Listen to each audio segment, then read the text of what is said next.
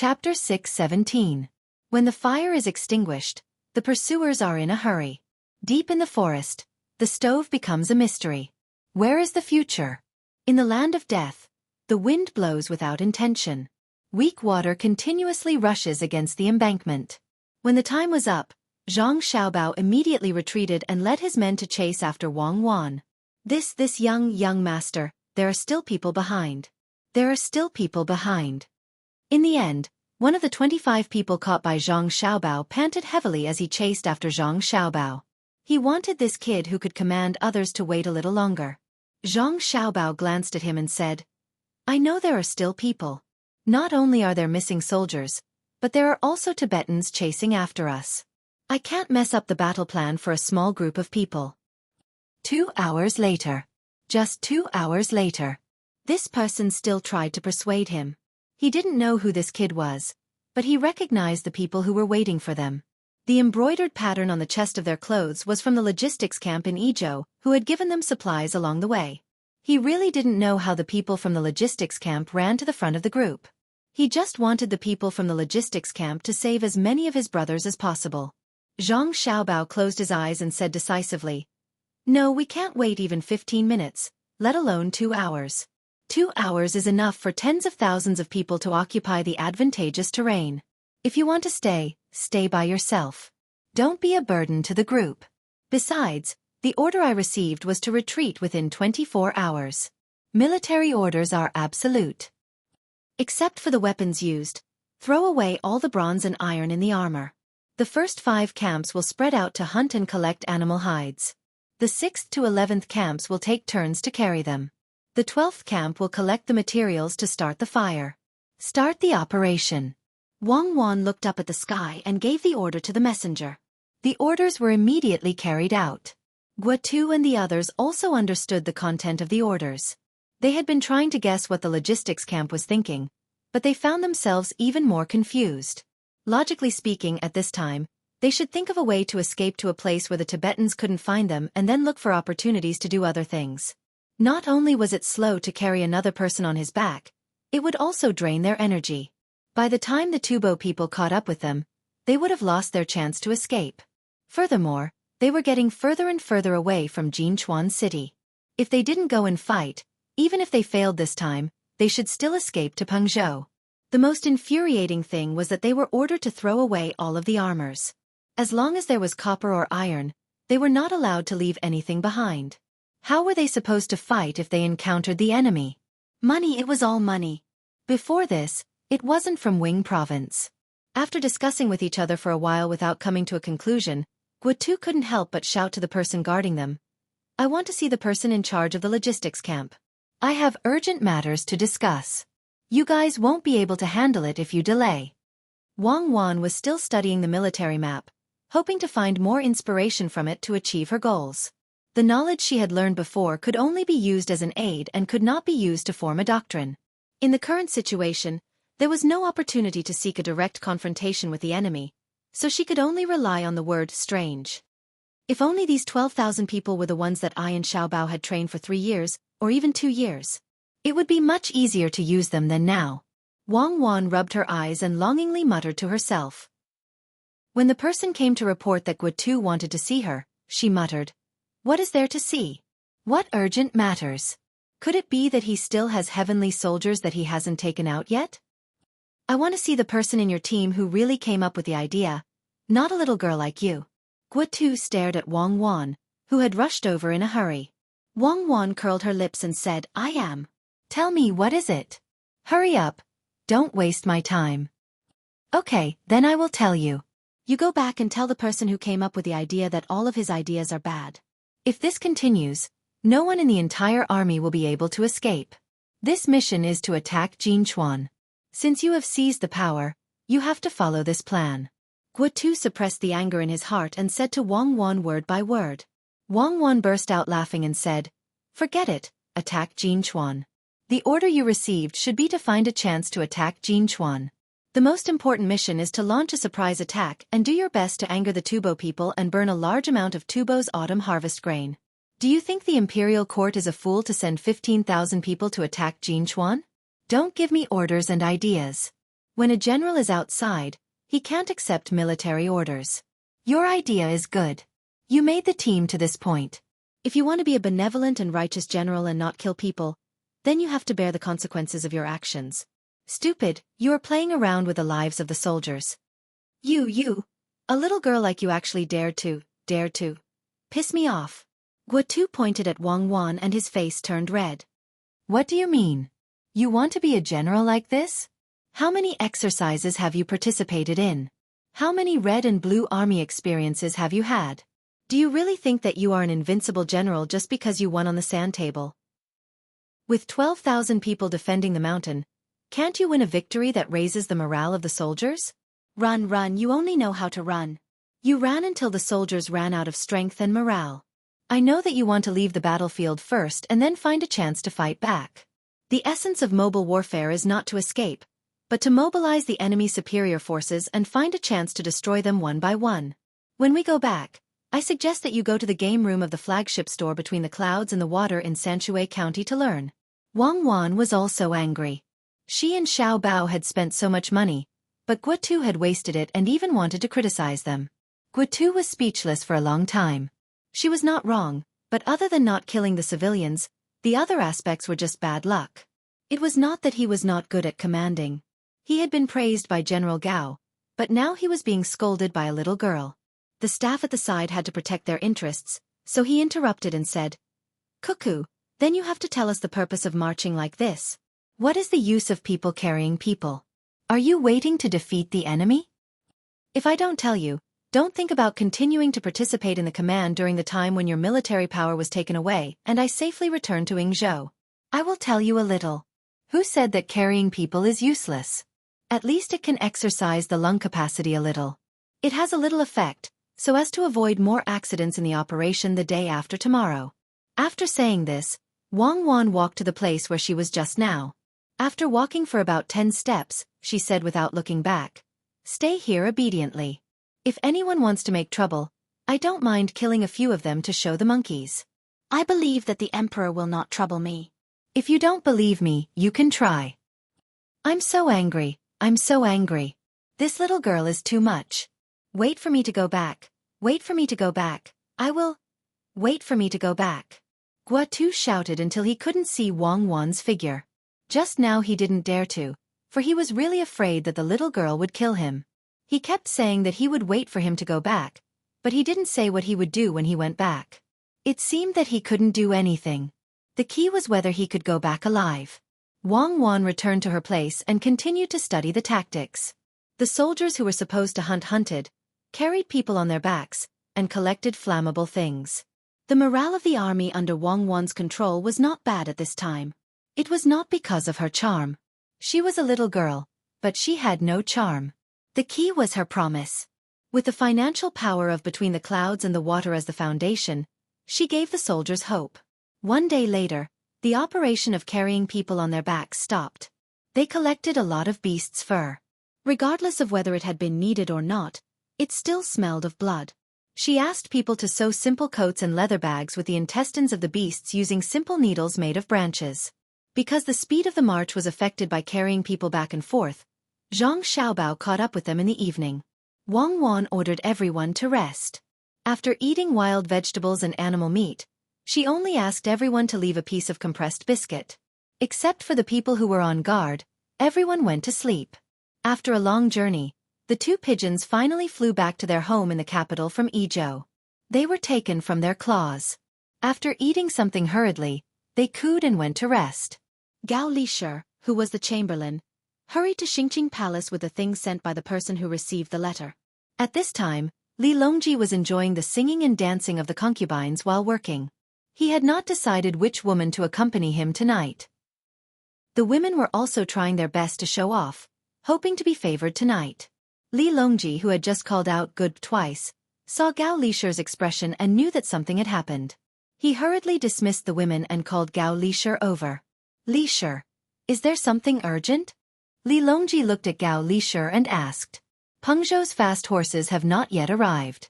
Yizhou's Yao Chong and Bai Shu's flying pigeons arrived first. Guotu could not bear to kill on the way and exposed his tracks. His provisions were robbed. He was defeated and retreated to Duchuan. Gao Lishur said to Li Longji, "Defeated? Did Peng Zhou have provisions to escort?" Li Longji did not expect Guotu to be defeated before even reaching his destination. His expression could not help but turn ugly. He then asked about the provisions in Pengzhou. He meant to send people to deliver provisions to Guotu's day. Pengzhou has sufficient provisions, but no one dares to send troops privately. Coincidentally, His Majesty's decree was sent to Pengzhou and received by the logistics camp in Yizhou. They reorganized their troops overnight and left to reinforce. Their whereabouts are unknown. In addition, Zhang Zhong's eldest son, Xiao Bao, and Cuckoo are traveling with the troops to assume command. Gao Lishur's tone changed slightly when he said this. He also liked Zhang Xiaobao and Wang Wan. From Bai Shu and Yao Chong's letters, he often learned about the two little fellows. Not only were they beautiful, but they were also smart and eager to learn. They were filial to their elders and were well educated. They were also good at cooking and often cooked for their family and Bai Shu. Gao Lishur could not have children himself, so he liked other people's children. If possible, he really wanted to make Zhang Xiaobao his own child. When he received the news this time, he could not help but worry about the two little fellows. Li Longji also became nervous and asked, "How many people did they bring?" The Zhang family's protection team has 56 people. Bai Shu and Yao Chong's combined protection team has 100 people. Prince Tang and's protection team has 200 people, and the rest are ordinary people escorting provisions. This trip is very dangerous. Gao Lishur replied. That was all that was mentioned in the letter he received. Li Longji also knew that it was dangerous. What could 300 people do? He could not help but complain to Gao Lishur. Why are the Zhang family so stupid? Look at other families. Which family doesn't have a large number of guards? They make a lot of money. When it's time to use people, they have 56. Chapter 6:18. Li Longji's plan was to first send troops over to launch a surprise attack, and then burn a portion of the grain that was about to be harvested in autumn. Tubo requested peace every year and attacked the borders every year. When they requested peace, they actually used the attitude of a victorious country. Naturally, they wouldn't allow Great Tang to give them anything. Taking advantage of the fact that the Zhang family was able to popularize the seeds in Great Tang, and had the method of hatching chicks and thermometers, they would be able to produce a lot of grain next year. This autumn, when Tubo retaliated and attacked, Great Tang would have finished harvesting the grain in many places. They wouldn't have to worry about not having enough grain to fight a war. Using the method of fighting a big war to make the people of Great Tang work hard to support the borders. The method of support was to learn how to plant seeds and use war to stimulate that thing called domestic demand and promote the development of productivity. Li Longji learned this from Bai Go's letter. He felt that if it was successful, it could also be used to train the soldiers. After 2 years, when Great Tang had more grain, poultry, and livestock, they could use it to expand their territory. However, he didn't expect that the usually smart and capable Guotu would make such an idiotic mistake. Yes, he was an idiot. If he made a mistake, he should just die there. He even implicated Xiao Bao and Cuckoo. Xiao Bao and Cuckoo were the personal disciples of the two experts of the Zhang family who didn't show themselves. It was said that the two little fellows were able to pass the imperial examination. How capable were they? If the experts weren't willing to show themselves, then so be it. Wouldn't it be fine if the two little fellows learned their skills? The two little fellows couldn't possibly hide and not show themselves, right? Regardless of whether it was for their own use or for their children or grandchildren, it would be fine. Now that the two little fellows had come out of seclusion and brought more than 300 people who could fight, would they be able to come back alive? If they were really unlucky, where could they find 2 such people? Who knew how long the experts of the Zhang family could live? More importantly, the 4 children of the Zhang family were indeed stronger than ordinary people, but they were far inferior to Xiao Bao and Cuckoo. The more Li Longji thought about it, the more fearful and angry he became. He had even told the Zhang family to visit Xiao Bao and Cuckoo when they returned to the capital after finishing their business in Yizhou. Now that their lives were at stake, if it was possible, he really wanted to bite Guotu to death. Let the 2 children bear the consequences of their own actions. Of course, Li Longji didn't want to talk about it, nor did he want to think about the fact that he had sent out a decree to give Zhang Zhong credit. He could only hope that Xiao Bao and Cuckoo, the 2 future talents, would return safely. When the time came, he would immediately send out a decree to ask Zhang Zhong to take good care of the 2 children and not let them run around. If something happened, would Zhang Zhong be able to take responsibility? Xiao Bao and Cuckoo weren't his own children. How could he wait for them to grow up and do more things like experts? Li Shi, go and call Song Jing, Zhang Shua, Zhang Jiuling, and the others who can discuss this matter. Let's see if there's anything we can do. Li Longji wasn't in the mood to let the concubines dance to liven things up. He had Gao Li Shi call for people to discuss this matter. Gao Li Shi hurriedly left. He was worried about Xiao Bao and Cuckoo. He was also preparing to find an opportunity to recognize a godson, or daughter-in-law. In any case, he just wanted to recognize a relative. He also wanted to take some time to enjoy the 2 children's cooking and take them for a stroll in the imperial gardens. Guotu didn't know that he had already been hated by someone, and it was a very powerful person. He continued to analyze what the logistics camp wanted to do with the general who was also under house arrest. This is too much. This is too much. They arrested us and didn't even tell us their purpose. Everyone, think about it. If we really escape, we won't be able to answer correctly if someone asks. Also, is this food for humans? Guotu complained as he ate the wild vegetable soup that didn't have any meat. If he didn't make such a big mistake this time and put the army in danger, he might continue to praise the logistics camp. However, it seemed that his psychological quality was not high enough. After encountering a setback, not only did he become absent-minded, but he also tried to push the blame from himself to others. The bad side of human nature was undoubtedly revealed, especially when he was under house arrest and did not know the purpose of the logistics camp. In fact, he really wanted to participate. Even if he could say a few words occasionally, it would be good to remind them. However, they didn't give him the chance at all. Facing the fear of the unknown, he finally exploded. The other generals didn't say anything and didn't complain about the food. In the current situation, it was very good to have stuttering food. Usually, when fighting for power, it was not as simple as house arrest. It was very normal to kill a few people. Even if they killed all of them, they could find an excuse. With the help of the former Prime Minister and the former Minister of Revenue, they couldn't do anything to the 2 kids. Seeing that his words didn't get the support of the others, Guotu hurriedly ate the wild vegetable and stared back and forth at the generals. Lu Jun finally couldn't stand being stared at like this. He sighed and said, "General, I think it's really possible to successfully escape back. Since the people who followed us couldn't understand, how could the Tubo people guess the intentions of the army? It looks like they are going to make a big move." As if to support Lu Jun's words, early the next morning, Wang Wan's new order was passed down. 10 battalions were to be close to the mountain. All the food that they collected was to be given to the 10 battalions. The remaining 2 battalions and the few hundred people who came back later were to continue forward. After 3 days, they would descend the mountain and be met by people there. Along the way, they were to reduce the number of stoves. Every 3 hours, they would burn the stoves. From 70,000 to 60,000, then to 50,000. After 2 days, the number of stoves would be back to 2,000. When they reached the front and descend the mountain, they would listen to the instructions of the people there. Another point was that when the 10 battalions continued to ascend the mountain, they would use flammable objects to create a thick smoke to obstruct the Tubo people's pursuit and erase their traces. After the order was passed down, Wang Wan and Zhang Xiaobao led the 10 battalions and set off. Guotu and the others continued to lead the 10 battalions. Otherwise, if the 2 battalions were to be handed over, it would be easy for them to take back their authority. You all don't want to live anymore. Do you know how cold it is on the mountain? All of the food added up is only enough for 2 days. You all killed 10,000 people just like that. I want to see the person in charge. I want to see the person. When Guotu was being watched climbing up the mountain, he knew that they were preparing to ascend the mountain. He kept shouting and shouting.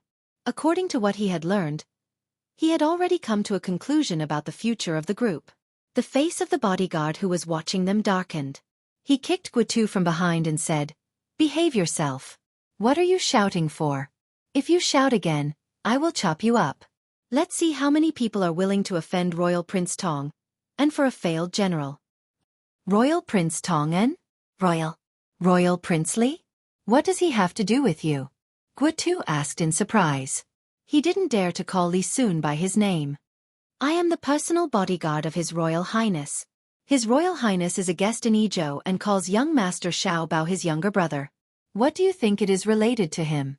Li Sun's bodyguard replied in dissatisfaction. Guotu didn't say anything, and so did the other officers. Only now did they realize how big of a backer the two kids had. They were all killed, but when they went back, they could just find an excuse, and no one would cry out for them. After a long while, Guotu whispered to the bodyguard, Xiao Bao and the others are wrong. Aren't you afraid that? Can they be more wrong than you? Shut up. The guards did not show him any respect at all. They knew the little young master and the little lady's abilities very well.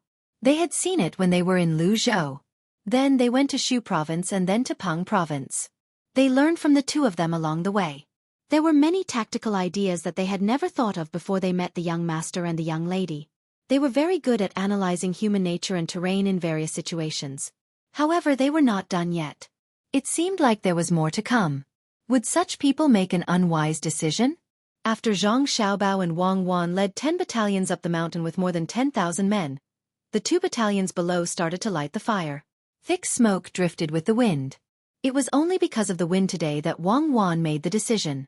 Otherwise, they would have to continue waiting. After the smoke was released, the 2 battalions cleaned up all the traces as much as possible. Then they started to rush forward. 3 days later, they would go down the mountain and see if there were any reinforcements. The Tubo people were almost catching up, but they had to slow down. Their generals were also afraid of falling into an ambush. First, they observed the campsites. Day by day, they increased the number of campsites. They could not figure out what was going on. Could it be that reinforcements had arrived? Then they should be fighting with them.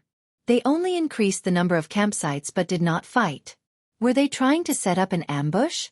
There was no need to be afraid. They just had to be careful. It was easy to mobilize troops in their own territory. However, the problem was that from the footprints left behind, the number of people was not fixed. Sometimes there were more than 10,000 people. Sometimes there were more than 1,000 people. Sometimes there were more than 6,000 people. When there were fewer people, what did the people do? Did reinforcements come and follow them for a while and then hide? Or did the people in the army make some arrangements? There must be something wrong with increasing the number of people. As the saying goes, all is fair in war. To chase or not to chase, they had to wait for the reinforcements. Hiss. This was not easy to handle. Tatu was the leader of the 10,000 men in the headquarters. This time, he led 20,000 men. If it was in the past, he could have more men. He had 2 Yuhuan's men to help him. Now that he had no more men, he could only use his own men to fight. He thought of himself as a capable general. He was literate and had read a few military books.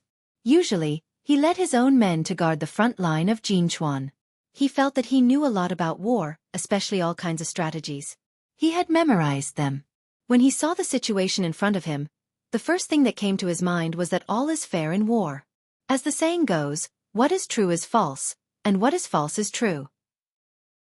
However, he could not tell whether the other party was lying or not. If they wanted to lure the enemy by reducing the number of campsites, they should not have set up so many campsites. If they wanted to increase the number of campsites to scare the enemy, they should not have left behind footprints. From the footprints there were at least 10,000 people. Sometimes there were even fewer. Increasing the number of campsites when there were fewer people? Did they think that he could not tell, or were they doing it on purpose? This was troublesome. According to the scouts in Pengzhou, the general who came this time was a person called Gua Tuesday. He had never heard of this name before. Could he be a wise general of Tang? At this moment, there were only 5,000 people chasing in front of the headquarters. Should they chase quickly or be careful and slow? Should they send out all the scouts to increase the distance, or should they just charge forward without thinking? Chapter 6:19. Tatu was dumbfounded. He was really dumbfounded. He wanted to find the relevant information from the military books that he had read, but that was just a thought. In reality, there was nothing. To be able to use a strategy to such an extent, one must be a god. No, it was better to be safe. Otherwise, even if the Tang Empire only had 10,000 people, it would be easy for something to happen when they were starving. Yes, it was better to be safe. Now that there was no need to be afraid of them running away, what else could they do if they followed slowly? Thinking of this, Tatatu ordered the troops behind to speed up while he sent out a large number of scouts. This was the bolder battle strategy that he had come up with himself. When he had more troops than the enemy, he would not be fooled by them. As soon as the order was sent out, the scouts in front reported that they had found a large number of armors neatly placed and tied with branches. From the footprints there were about 10 to 15,000 people. There were many leftover bones of wild beasts and small pits where wild herbs were dug up. Armors? And they were tied up? Placed neatly? What does this mean? For me? The bones of wild beasts and the pits where wild herbs were dug up? Are we going to starve to death? The number of people did not change. Is it still the same as before? Tatatu suddenly had doubts about the bolder battle strategy that he had just decided to use. He did not know if the enemy was trying to scare him so that they would move forward lightly, or if they were trying to trick him so that they would have more time. The crux of the problem was whether to chase after them or not. This feeling was very uncomfortable. To be safe, Tatatu suppressed the urge to chase after them quickly and waited for the people behind to catch up. At the very least, there had to be more people than the Tang soldiers who had left their footsteps behind. The troops slowed down. Tatatu, who was still feeling uneasy, could only comfort himself that this was the right decision. Half a day later, on the morning of the next day, a total of 16,000 people had gathered.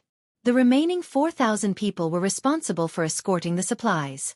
With 16,000 people under his command, along the way, he only caught more than 100 people who were originally in charge of escorting the provisions. They were all good slaves who could be exchanged for many things when they returned. However, he did not see the main force of the Tang army. Just as at-a-tat-a-tat once the smoke came out, the Tubo people started to feel uncomfortable. Not only did the smoke affect their eyes, but it also affected their breathing. They kept coughing and rubbing their eyes hard. Some even wanted to stick their heads into the ground to avoid the smoke. In the morning, the forest was already humid. In some places, the fog had yet to disperse. Once it was mixed with the smoke, the smell was extremely irresistible. Advance.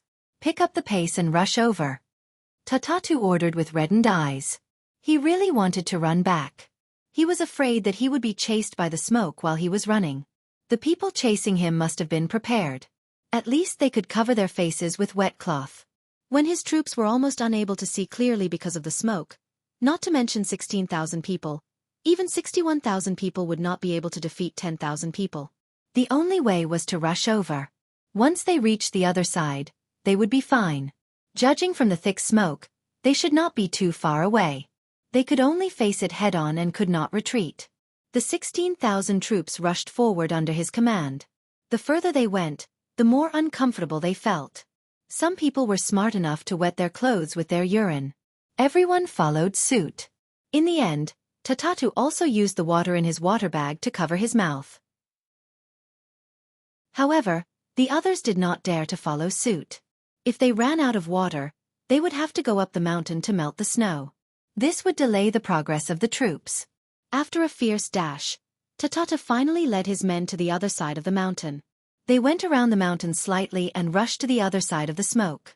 The fire was still burning and the smoke was still coming out. The entire troop was in tears. Their eyes were swollen like peaches. A scout came to report again. They had found traces of the enemy. Judging from the temperature of the stove, the enemy had left less than 2 hours ago. They seemed to have left in a hurry. Go after them.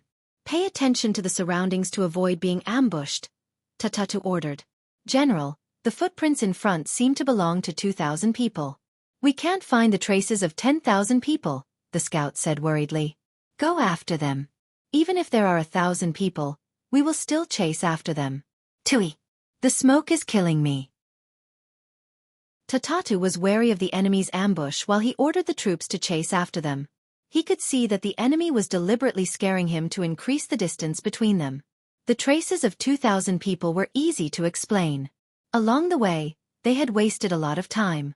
The Tang army had already run far away. The people in front had left first, and the people behind to set up the smoke were left to clean up the traces. It seemed that this was the situation they had seen before. They did not know how far the main force of the Tang army had run. If they did not chase after them, they would wait for the next rain. By then, there would be no traces left. They had been fooled. What was false was true, and what was true was false. It was useless here. The 16,000 people hurriedly chased after them. The 2,000 people in front were indeed tired. Fortunately, they had binoculars and could see the Tibetan troops in advance. They knew how to adjust their schedule. When the 16,000 Tibetans were chasing after the 2,000 people, there was a troop on top of the mountain moving in the opposite direction. They were advancing at full speed. The 252 people who came later each had a leather bag of liquor in their backpacks. They were not Zhang Xiaobao, who only needed to walk on the mountain. It was a standard equipment.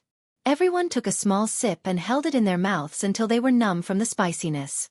Then they swallowed it slowly. Less than half of them were wearing winter clothes that were made not long ago. The thick smell of blood had not dissipated. It was not comfortable to wear it.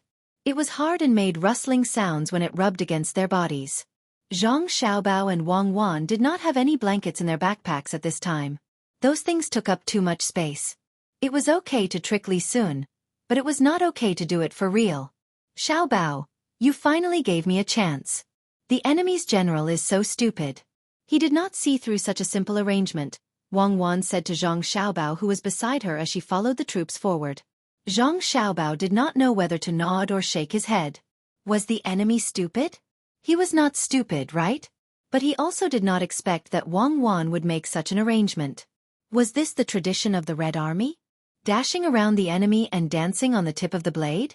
There was only one feeling: excitement. Wang Wan could also guess what Zhang Xiaobao was thinking. She said, actually, I have no choice. If I was the one leading the troops from the beginning, I would not have done this. It is too dangerous. But a cornered dog will jump over the wall. When a person is cornered, what can they not do? Who said that our troops have to passively endure the enemy's attacks when we are on the mountain? This time, I have to take the initiative to attack and mobilize the Tibetan troops. Most importantly, our morale is very low now. We need a symbolic victory to boost our morale. There was no need for Wang Wan to explain further. Zhang Xiaobao already knew who would win the battle. They would attack the Tubo supply team, or the team that was coming from the back and preparing to meet up with the front. In any case, they would just attack any team that had fewer people than them. With the use of advanced weapons, they would be able to catch the enemy off guard. Change your clothes. After running for a while, Wang Wan ordered the messenger. The people who were wearing winter clothes were to take off their clothes and give them to others to prevent non-combat casualties. Guotu and the other officers also ran. Li Sun's guards were watching them. If anything went wrong, they would be killed without question. In fact, there was no need for others to watch them. Guotu and the others were very clear about what the logistics camp wanted to do. They had used binoculars to see the Tibetan troops pass by below. At that time, they were so scared that they broke out in a cold sweat. But in the end, they were not discovered. The enemy's scouts were only a few dozen steps away from here. At that time, the people on their side were all lying on the ground, not daring to move at all. This was all thanks to the binoculars. Guotu looked at the binoculars in his hand and could not say anything against it. They had such a good thing, but they did not make full use of it. Look at the logistics camp, they used all of their resources. After advancing for another 2 hours, it was time for the troops to rest. Guotu and the other officers who usually practiced martial arts did not have anything to do. Every one of them was very energetic. The officer took a pair of binoculars and looked down. He said to the other officers, "This is the true use of the clairvoyance. We can see the enemy, but the enemy can't see us. We can react first. This is a good thing. I hope that the commanders of the 3 camps who were escorting the provisions have smashed the clairvoyance in their hands when they met with danger. Otherwise they would be condemned by history." The other officers nodded. Even Guotu did not refute. The clairvoyance was really too important. At this time, a battalion commander opened his mouth and said, "The clairvoyance seems to have been made by Provincial Governor Zhang, who was specially sent to gather provisions for us. Since it was made by him, he naturally knew when to use it.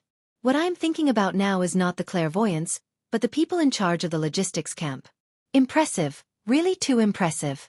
From the moment they took over the army, they had already started to plan. I put myself in the perspective of the Tibetans. If I were to lead the Tibetans in pursuit, what would my judgment be when I see the situation in front of us? The result would be that I would be stupid. Another battalion commander finished the sentence. When Xueqi heard this, he also fell into deep thought. He thought of himself as the Tibetans in pursuit. In the end, he realized that he was also unable to judge what the Tang army wanted to do. If it was him, he would not know whether or not to continue advancing. He really could not think of how the logistics camp could have such a commander. He could not help but speak out his thoughts. If the logistics camp had such a commander, why would the imperial court send us here? They directly let the logistics camp be in charge of the provisions and command. It is better than us coming all the way here. Perhaps we would have already attacked the Tibetans. Chapter 6:20. Snow and ice, hidden sharpness, close at hand, thousands of hidden soldiers, gritting their teeth to endure the cold. Take off their clothes, bare their chests, engage in close combat, bravely advance, unstoppable in their pursuit. Wang Wan did not expect that after the Tubo army went over, what followed was not the reserve soldiers who were there to reinforce the key points, but the grain escort team. If this was the case, she would be as stupid as Xueqi's day. In fact, even Xueqi knew that he had to fight now. 10,000 people against 4,000 people. If he did not dare to fight, then there was no need for him to lead an army. After discovering the Tubo people escorting the grain ahead of time, Wang Wan immediately started to make arrangements. Everyone drank the last bit of wine, took off their clothes and put them under their bodies. They lay on their stomachs and waited for the 4,000 people to come over. The people who took off their clothes were Xueqi's original men. The people from the logistics camp were still wearing their clothes. They could not take them off as they would be the vanguard later. From the time the scouts discovered the 4,000 Tubo people until the Tubo people came, they waited for a full hour. In just 1 hour, more than 10,000 people lay on their stomachs, gritting their teeth and enduring the cold, all for the sake of launching a surprise attack. Listen to my orders, the logistics camp will attack first. The crossbowmen will follow and suppress them immediately. When the sword-spear team charges, the crossbowmen will attack and push forward. If we win, we will have everything. Get ready. Wang Wan passed down the order one by one. She nervously took out her musket and tried to take a deep breath. This could be said to be the first real battle she commanded in this era. She could only succeed. Failure was not an option. The Tubo people who were escorting the provisions were also very careful along the way. They knew that the ones who were most vulnerable to attack were their own troops. Along the way, they looked around vigilantly as if there were enemies everywhere. There were even some people who would shoot arrows at places where people might be hiding every once in a while, as if they were beating the grass to scare the snake. When the 4,000 people were about to reach the ambush site, a few people in the team shot their arrows at the mountain. The others missed, but one arrow pierced into the shoulder of a Tang soldier. Puff! The soldier who was shot opened his mouth and bit his own arm. He opened his eyes wide and swallowed the scream that was about to come out. He let the arrow pierce into his body and did not make any extra movements. From Zhang Xiaobao's position, he could see the soldier. He secretly praised him and prepared to reward him when this matter was over. At this time, Xueqi also held a saber. He knew that he had no chance to command, so he had to fight. No matter what, he had to kill a few people to absolve himself of the blame. Even if he died in battle, he had to fight. The Tubo archers' ears were not at the level where they could hear what the arrow hit from dozens of steps away. After they finished their routine shooting, they no longer paid attention to that area and followed the group to continue forward. Kill! Seeing that the enemy had already arrived at the preset location, Wang Wan pulled the trigger, and the flint ignited. With a shout, she fired a shot at the enemy below. With the sound of the command, countless disposable rocket launchers with long trails of smoke flew down from the mountain and exploded in the crowd. Amidst the rumbling sounds, bows and crossbows were fired at the same time, catching the people who had been vigilant. Kill! The people with sabers and spears rushed over under the leadership of the logistics camp. The Tubo people who were frightened by the explosion quickly divided into groups and wanted to organize people to face the enemy. The people from the logistics camp were the first to come into contact with the enemy. When they were 20 steps away, they took out their guns and shot randomly.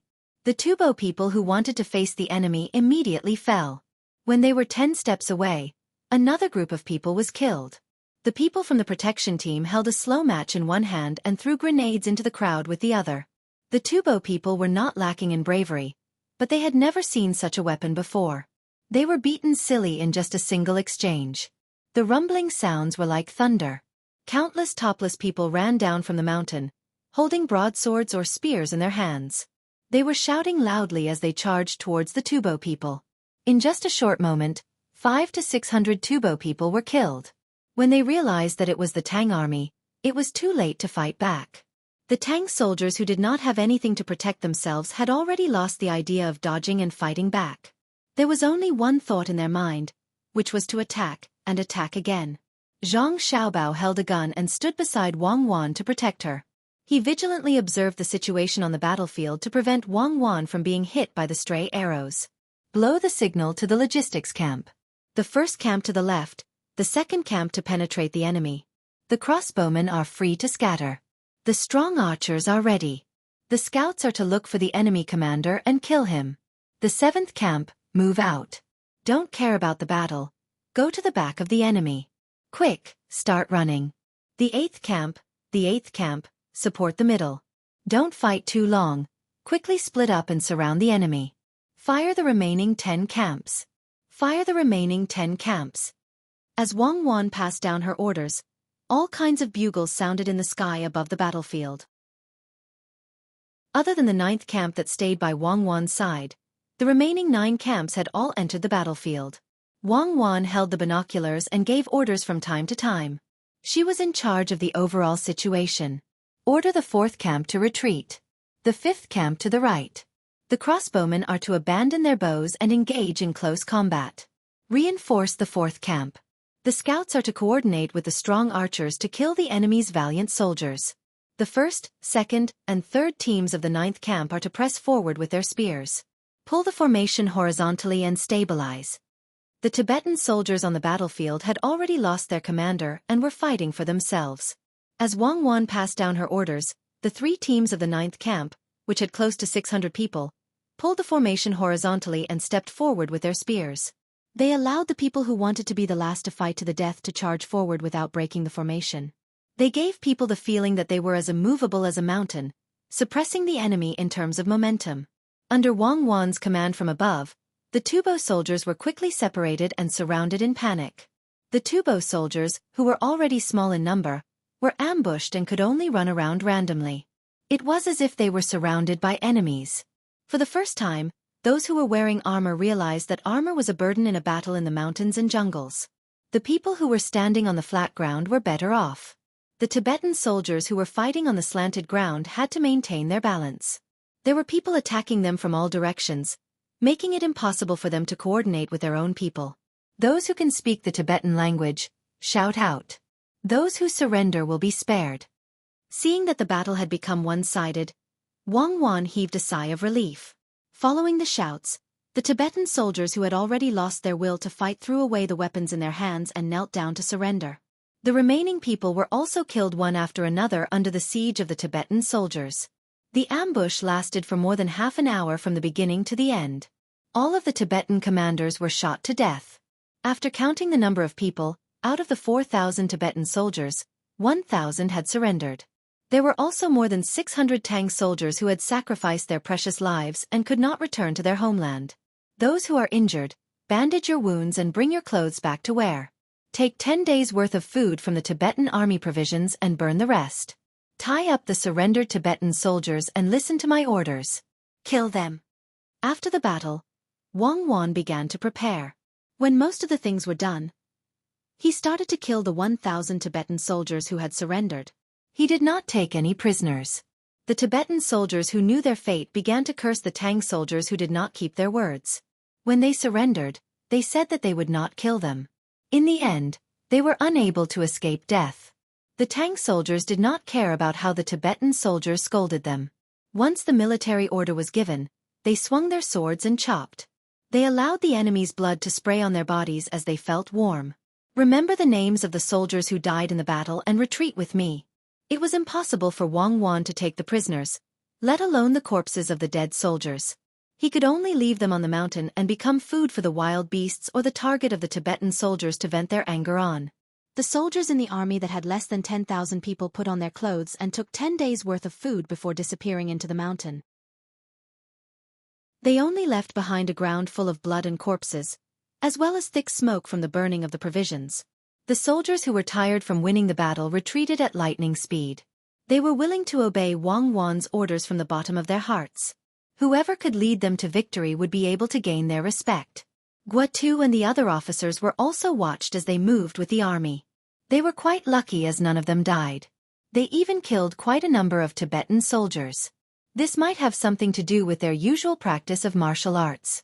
Guotu might have made a mistake in his previous command, but his fighting skills were not weak. He alone killed 6 Tibetan soldiers.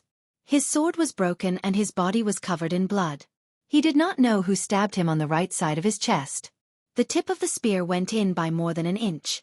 He casually bandaged the wound and did not complain even when the blood soaked the bandage. He was very quiet as he moved with the army.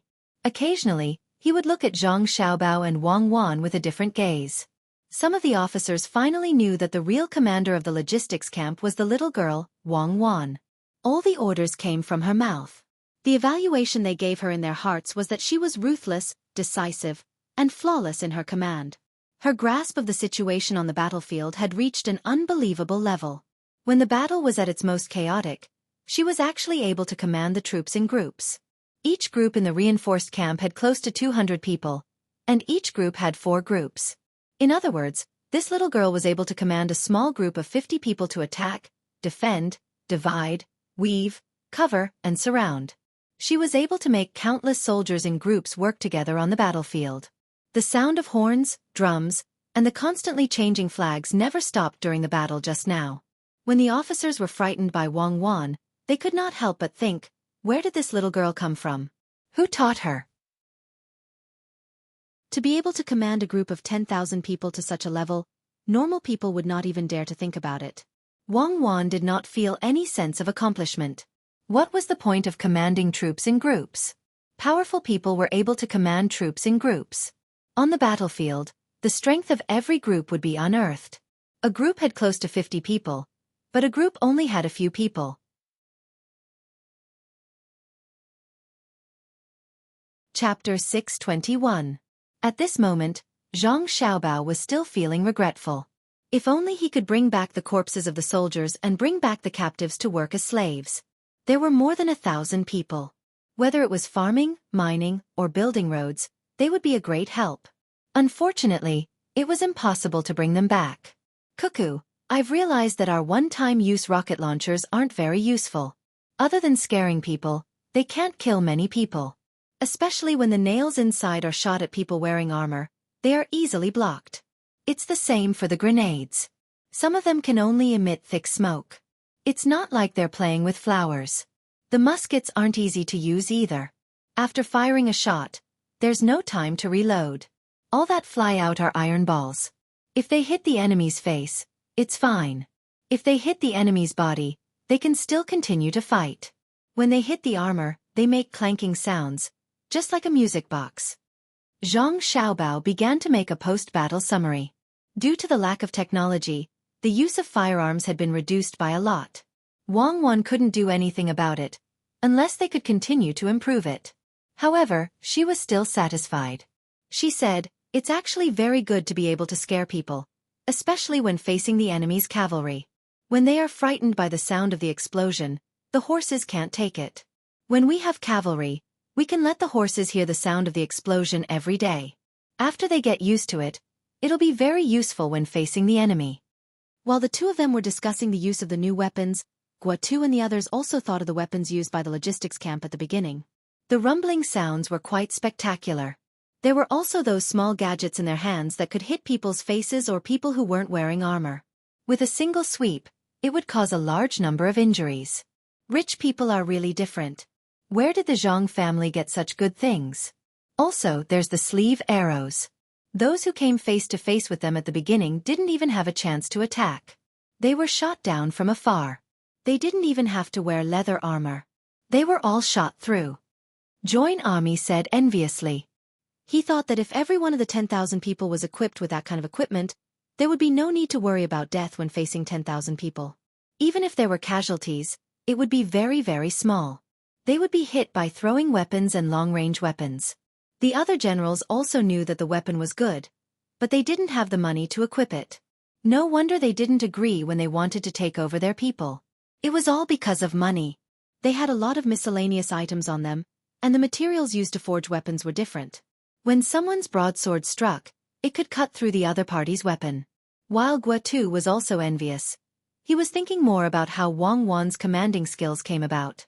The little girl actually had such skills. No wonder she was sent here to help. It seemed that the military power couldn't be taken back before they went back. While he was thinking about this, Xueqi suddenly stopped and carefully looked at the surrounding scenery. He said to the general beside him, "What do you think they're going to do? From the looks of it, it looks like we are going down the mountain. But there are Tubo cavalry patrolling at the foot of the mountain. Otherwise, I would have brought people down long ago." All the generals shook their heads. They didn't want to guess what the logistics camp's people were going to do. In the afternoon, the troops suddenly changed direction and went in the direction of the 2,000 people escaping. Without the burden of armor, they put on leggings and hurried. "Don't tell me they want to go down the mountain and go up the mountain again?" Xueqi asked in surprise when he saw the troops change direction.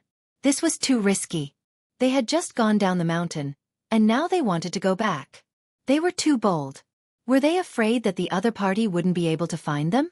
Quick, quick, keep up. Those who are injured, walk slowly at the back. Don't worry, those who can still fight, run forward. Wang Wan didn't forget to urge the troops when she walked with the troops. Zhang Xiaobao also followed beside Wang Wan. He also didn't understand Wang Wan's plan. He asked while running, "Where are you going to take the troops?" "Of course it's going to the battlefield. If the army doesn't go to war, do you think it's going to be farming? I'm betting that the other party will give us a chance." Wang Wan wiped her sweat and said to Zhang Xiaobao. Then she didn't say anything. She had to conserve her energy as much as possible. She couldn't let others carry her while running. Zhang Xiaobao and Wang Wan's speed was not slower than the adults. The logistics camp's people were already used to the young master and young lady's inhuman abilities, but the people Xueqi brought had never seen before. The people who were running next to them looked at Zhang Xiaobao and Wang Wan with a complicated expression. It was these two brats who had infiltrated deep into Tubo and delivered a few days' worth of supplies to them. It was also these two brats who had taken over the military authority and led them to boldly infiltrate and successfully ambush Tubo's logistics team. The little lass's superb command had saved a lot of lives on their side. Who would have thought that when they were forced to march, they didn't need anyone's help at all. They could run at the same speed. Beautiful faces, cute smiles, decisive thoughts, ruthless methods, and unswerving character actually appeared in these two children. This was the son of Governor Zhang Zhong, who was very good at making money. How did he give birth to his son? How did he raise him? Normally, a child of his age would be so tired that he would cry for his mother after running for such a long time in the mountains, let alone being able to lead the support of the logistics camp and command the army. If the two kids could do this, it would be embarrassing if he couldn't keep up. The opportunity that Wang Wan wanted was given to her by Tata too. When the scout returned and told him what happened, at a tat all 4,000 were dead. Even the provisions were burned? Did the Tang army do this? The scout who came back to report nodded and replied carefully. "Yes, I saw the corpses of the Tang army. There were about 600 of them. The rest were all corpses of our soldiers. The blood flowed like a river. After looking for traces, they rushed down from the mountains. They should be on the opposite side of us. They killed 4,000 people at the cost of 600? When did the Tang army become so powerful? Could it be the elite Tang army of Mo Dao Qingwei?" Tatata muttered the death count of both sides and trembled. He knew what the most powerful team of the Tang army was. The Mo Dao Qingwei was not a battalion, but a battalion was invincible. After he finished speaking, he shook his head. It was impossible. The strength of the Mo Dao Qingwei was that their long swords were like a forest, advancing steadily. They could not play their role in the mountains. They were suitable for fighting against cavalry on the plains. When they held their swords and made a sudden movement, no one could stop them. But when they were on the mountains, they were waiting for death. He thought about the scout's words again and suddenly said, "I understand. Their actions in front deliberately made our army suspicious, so that they did not dare to rush up to kill. If I had rushed up at that time, it seemed that both sides would have suffered losses. Or they would have thought of ways to continue to escape. If they had released smoke again, it seemed that I would not have gained any advantage.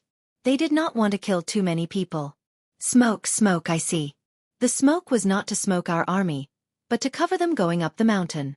In this case, the 2,000 people running in front were really 2,000 people. Their main force passed by us on the mountain and ambushed our logistics. Tatayatu had figured it out, but he also knew that it would not make any difference to the outcome. However, he still felt that something was not right. If Guatu was really that powerful, how could his logistics team have been defeated by him? How could such a commander make such a mistake? Who was it? Who was the commander of the Tang army? Just as Tatatu was trying to figure out the opponent, a team of scouts came from the foot of the mountain. They belonged to another Tubo team. They came to report and at the same time, asked about the situation here. After the people came down the mountain and reported the recent situation, Tatatu exclaimed, "What? The people's villages that led to here were all massacred? Peng Zhou sent a logistics camp to support Guatu? The reason why Guatu's team was able to arrive here so quickly in such an environment was because of this logistics camp?" The people who came over said the recent news.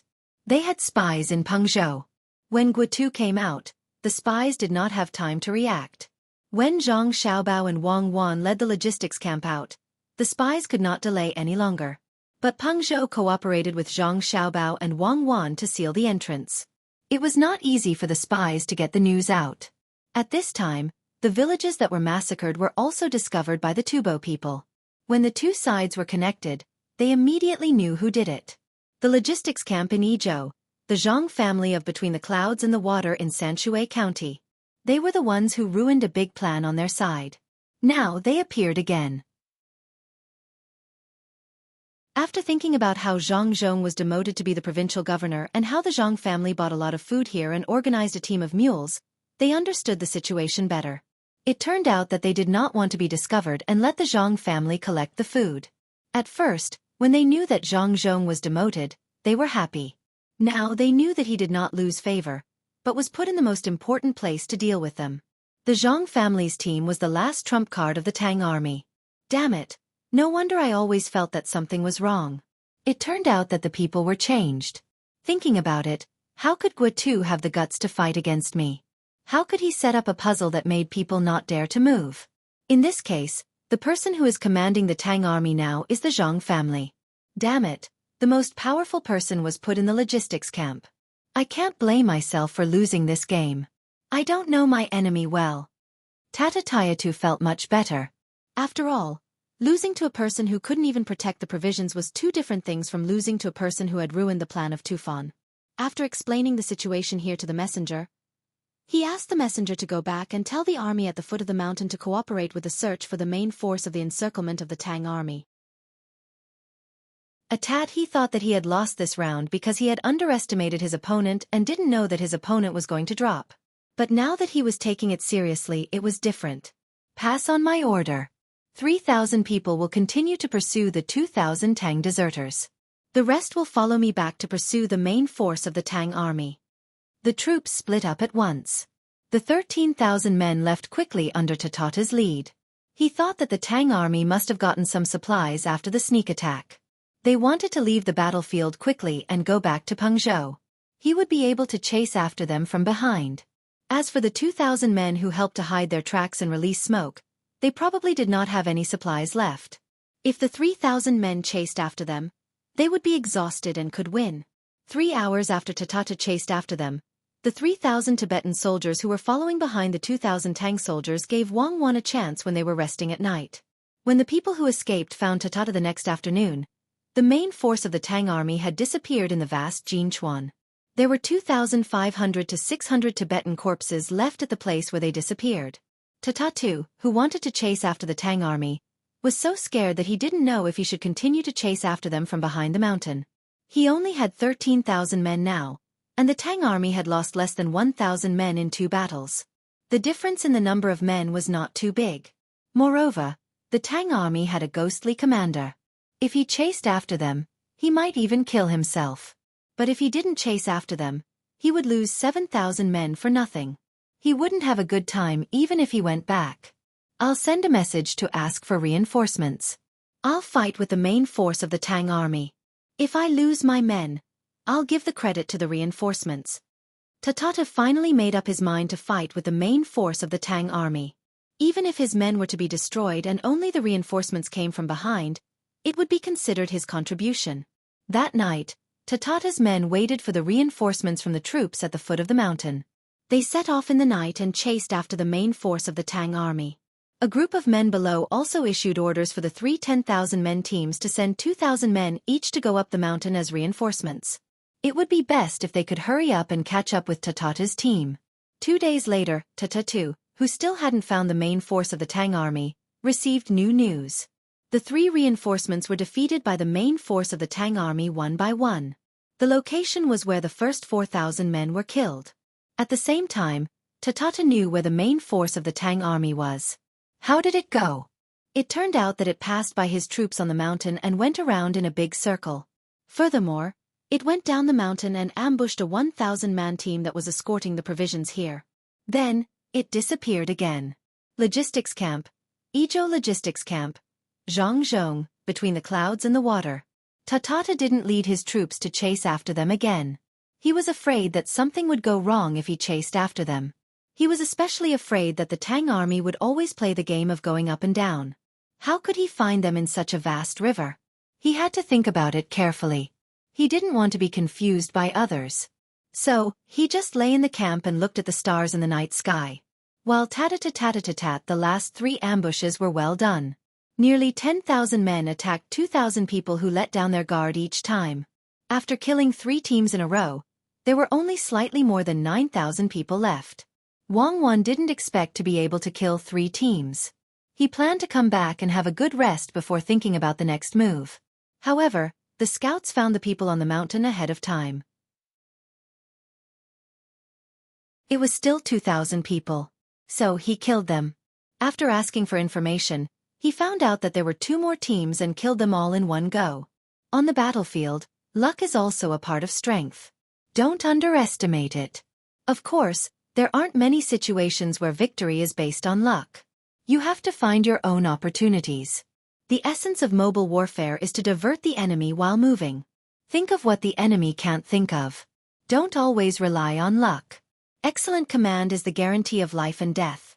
As long as you use the knowledge I teach you flexibly and don't stick to the dogma of books, you can escape unscathed even if you are unlucky. Opportunities are everywhere for people with strength. Zhongyu, take your small team to do map practice. Give me the record later. Wang Wan taught everyone in a temporary house made of branches. The military map of Jinchuan was hanging on the wall. Wang Wan needed to tell everyone her thoughts about the command and her hesitation so that they could judge. If it were them, how would they deal with it? When Zhang Yu took people to do map practice, Wang Wan began to talk about the tactical application of small troops under the constraints of the terrain. Zhang Yu and the others had learned this before, so they didn't need to learn it again. Although every time she talked about the same content, Wang Wan would add new things she summed up. Guatu and the other generals who were under house arrest were also allowed to listen. The more they listened, the more frightened they were. The more they listened, the more afraid they were of Wang Wan. Especially when Wang Wan was talking about her mentality in these few battles, she was very honest about her fear, hesitation, and gambling-like emotions in her heart, and made corresponding criticisms, opinions, and suggestions for her own behavior. This kind of mentality that faced one's own weakness was the most admirable. Which ordinary person would tell such a thing to others and criticize it so mercilessly? As long as I win, I'll be the most powerful. But this little girl could face it bravely, dared to bear her own responsibilities, and could wake up at any time and correct her mistakes at any time. In the hearts of Guatu and the other generals, a new generation of famous generals was slowly rising. Such a serious attitude and so many strategic and tactical thoughts were all concentrated on the little girl.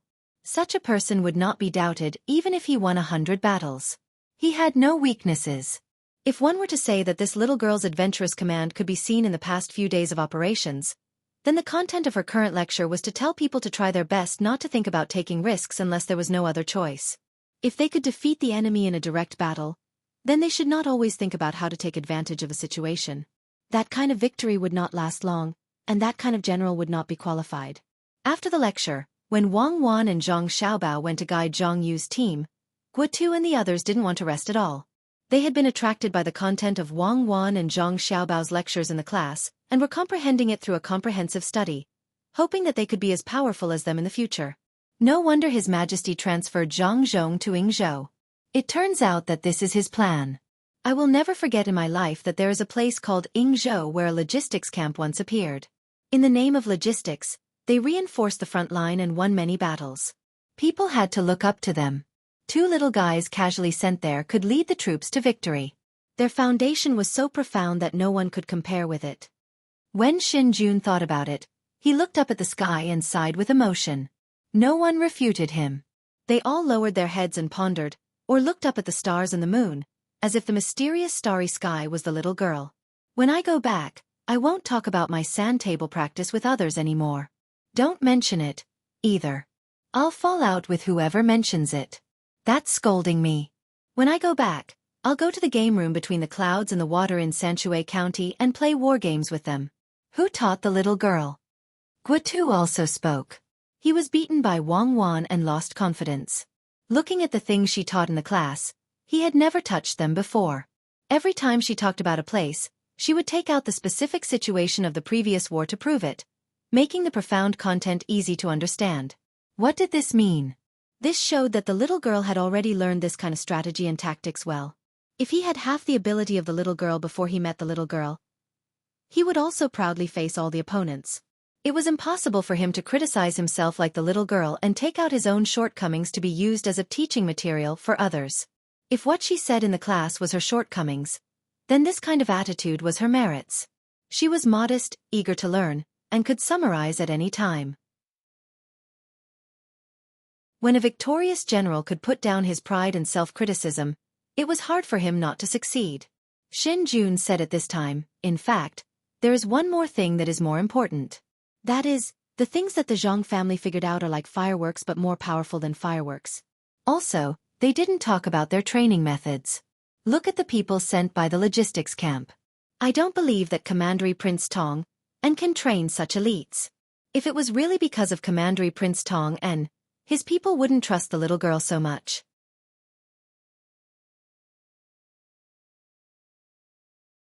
Chapter 622. Guotu and the others couldn't sleep, so they gathered together to discuss the next step of the march. It would be difficult to return directly or take a detour without the support of the people from Pengzhou. They thought that the Zhang family was very powerful, so the 2 kids they sent were also very powerful. However, they didn't know who the Zhang family sent this time were. They were the lifeblood of the Zhang family and Wang family. They still wanted to learn from the same teacher.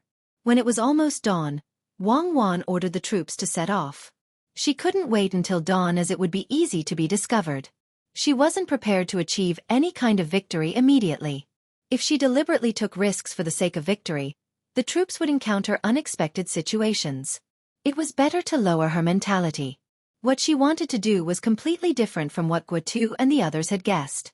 Guotu and the others' biggest wish was to return. As long as they could bring 10,000 people back and kill so many Tubo people, they would be victorious. How could Wang Wan be satisfied? She finally had the opportunity to command, and she felt sorry for herself if she didn't use it to her satisfaction. 10,000 people for her to command wasn't a small number. In the past, during the Red and Blue battles, she had only commanded 5,000 people at most. Of course, the 5,000 people at that time were harder to command than the 10,000 people now. The opponents were also not comparable to the current Tata-2. When there was a satellite signal connection, the experts could make full use of every flashing symbol on the soldiers. She could be one of the top few in her school, but when it came to a battle with a really powerful instructor, she was nothing. She didn't know what those people were thinking. Although she had always been praised as a genius, she knew that being a genius was useless. In a real battle, would the opponent send a 20-year-old opponent to you just because you were 20 years old? Now, she could finally combine the knowledge she learned in the past with the things she knew now. She wanted to see what could be done with 10,000 people. Wang Wan's troops carried the wounded and continued to march. She needed to catch up with the 2,000 people in front of her and cooperate with the people from the logistics camp before she could continue to make other arrangements. Otherwise, she wouldn't dare to fight Tatatu's 10,000 people head-on. Even if she could, she wouldn't do it. That was equivalent to sacrificing 800 of her own men to kill 1,000 of the enemy. Tatata woke up after a night's sleep. Before he went to sleep, he was also thinking about what the Tang army was going to do and what their next step would be. He couldn't figure it out even after he fell asleep. He even had a dream that his team was surrounded by the Tang army. The commander was an old man. He looked good when he smiled, but when he killed his own people, he showed no mercy at all. In fact, he was awakened by the scene in his dream. He opened his eyes in a daze. When he saw that it was dawn, he let out a sigh of relief. He wasn't so scared anymore. His clothes were wet from the cold sweat he had gotten from the night before. It was very uncomfortable. After hurriedly eating something, he suddenly felt very relaxed. 6,000 people had been dealt with, so even if he went back, he should not be punished. The other party was indeed powerful, and was not someone he could compare to. General, what else do we need to do? After serving Atatat frowned. He didn't know what to do. It was obvious that the main force of the Tang army was not here. Should he lead his men to chase after the 2,000 Tang soldiers? Not to mention whether they could catch up with them. Even if they were lucky enough to catch up with them, they would have rested enough. His men were tired from the journey. If they rushed over and killed all 2,000 of them, he would lose at least 4,000 men. He didn't know what the Tang army's clairvoyance was. It seemed that they could always find his men in advance and then set up a trap. He had interrogated the Tang soldiers who were escorting the provisions, but the general did not manage to catch them and committed suicide. In the end, he got a piece of news that was the general of the Tang army and above had something called clairvoyance. What was a clairvoyance? From the broken thing at the feet of the Tang army's battalion commander, he knew that there was such a thing. However, he didn't know how it could be seen so far away. He thought that there was no place to sell it even if he wanted to. How could he let people from other countries know about it? The clairvoyance was also made by the Zhang family. Zhang family. Zhang family. Damn it, why did the Zhang family of Xueqi County always make trouble? General? The messenger saw that the general didn't speak for a long time, so he asked again. Tatata trembled and came out of his thoughts. He thought for a while and said, "Let the troops continue to move forward. Don't worry. Send out the scouts." Yes, scouts. We can only use the method of sacrificing scouts to avoid the ambush of the main force of the Tang army. Tell the scouts to go as far away as possible from today onwards. They must come back every 2 hours. Otherwise they will be ambushed. Hurry up and go. Sigh. If we send out scouts like this, we will suffer a great loss. As long as we encounter the Tang army, we may not be discovered and kill them. When the troops discover the situation, they will run away again. Let's wait and see. We will decide when the time comes. Tatata couldn't stop, let alone go back. He could only follow the traces left by the 2,000 people. No matter what, he was still chasing after them. He was worried that he would be ambushed. After following the traces left by the troops in front of him for 2 days, he found more traces. There were at least 15,000 people. This discovery made him worried. From the direction, the other party seemed to be heading north. The desert was in the north. What were they going to do there? 15,000 people. He had 13,000 people. No, he couldn't go up alone. Tatata thought carefully and asked someone to tell the other troops about this. At this time, he was traveling at the foot of the mountain. This was the trace left behind. He hoped that someone else would go and find it first. In the end, he waited for another 3 days. The cavalry had already circled the mountain a few times, but they didn't find anyone. The other troops wanted Tatatu to go back to the mountain. They suspected that the Tang army had entered the mountain again. Tatata had no choice but to ask for help. He borrowed 5,000 people. He only dared to go up the mountain when he had 18,000 people. A lot of things could happen in 5 days. The troops led by Wang Wan met up with the logistics camp and the 2,000 people who had left first. They changed their direction slightly, but in general, they continued to head north into the desert. Wang Wan wanted to lure the Tubo people there. She had already prepared everything. In fact, it was Xiaobao who prepared everything. Zhang Xiaobao couldn't command a large-scale war, but he knew what the army usually needed when it came to strategizing. In order to support Wang Wan, he found everything. Wang Wan really wanted to set up a trap to lure Tatata's troops into it. However, she was worried that the Tubo cavalry would react too quickly. She could only bear with it and wait for an opportunity. In these 5 days, the spies of the Tang Empire had gathered a lot of information and sent it to Pengzhou. The thing that made them the happiest was that Guatu's main force had met up with the logistics camp in Yizhou. From the enemy's information, they found out that the logistics camp in Yizhou had the command of the army now. The officials in Pengzhou were very surprised. The information in the information was written from the perspective of the Tubo people. It was about how the troops were arranged and how the troops were defeated one after another. The Tubo people were still guessing whether the Tang army had sent out a large number of troops to avoid the spies and come here. However, the officials in Pengzhou were very clear. A total of 16,000 people went out. How could they kill 13,000 Tubo people? This was done when the provisions of the vanguard troops were intercepted and the 3,000 people were captured, killed and scattered. The officials in Pengzhou knew about this. The servants left behind by the Zhang family and the Wang family also quickly sent the news back to Yizhou. Zhang Zhong had already achieved good results. With the cooperation of the people and the support of Old Man Pai and the others, as long as they stayed here for a few more months, they would be able to change Yizhou. While he was happy, Zhang Zhong couldn't help but worry about his son and daughter-in-law. Swords and spears had no eyes. Even if one of them was missing, it would be an unbearable blow to his life. Old Man Pai and the other two were also very irritated. Last night, the military station in the capital sent an urgent message, asking them to bring Xiao Bao and Cuckoo back safely no matter what. That's right, the imperial decree directly wrote the words Xiao Bao and Cuckoo. It seemed very intimate. With Gao Lisher's handwriting and the emperor's seal, it could be seen what kind of attitude the capital had towards the two little fellows.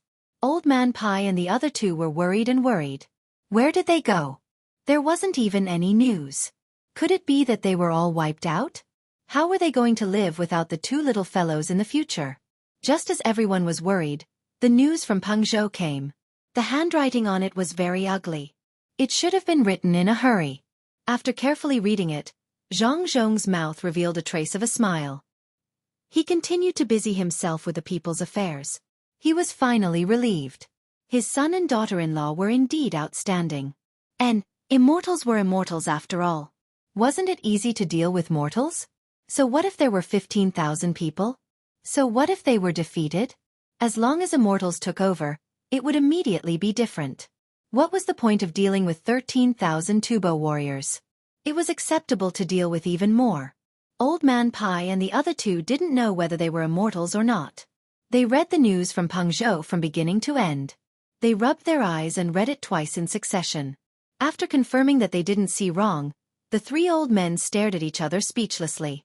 Yizhou's logistics camp is now famous. There seems to only be Xiao Bao and Cuckoo there, right? From Zhang Zhong's actions, the experts of the Zhang family should be in Yizhou. After all, the economic construction here is closely linked. Could it be that Xiao Bao and Cuckoo were the ones commanding the army in battle? Old Man Chong pinched himself. After confirming that he wasn't dreaming, he said to Old Man Pai and Old Man Yao. Old Man Pai nodded. The logistics camp rushed over to provide support. Then the Tang army's tactics changed. With the remnants of the army, they continuously launched sneak attacks and ambushes. They eliminated more than 13,000 Tubo warriors. How did they fight this battle? If it's really like this, then the ones commanding at the front are Xiao Bao and Cuckoo. Then we have to treat them differently. Could it be that the experts of the Zhang family even know how to fight this kind of battle? They taught these two children? Old Man Yao touched his slightly numb face due to excitement and said.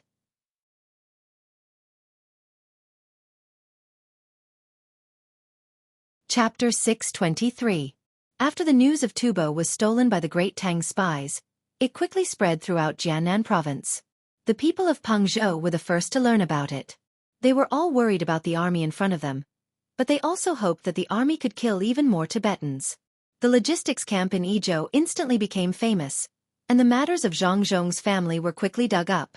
From Zhangjia Zhuangzi in Sanshui County to his promotion to the rank 3 provincial governor of Suzhou, as well as his taking orders in the face of danger and enduring his demotion.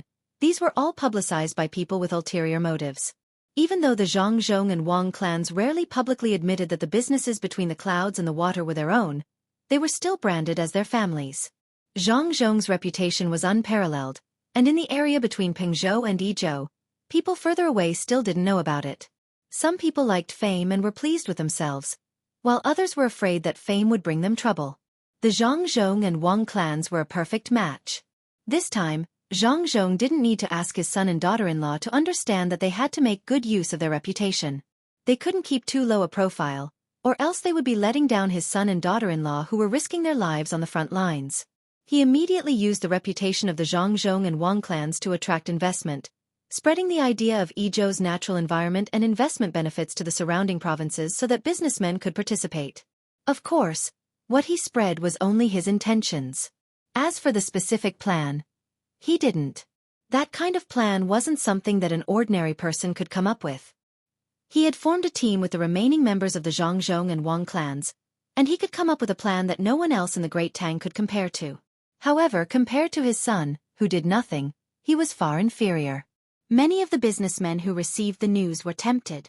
There was no need to doubt how good the Zhang Zhong and Wang clans were at making money. The businessmen who had cooperated with the Zhang Zhong and Wang clans in the past had all made a lot of money, at least more than if they had done it alone. What's more, Zhang Zhong was now asking for help in Wing Prefecture out of goodwill. If he went over to help this time, with the strength of Zhang Zhong's family that could do both business and war, he would be able to benefit from it in the future. Just like that, Zhang Zhong used the reputation he had gained to develop the local economy.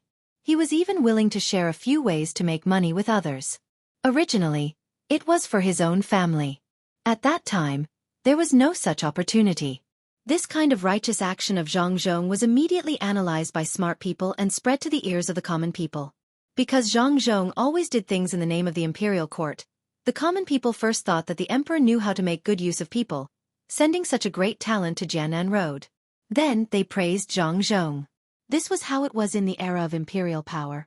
After the excitement of the old man Pai and the other two, they also tied the news to the legs of a messenger pigeon and sent it to the capital, telling the capital not to worry anymore. The two children were very powerful and seemed to have grasped the essence of the expert skills. They led a group of defeated soldiers and took a stroll in the mountains and killed 13,000 Tubo soldiers. As for when he would return, he did not know. He would wait for the Tubo to conclude the news before deciding. It was also impossible for them to send reinforcements. He did not know where he was. There was no trace of him, as if he had disappeared. I am puzzled. Don't tell me the two experts of the Zhang family know everything? As for how powerful they are, you can imagine it from the children they taught. This time, I am absolutely right. The experts of the Zhang family did not follow them and stayed in Yizhou to teach Zhang Zhong. The logistics camp can only be commanded by Xiao Bao and Cuckoo. I don't know which one. Old man Chong did not know much about the affairs of the scholars, but he liked to march and fight.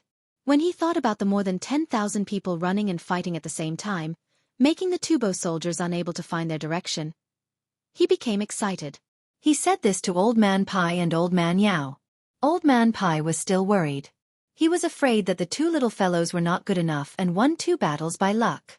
They really thought that they were the best in the world and led a team to attack Jinchuan City. They would be surrounded by the Tubo cavalry unless they grew wings and flew back. I hope that they will come back immediately. It is already a great achievement. If they bring people back safely, it will not weaken the reputation of the Tang Empire. The emperor will also be completely relieved. The emperor has a good idea. The experts of the Zhang family cannot force Xiao Bao and Cuckoo. We will wait for Xiao Bao and Cuckoo to learn the skills and grow up to serve the country. Maybe the emperor did not expect that before they grow up, they have already started to make military achievements. It will not be easy to arrange them in the future. Xiao Bao will definitely be the top scholar. If he is the commander of the battle, will he be the top scholar or the top scholar? If Cuckoo is the commander of the battle, one of them will be the top scholar and the other will be the top scholar. Should we arrange them together or separate them? What's more, Xiao Bao's martial arts and Cuckoo's literary skills are not bad. The most suitable place for the two of them to go is the border. Some people are involved in the local economic construction and people's livelihood, and some people are trained to resist foreign enemies. Especially the Zhang family, they can have a good relationship with the people in the mountains. Well, think about it first. It is still early. The two of them may not have learned all of the expert skills. No matter how old they are, they have to wait until they are 15 or 16 years old. Old Man Yao meant that if the two little fellows came back and were targeted by others and arranged to be officials with real power, he had to stop them. At least he had to wait until they learned all of the expert skills. According to normal thinking, the expert was not young anymore. Maybe he would die one day. How could they not seize the time to learn? Old Man Pai also had the same idea. He agreed and said yes. After they come back, no matter how others recommend them, Xiao Bao and Cuckoo must not be officials with real power. It is better to give them low-ranking officials and noble titles. I have to work hard to live for a few more years and see their achievements with my own eyes. I'll eat the medicinal food. When Old Man Chong heard Old Man Pai say to live for a few more years, he remembered that he still had something to eat. He asked someone to get it and said, I don't care about official positions. I just want to see the scene of the two little fellows killing thousands of people with a wave of their hands. Kill more Tubo people. Let them invade the border every year. Well, yes, where the sword points. When others were busy with their own things, Li Sun could not stay still. After he arrived in Yizhou, he was restricted a lot. He was not allowed to climb mountains, eat greasy food, or do strenuous exercise. He could only exercise a little every day. He was also not allowed to drink too much. He was not allowed to go out in foggy weather. With all these restrictions and the Danshan pill he ate every day, he really did not fall ill.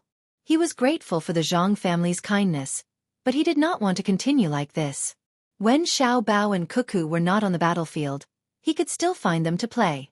Now, he just had to accompany the group of children to play games and sing songs. The children were smart, but it was not as comfortable as being with Xiao Bao. Since Xiao Bao and Cuckoo could go to the battlefield, he was not bad when he was not sick. He did not have too many illnesses, just 2. Naturally, he could also go to the front to command the army and fight together. After all, he was a commandery prince. As Li Sun thought about it, he began to organize the troops. In addition to the 200 people he sent, he still had many people. After becoming a commandery prince, he could bring 1,000 to 3,000 people. Now he had 600 people. Although it was not as good as the 200 people he lent to Zhang Xiaobao and Wang Wan, it was not bad. Li Sun, who wanted to bring people to reinforce Xiao Bao and Cuckoo, found a servant of the Zhang family and ordered, Go and tell my uncle Zhang that I want to support Xiao Bao and Cuckoo. I can't let them fight alone. I will bring people to find them and form a triangle with them. The servant who was found was shocked by Li Sun's words. He thought to himself, You want to support them like this? It is not certain whether you can find them or not. Even if you are lucky and find the young master and the young lady, they will definitely be a burden. Do you have the ability? The young master and the young lady will have to take time out to take care of you. They will just be a burden. The servant respectfully agreed. When he found Zhang Zhong, he told him Li Sun's idea. He also suggested that Li Sun be watched in case something happened. Zhang Zhong naturally could not let Li Sun run around. With his ability, he would be caught if he brought people out.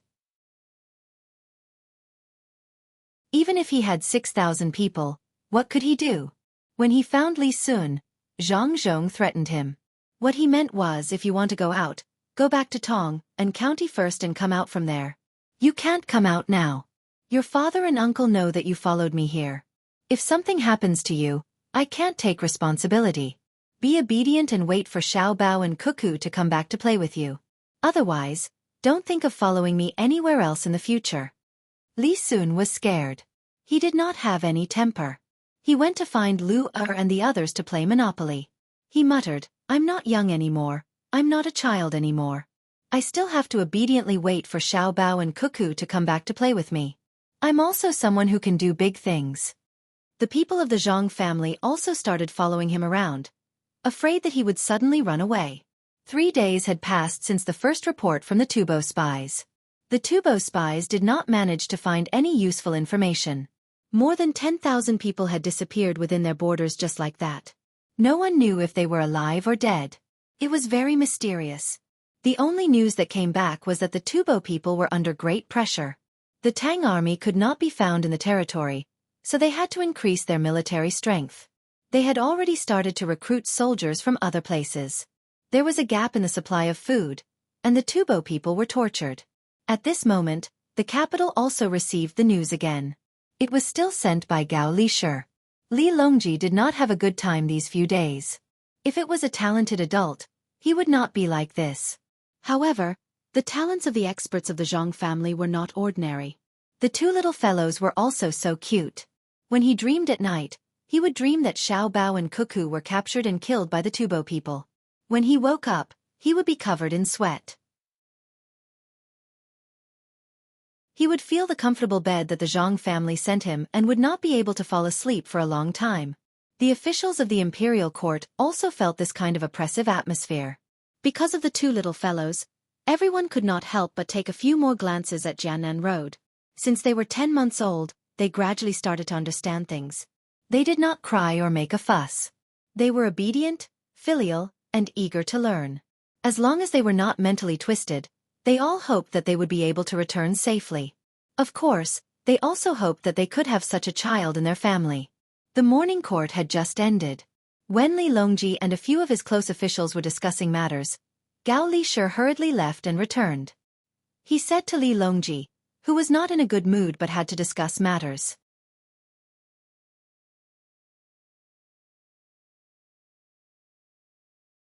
Chapter 624. At this moment, Li Longji was discussing with Prime Minister Zhang Shuo and Song Jing, who had already been dismissed as Prime Minister, about the newly built canal. Because Li Sun and the Zhang and Wang families had given them a lot of money, the canal had been built quite well, and it had already been connected to more distant places. If the canal was connected before the autumn harvest, they would be able to transport more food from all over the capital when there was insufficient food. When they talked about this, Li Longji was reminded of the Zhang family and his two children, Xiao Bao and Cuckoo. The completion of the canal was obviously a good thing, but it did not put him in a good mood. Zhang Jiuling was not much better than Li Longji. His old housekeeper, who could no longer do anything, was also there. When he was building roads and relay stations back in his hometown, Zhang Zhong, who was the provincial governor of Luzhou, had given him a lot of money to help. He had also given him comfortable furniture and sea-dried goods. Currently, there were two beautiful little red fish swimming in the glass fish tank at home. It was almost time for the fish to come out. However, the two children of the Zhang Wang and Zhang Shuo had gone missing with the logistics battalion. Moreover, they had gone missing in Tubo. How could he be at ease? Zhang Shuo and Song Jing had also received a lot of things from the Zhang Wang and Zhang Shuo. Now, every month, they would receive tonics from Huayuan County's Day Hospital. The four of them were thinking about the children of the Zhang Wang and Zhang Shuo while talking about the canal that was built with money. It would be strange if the atmosphere was good. The canal is done. It's just a little bit away from being connected to the canal. It will be very convenient to use the Zhang family's explosives. The place where the canal crosses the Yellow River needs to be reinforced with cement. You said that the Zhang family had also contributed a lot to the canal, right? That's right. The transportation of food this year will be easier.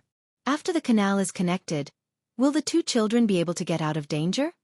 Before Gao Lishur came in, these were the last words Li Longji said. He was thinking about something else. As he spoke, he brought Xiao Bao and Cuckoo out. Therefore, the four of them looked at each other. They felt it was funny but could not laugh. They could only sigh in their hearts. Gao Lishur ran in with a happy smile on his face, waving the letter he had taken from the pigeon. News from Wing Prefecture? What happened to Xiao Bao and Cuckoo? When Li Longji heard that it was about Xiao Bao and Cuckoo, he threw the matter of the canal aside. It was not important. With the Zhang family and the Wang family around, they could fix it if they wanted to. If the two kids died, wouldn't the Zhang family and the Wang family go crazy? What would the two experts do if their disciples were gone? Li Longji and the other three could not help but show a nervous expression. Fortunately, when they saw Gao Lishur's unconcealable smile, they felt that it should be good news. The two kids ran around Tubo and came back in fright. They were not caught. Gao Lishur did not dare to hesitate. Lightly coughing, he recited, "Reporting to Your Excellency, We received news from Tubo that Xiao Bao Huan personally led the logistics battalion to provide emergency assistance and successfully converged with them. Leading the remaining 12,000 soldiers, they fought in the boundless Jinchuan, breaking 4,000 men of Tata Datu's logistics battalion, completely annihilating them, breaking 3,000 men of Tata Datu's vanguard battalion, breaking 2,000 men of each of Tubo's 3 divisions, seizing and burning their provisions and supplies. After that, leading the main force of the Tang army, they disappeared into the Duchuan. Gao Lisher had tried his best to control his body, but he still could not help but tremble. Even his voice was trembling. Li Longji and the other 3 froze like they were carved out of wood. They only recovered after a few breaths. Li Longji pursed his lips and did not make a sound. He clenched his fists tightly and his chest rose and fell. It was obvious that he was trying his best to suppress the excitement in his heart. Zhang Shua and the other 2's faces were also flushed. They could not find their usual composure. Zhang Jiuling was the first to speak. Congratulations to your majesty. Xiao Bao and Cuckoo have obtained the true teachings of the expert. They are invincible when fighting outside the country. With one person speaking, the other 3 almost simultaneously let out a sigh of relief. So Xiao Bao and Cuckoo are fine for the time being. Good, it should be the 2 of them commanding the army. Guotu does not have that ability yet. When Xiao Bao and Cuckoo grow up, we will have no worries. These 2 kids are really capable. Let's put aside the matter of the canal for now and talk about it. Yes, talk about it. Li Longji was happy. He felt that even though it was about to rain outside, it was still so comfortable. He, who rarely smiled, opened his eyes wide and raised his eyebrows. The corners of his mouth curled up. He loosened his fists and rubbed his hands together. Zhang Shua and the other 2 also realized that the originally dark room had suddenly become bright. Your Majesty, I believe that Xiao Bao and Huan will definitely be able to return safely with a body full of military merits. I really can't think of how you want me to go to such a place to look for them, successfully find them, and then immediately lead the defeated army to consecutive victories. How can you do that? They are still 2 children. When Li Longji asked Zhang Shua and the other 2, Gao Lisher's eyes turned red. He couldn't help but imagine 2 9-year-old kids. After receiving the imperial edict, they gathered the people from the logistics camp and rode on their horses with their little faces up high. They resolutely chased after the setting sun in the west. That was where Tufan was located. After searching and searching, they avoided the search of the Tufan patrolling cavalry again and again. They successfully found Guotu and the others on the Jinchuan mountain range. Looking at the dispirited soldiers, they took out the food they had brought and distributed it to everyone. Guotu, who had lost the battle, was a coward. No matter what, he did not dare to command the army anymore. He pushed the responsibility to his godson and daughter-in-law. The courage of more than 12,000 people was now on the shoulders of his godson and daughter-in-law. His son and daughter-in-law had no choice but to lead the troops. As they ran, they thought of a solution. After thinking and thinking, they finally thought of what others had taught them. They ran around the mountain and fought again and again. Every time they fought, his son and daughter-in-law would fight with the determination to die. Under the encirclement and pursuit of the enemy, they escaped again and again and again, found a chance to counterattack. With the 12,000 remaining soldiers, they wiped out the same number of enemies. In the end, because there were too many enemies, they stole food to replenish their supplies and hid together on the cold snowy mountain to warm themselves. It was quite pitiful. Gao Lisher, who had already treated Zhang Xiaobao and Wang Wan as his godson and daughter-in-law, felt more and more like this. In the end, he could not help but cry. After hearing Gao Lisher's words, Li Longji, who had been happy just a moment ago, also thought of the predicament that the 2 children were going to face. With a sullen face, he slammed the table and said, Guotu, you can't do anything right, but you're good at ruining things. Do you think that Guotu can't take it anymore and gave the troops to Xiao Bao and Cuckoo? If they win, he will get credit. If they lose, it will have nothing to do with him, right? This official thinks that General Guo might. What general? He's not a general anymore. I'll dismiss him. Let the children fight for the generals. The great Tang doesn't want them. Before Song Jing could finish, Li Longji was already dissatisfied with the way he addressed Guotu and dismissed him. Song Jing hurriedly changed his words. This official thinks that the criminal Guotu might not have given up his military power of his own accord. When the sand table in the imperial court deduced that he would form an alliance with others, Xueqi was already obsessed with power. He probably had his eyes on Xiao Bao and Cuckoo's logistics camp. Your Majesty also knows that the logistics camp has 56 people from the Zhang family and 200 people from Commandery Prince Tang and these 256 people have been trained by the Zhang family and can be said to be the elites of the elites. Coupled with the financial and technical support of the Zhang family, their equipment is definitely superior to other soldiers. Xueqi wanted to take advantage of his superior numbers and wanted to take over this group of people. In the end, he probably underestimated Xiao Bao and Cuckoo and was forcefully taken over. Your Majesty should know that Zhang Wang's inner courtyard can take over hundreds of officials and handle the government affairs of a prefecture alone. The protector of the seedlings is also proficient in the art of leading troops. This official guesses that the 12,000 soldiers and 12 battalion commanders have all been replaced. Thus, Xiao Bao and Cuckoo can be easily ordered around. This official suggests that Peng Zhou should be ordered to release news to inform the people of Tubo who will be defeated. This will infuriate them and they will have no choice but to surround and annihilate them. This will create an opportunity for Xiao Bao and Cuckoo to escape. This official agrees. Zhang Shua and Zhang Jiuling agreed at the same time. Then when Xueqi comes back, we can't let him off easily. That's right.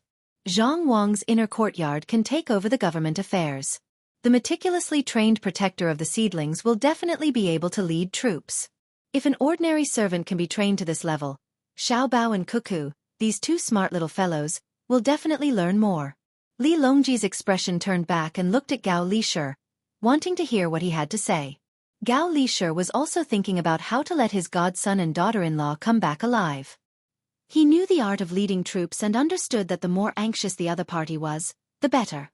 With the abilities that his godson and daughter-in-law had shown, it was still possible for them to run back to Peng Zhou amidst the chaos. It was better than hiding in the mountains. Seeing the emperor looking over, he nodded and said, "This official thinks that other than releasing the news, we should also let the Peng Zhou government troops act as if they are about to leave the border and attack. This will restrain more Tubo troops and prevent them from acting rashly." Li Longji and Wei Wei nodded and said, "This is a good idea."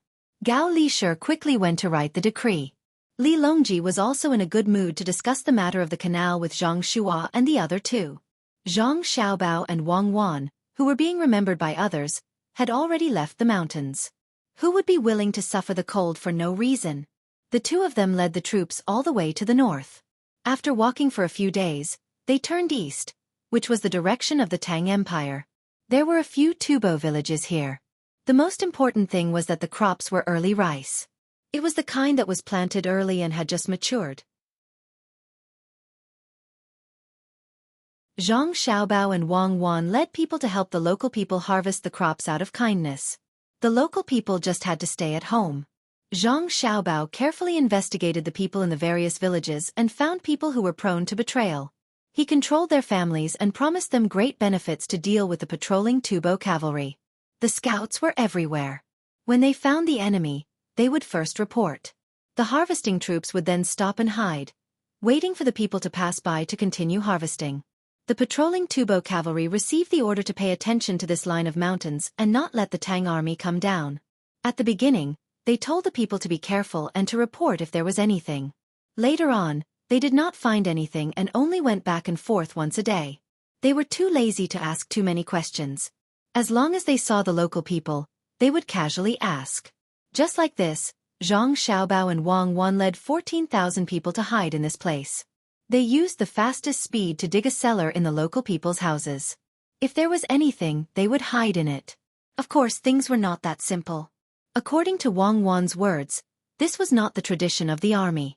The army had to follow the 3 great disciplines and 8 points for attention. With some changes, it could be used in the few villages here. Other than controlling them and not allowing them to report, they treated the people very well. The doctors that came out with the troops even treated the people. Those that could be treated with acupuncture would be treated immediately. Those that needed medicine would be collected by the local people who betrayed them. The local people did not have a good life. If they were really capable, they would not live on the border of the two countries. If the Tang army came, they would hide in the mountains. If their own army came, it would be impossible for them to hide. They had to obediently serve the Tang army well, and give the Tang army satisfactory things. Therefore, other than the local people, most people did not have any concept of the country, let alone a sense of honor. This was what Zhang Xiaobao and Wang Wan made use of. The two of them were also clear that not to mention now, even in their time, many people living on the border did not care so much. They would listen to whoever was good to them. Even if the smugglers and drug dealers were good to them, they would cooperate. They would even help to transport the drugs and join in. What Zhang Xiaobao and Wang Wan wanted to do was to instigate the 1,000 people in the surrounding villages to defect. They would bring food and belongings and find an opportunity to go to Pengzhou. From Pengzhou, they would go to Yizhou to replenish the population of Yizhou. The Tubo people did not expect that there would be enemies with such ideas.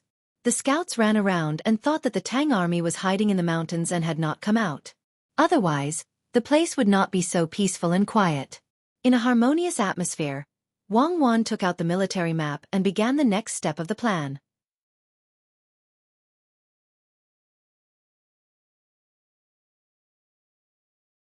Chapter 625. The full moon rises, illuminating the night, but the bedridden are restless. The sun is fighting for the country in a foreign land. The curtains cast shadows on the trees. The drum sounds in the third watch. The weak water splashes against the shore.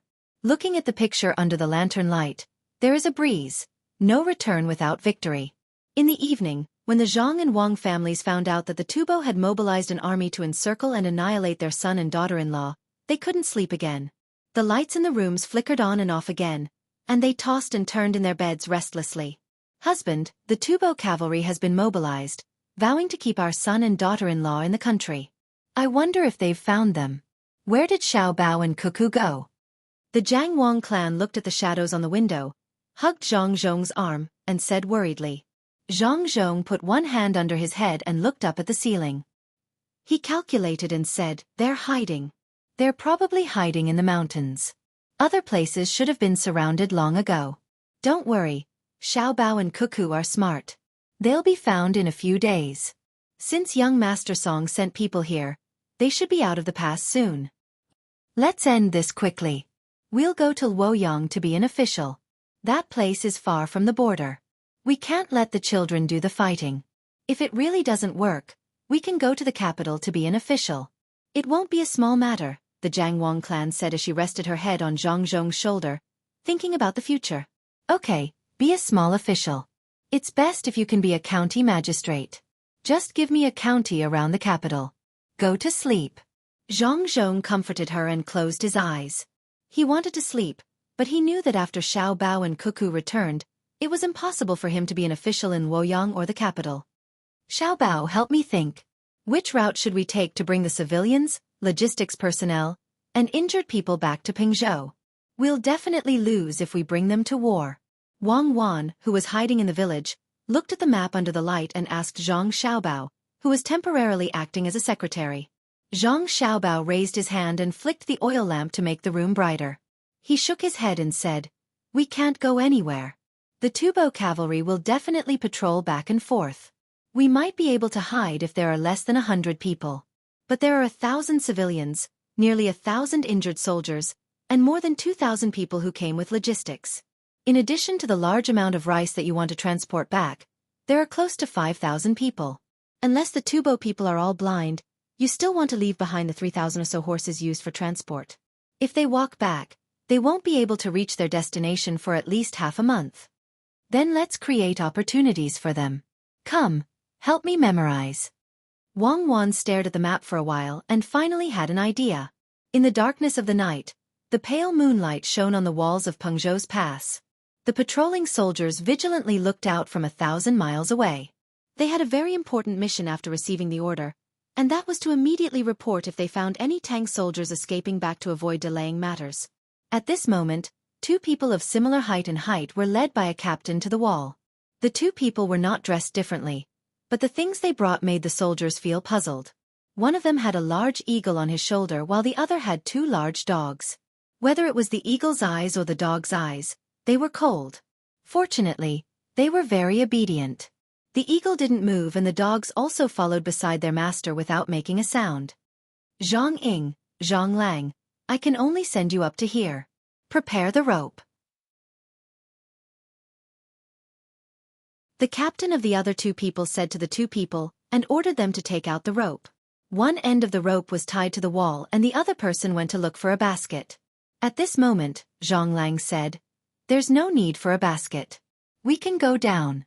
Qian en, Wan en, go." The two large dogs very sensibly used their teeth to bite the rope. They glanced at their master and stood on the wall. Bit by bit, they retreated and hung there. Under the shocked gazes of the soldiers, the two large dogs were put down. Zhang Lang climbed down the rope and Zhang Ying followed behind. The eagle on his shoulder flew up by itself. When the two people and three animals were no longer in sight, the soldiers on the wall looked at the captain. One of them leaned forward and asked, "Boss, who are they?"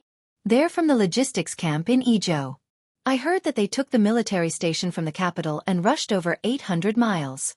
As for their purpose, it's not something you should know," the captain said to the soldier who asked the question and then turned around to leave. The remaining soldiers looked at each other. They were actually from the capital. The two people who were sent here by the military station were definitely not simple. It was very likely that they were going to reinforce the troops in front.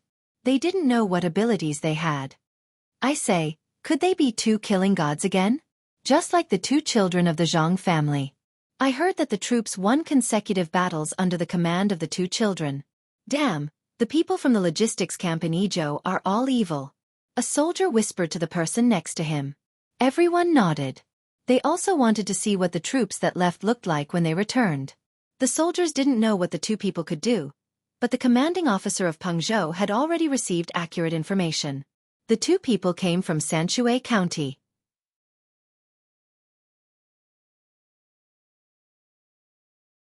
After a few li, the five of them quickly arrived at their destination. When they saw the small mountain in front of them, they dismounted and let the horses find something to eat. The five of them climbed up the mountain to see further. The wind in the forest was still weak, so they didn't feel uncomfortable. Jijida, why don't we find some hay here and make a nest? If we meet a woman in the future, we can bring her here. One of the five of them suddenly had an idea and came up with this idea. The others' eyes lit up. If they really found a woman and brought her here, they could enjoy her during the day and tie her to a tree at night. That way, they could use her for many days. Jijida laughed. That's right. We'll do it when we reach the top. With a goal in mind, the five of them walked faster. When they were about to reach the top, they were still thinking about women and didn't know what was waiting for them. Just when the five of them reached the top of the mountain and relaxed, a shadow suddenly flew down from the tree behind them. With a muffled sound, a big hole was bitten in the neck of the last person, and blood spurted out. With a muffled groan, the man was pressed to the ground by the eagle's charge and couldn't get up anymore. When the other four of them heard the noise and turned around, two of them had been nailed with crossbow bolts. The other two saw a big thing in front of them. Then, their necks heated up and their vision turned black. They lost consciousness. At this time, Zhang Ying and Zhang Lang unhurriedly walked closer and checked the five corpses. Only then did they bring the one eagle and two dogs, who had just performed a meritorious service, towards the horses that the five people rode. The water cloud once again flew high into the sky.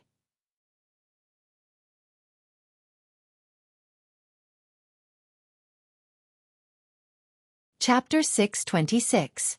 The Tibetans only discovered that one squad was missing at night.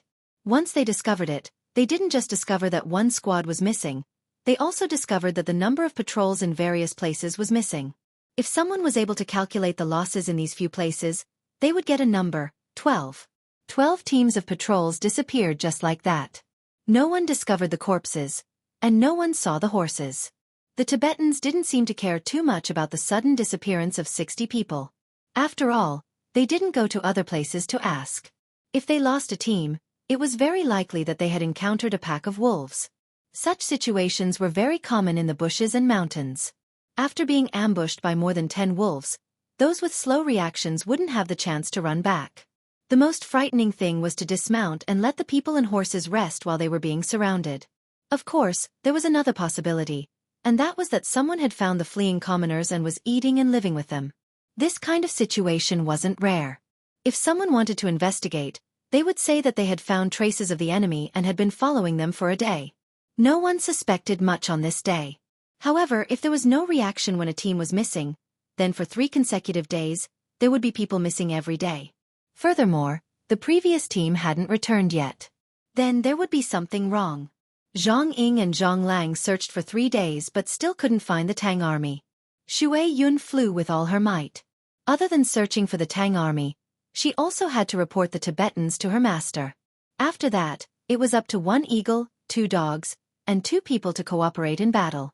Usually, the eagle would swoop down from behind the enemy, grabbing one with his claws and biting one with his beak. Zhang Ying and Zhang Lang would shoot with their crossbows and arrows. The remaining person would be left to the 2 dogs. One would be responsible for pouncing down from the horse while the other would be responsible for biting the throat. Both were in a team of 5, but Zhang Ying's team was always able to find the enemy before they ambushed. The Tibetans, on the other hand, were always unlucky. In 3 days, Zhang Ying's team of 5 dealt with 40 teams of Tibetans. In total, they had a total of 200 people. They also obtained 200 horses. Luckily, there were many horses in the place where the 2 of them lived. They knew how to keep the horses, otherwise, it would be difficult to control them. This time, the Tibetans finally realized that something was wrong. Since the teams of cavalrymen were missing, it definitely wasn't as simple as encountering a pack of wolves or finding a woman. As a result, the originally scattered cavalry began to shrink, and the 5 teams became 10 teams. This action was effective. Although they still couldn't find the person who launched the sneak attack, they weren't attacked for a day, and the number of people who went out returned the same. However, after only 1 day, there were more teams that did not return. This time, 10 people and 10 horses disappeared in one go. After Zhang Ying and Zhang Lang realized that they couldn't cooperate with each other to wipe out the 10-man team like before, they thought for an entire day and finally came up with a plan. Zhang Lang or Zhang Ying would change into tubo clothes and find a hillside to dig a trap. Then, one of them would shout from the front to attract the 10 men. When all 10 of them had fallen into the trap, or when some of them had fallen into the trap, the 2 of them and their animals would work together to eliminate the others. On this day, they used the same method to deal with 3 groups of people in the same place. When they were dealing with the last group of people, one of them reacted quickly. He ran out on a horse and prepared to go back to report. Unfortunately, no matter how fast he reacted, his horse couldn't outrun an eagle. With a dive, he was finished off. On the 6th day after Zhang Ying and Zhang Lang arrived in Tubo, they finished off another 4 teams. The 2 of them led their 265 horses and no longer continued to fight with the Tibetans. They continued to head north. Out of the 5 horses, 4 of them fell into the trap and were buried. The last one had 5 people killed to solve its food problem. The Tubo people were already confused. Just how many people were attacking them? Could it be that the main force of the Tang army was here? Only if the number of scouts was 5 times more than the Tibetans would they be able to kill all of them. As a result, the focus of the Tibetans' search returned to the area where Tatatatu was ambushed. There were still 10 teams of scouts, but there was another team behind each team. They were not far away and could vaguely see the people in front of them. This way, if something happened, they could shout loudly or see it with their own eyes. Wang Wan and Zhang Xiaobao led the team to rest for a few days. All the rice was harvested and harvested. They treated the local people much better than before. Furthermore, by bad-mouthing the Tibetans, they guided the people to talk about how they were bullied. This made the people hate the Tibetans even more for stealing their things and raping their wives and daughters. They hanged the heads of 2 villages. These 2 village heads had bullied the people in their villages together with a certain tribe of Tubo. They also divided the things in the village heads' houses. This made the people feel relieved. Wang Wan also asked the doctors who treated the people to talk about how good Izhou was and how happy life was there. They told the single men that there were beautiful women in Izhou who liked men like them. They also told the old people that there was a place specially prepared for the old people in Izhou. If they had children, they would tell them that all the children in Izhou could learn to read and write without spending money. To single women, they would tell them that there were many capable men in Izhou who wanted to marry women like them very much. They would not even let go of their children. After giving their children some rock candy to treat illnesses, they would tell them that there were many more delicious candies in Izhou. The local people gradually surrendered under such brainwashing. They looked at the Tang army. How good were they? They didn't rob the people's things, raping the women in their families, and eating the hearts of the children. They even helped to work and treated the people's diseases. Of course, they didn't know that when the logistics camp of the Tang army first arrived, they slaughtered a village. On this day, Wang Wan saw that the wounded people had almost recovered. Those who were seriously injured wouldn't die easily on the road except for those who died. She prepared to lead people to create an opportunity for the local people and the people in charge of logistics to escape back to Pengzhou. In fact, there was another way, but Wang Wan didn't plan to let the people use it. It was not a good way to go. After dawn, Wang Wan began to make preparations. They would start the operation at night. Those who needed to sleep slept, and those who needed to tidy up their things. The last batch of clothes was also washed. When they were dry at night, they would wear them. The smell of blood was much stronger than before. At noon, a small black dot appeared in the sky. It seemed to be attracted by something below, so it lowered a lot. When the people in the village saw clearly that it was an eagle, it turned around and flew away. Wang Wan and Zhang Xiaobao also saw the eagle. They felt that there was something wrong with the eagle's movements. The two of them took a closer look with their binoculars, but they couldn't see what was wrong with it. 30 li away from the village, Zhang Ying and Zhang Lang were waiting with their 2 dogs. There were another 20 horses in the team, but the 2 of them were wounded. They encountered a group of 10 Tibetan cavalrymen in front and back. As the horses were too obvious, they were discovered. In a situation where they couldn't hide, the 2 of them first used the horses to charge. Then, they abandoned the crossbows and used the bows to shoot at the Tibetan cavalrymen. They ran out of arrows, used up the 2 muskets, and shot out arrows. They won the battle with knife wounds and arrows on their bodies. Even Qian'an's head was cut by a knife, revealing the bone. It stopped bleeding and lay in its owner's arms. Xueqi was released to check if there were any enemies chasing after them or in the surroundings. In the end, Xueqi found the Tang army's clothes that were drying in the village. After circling around to confirm, she rushed back. After Zhang Ying and Xueqi had a simple conversation, he happily said to Zhang Lang, "Let's go, we found our men in front. Quick." As he spoke, he carried Wan En onto the horse. Zhang Lang also carried Qian En. The 2 of them led the 285 horses and headed towards the village in front. The distance of 30 li was less than 2 hours if the horses galloped at full speed. When the 2 of them were about 6 li away from the village, the members of Team 0, who were in charge of guarding, saw them. When a tree fell, the people observing from behind did the same thing. When Zhang Ying and Zhang Lang were 5 li away from the village, the people in the village had already made their preparations. The clothes that were hung up to dry began to be collected and the people went into the cellar. The people in charge of guarding in front were thinking of ways to hide themselves.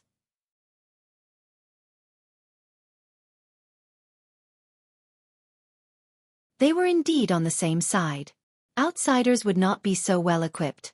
When Zhang Ying and Zhang Lang heaved a sigh of relief, Zhang Xiaobao and Wang Wan stood out. They looked at the 2 people and found that they did not recognize them. Zhang Xiaobao asked doubtfully, "You are?" "Little master. Little lady. I am Zhang Ying. He is my brother Zhang Lang. We are the brothers that Steward Song helped to take in." Zhang Xiaobao and the others did not recognize Zhang Ying, but Zhang Ying knew the 2 of them. There was a portrait and he had already remembered them. Zhang Xiaobao remembered and nodded happily. I know. One knows how to train eagles and the other knows how to raise dogs. It really is the 2 of you. Did you encounter any danger on your way here? Quickly get off the horse and have a good rest." "Little master, little lady. We finally found you. It's good that you are fine. Our family is worried, and so is the imperial court. Little master, Qian En is injured. Let the doctor take a look at it. We can't let it die of illness. It was not easy to raise it. It killed so many Tibetans." Zhang Lang was in tears. He jumped off the horse with Qian En in his arms and brought it to Zhang Xiaobao. Wang Wan looked at the dog raised by the other party and was envious. This dog looked fierce, but when it was held in the other party's arms, it felt its owner's attitude and its eyes became gentle. It was a good dog. It was almost as good as the dog she saved on Lu Zhou's mountain. That dog was smart, but this dog must have been trained. The doctor quickly rushed to the front. He treated the dog and stitched it up.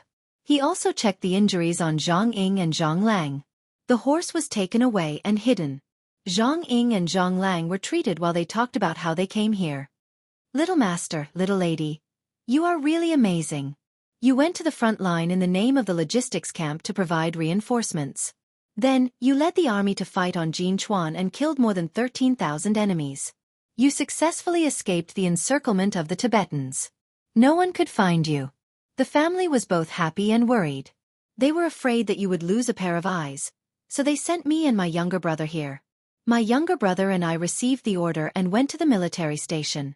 We rushed to Pengzhou 7 days ago and searched for you for 7 days before we found you. Little master, little lady, with Xueyun here, we will definitely be able to return safely. Should we leave immediately? Zhang Ying meant that they should leave now and go home. They could not stay in Tubo. It was too dangerous. There is no hurry to go home. It was not easy for me to rest and reorganize. If I don't teach the Tibetans a lesson, how can I face the people of Wangjiang? How did you get through these 7 days? Where did you find the horse? Wang Wan did not intend to go back. When she took over the troops, they did not have much morale left. Furthermore, they were not in good condition. At that time, she was able to lead the troops to victory. Now that they had rested for a period of time, how could she leave so easily? Hearing the young lady's question, Zhang Ying began to talk about how he and his younger brother sneak attacked the enemy during these 7 days, how they searched, and how they were injured when they were 30 miles away. Many people gathered around to listen, including Guotu and the others. They all looked at the 2 injured people in front of them and listened to the calm story without much passion in their tone. However, their hearts were stirred up with monstrous waves. Guotu looked at the surrounding generals and whispered, "No one in the Zhang family is normal." All the generals nodded in agreement. The 2 young fellows sent by the Zhang family were able to command the troops to go in circles with the enemy. After 2 big circles, they eliminated a large number of Tubo people. Their losses were minimal. This was fine. After all, there might not be a single ruthless person in 1,000 years. However, looking at the 2 people sent by the Zhang family, in 7 days, just the 2 of them killed 290 Tubo people and brought back 285 horses. According to this, there was no need to use the main force. If the Zhang family had nothing to do, they could just send 2 people out every few days. The Tubo people would probably be wiped out in less than a year. After Zhang Ying finished talking about his and his younger brother's experience, he realized that the gazes of the surrounding people had changed. They were filled with respect and admiration. Huzi went forward and sized up the 2 of them. He grinned and said, "Good, good. You didn't weaken our reputation. Let the Tubo people know that they can scheme against anyone but us, the Zhang family and Wang family. Otherwise, even if they are thousands of miles away, they will still have to bear the consequences of revenge. Any one of us can take care of them. How did you sell these eagles? You gave one to each of us in the Miao protection team and raised them for fun." Huzi's words sounded reasonable at the beginning, but his intentions were exposed at the end. Zhang Ying was also honest. He replied, "Eagles like the Cloudwater are rare. Usually, it costs about 600 strings of cash to raise them. Some people raise them cheaper. If you don't spend too much money to catch them, you might be able to use them as hunting eagles with a few dozen strings of cash. Mine is a war eagle. I raised it specifically for the young master and young lady.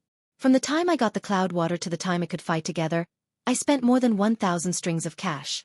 The Cloudwater is bigger than other eagles. It can easily grab an adult and fly in the sky. When I came here I thought about it.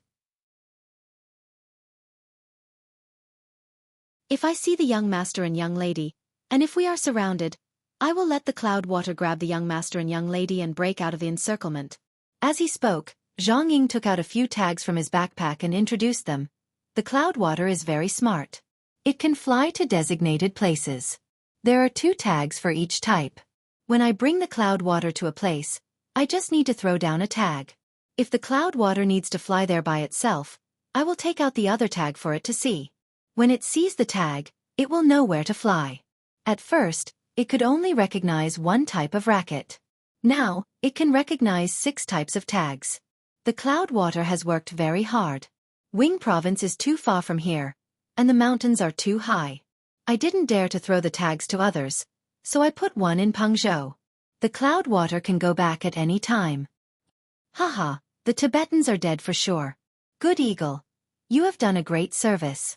Stay here and help us kill the enemy.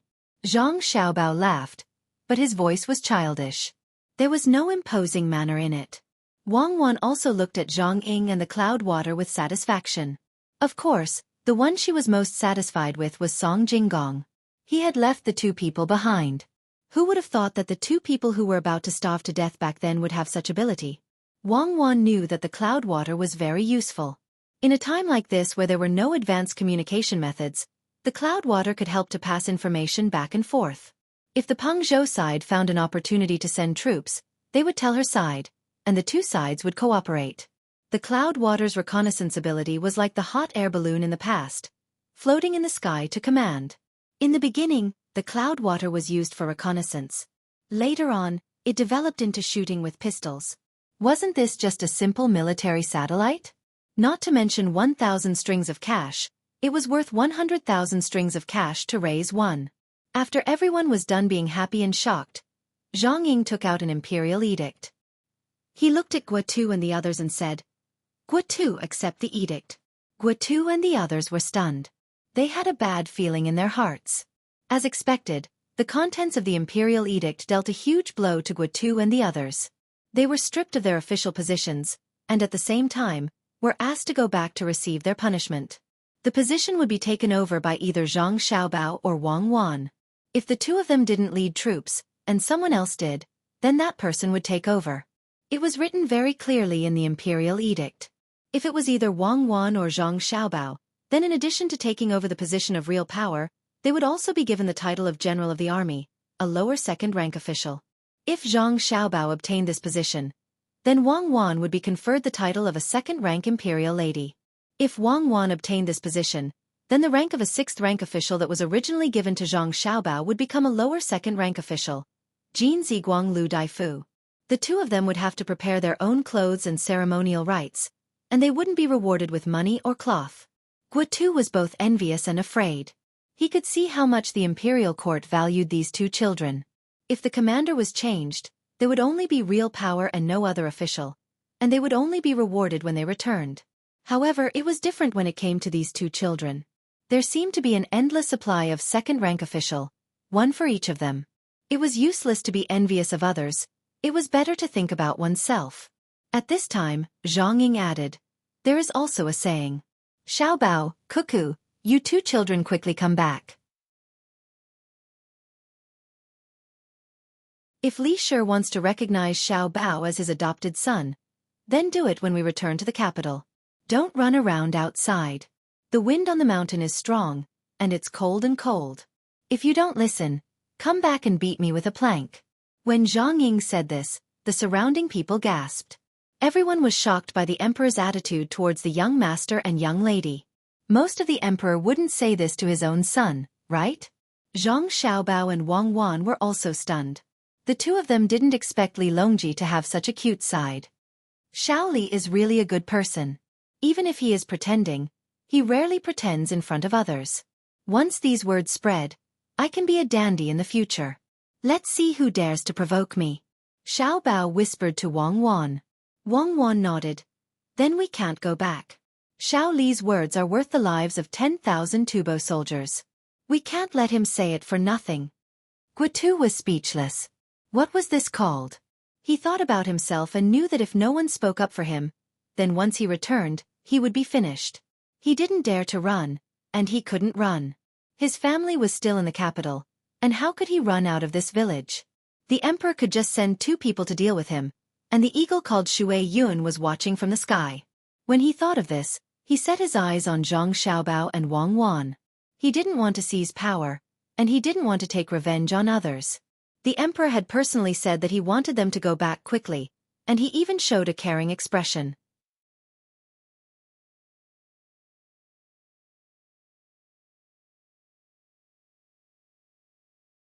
Chapter 627. When Guotu and the others heard Wang Wan's words, their hearts finally settled down. With Wang Wan's words, it was much more useful than others pleading for mercy. Even if someone in the imperial court really wanted to deal with them, they would give Wang Wan some face. Gao Li Shi actually wanted to take Xiao Bao as his godson. With this, They wouldn't have to worry about being punished when they returned. It was fine if they didn't want to be a general. Even if they were given command now, they wouldn't be able to command. If they were really given command, they would definitely run away. However, looking at the little girl, it seemed that she hadn't played enough and was preparing for something big. If he had known earlier, he would have directly given her command of the army when they passed by Izhou. Then, they might have been able to take over Jin Chuanqing by now.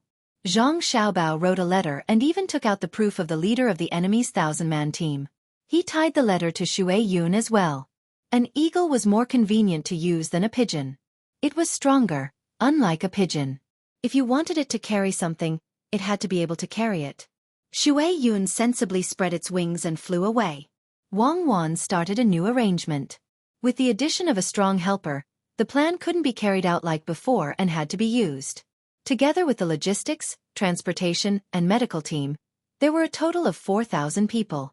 They brought the bad horses and loaded the food and headed east. When they reached the foot of the snowy mountain, they headed south and returned to Pengzhou. The remaining 10,000 people who could continue to fight were divided into 3,000 crossbowmen. Each of them had a horse, forming a light cavalry unit and 3 reinforced battalions. Other than these 3,000 people, the remaining 7,000 people were divided into 3,000 people who stayed in the village to continue the civil engineering construction.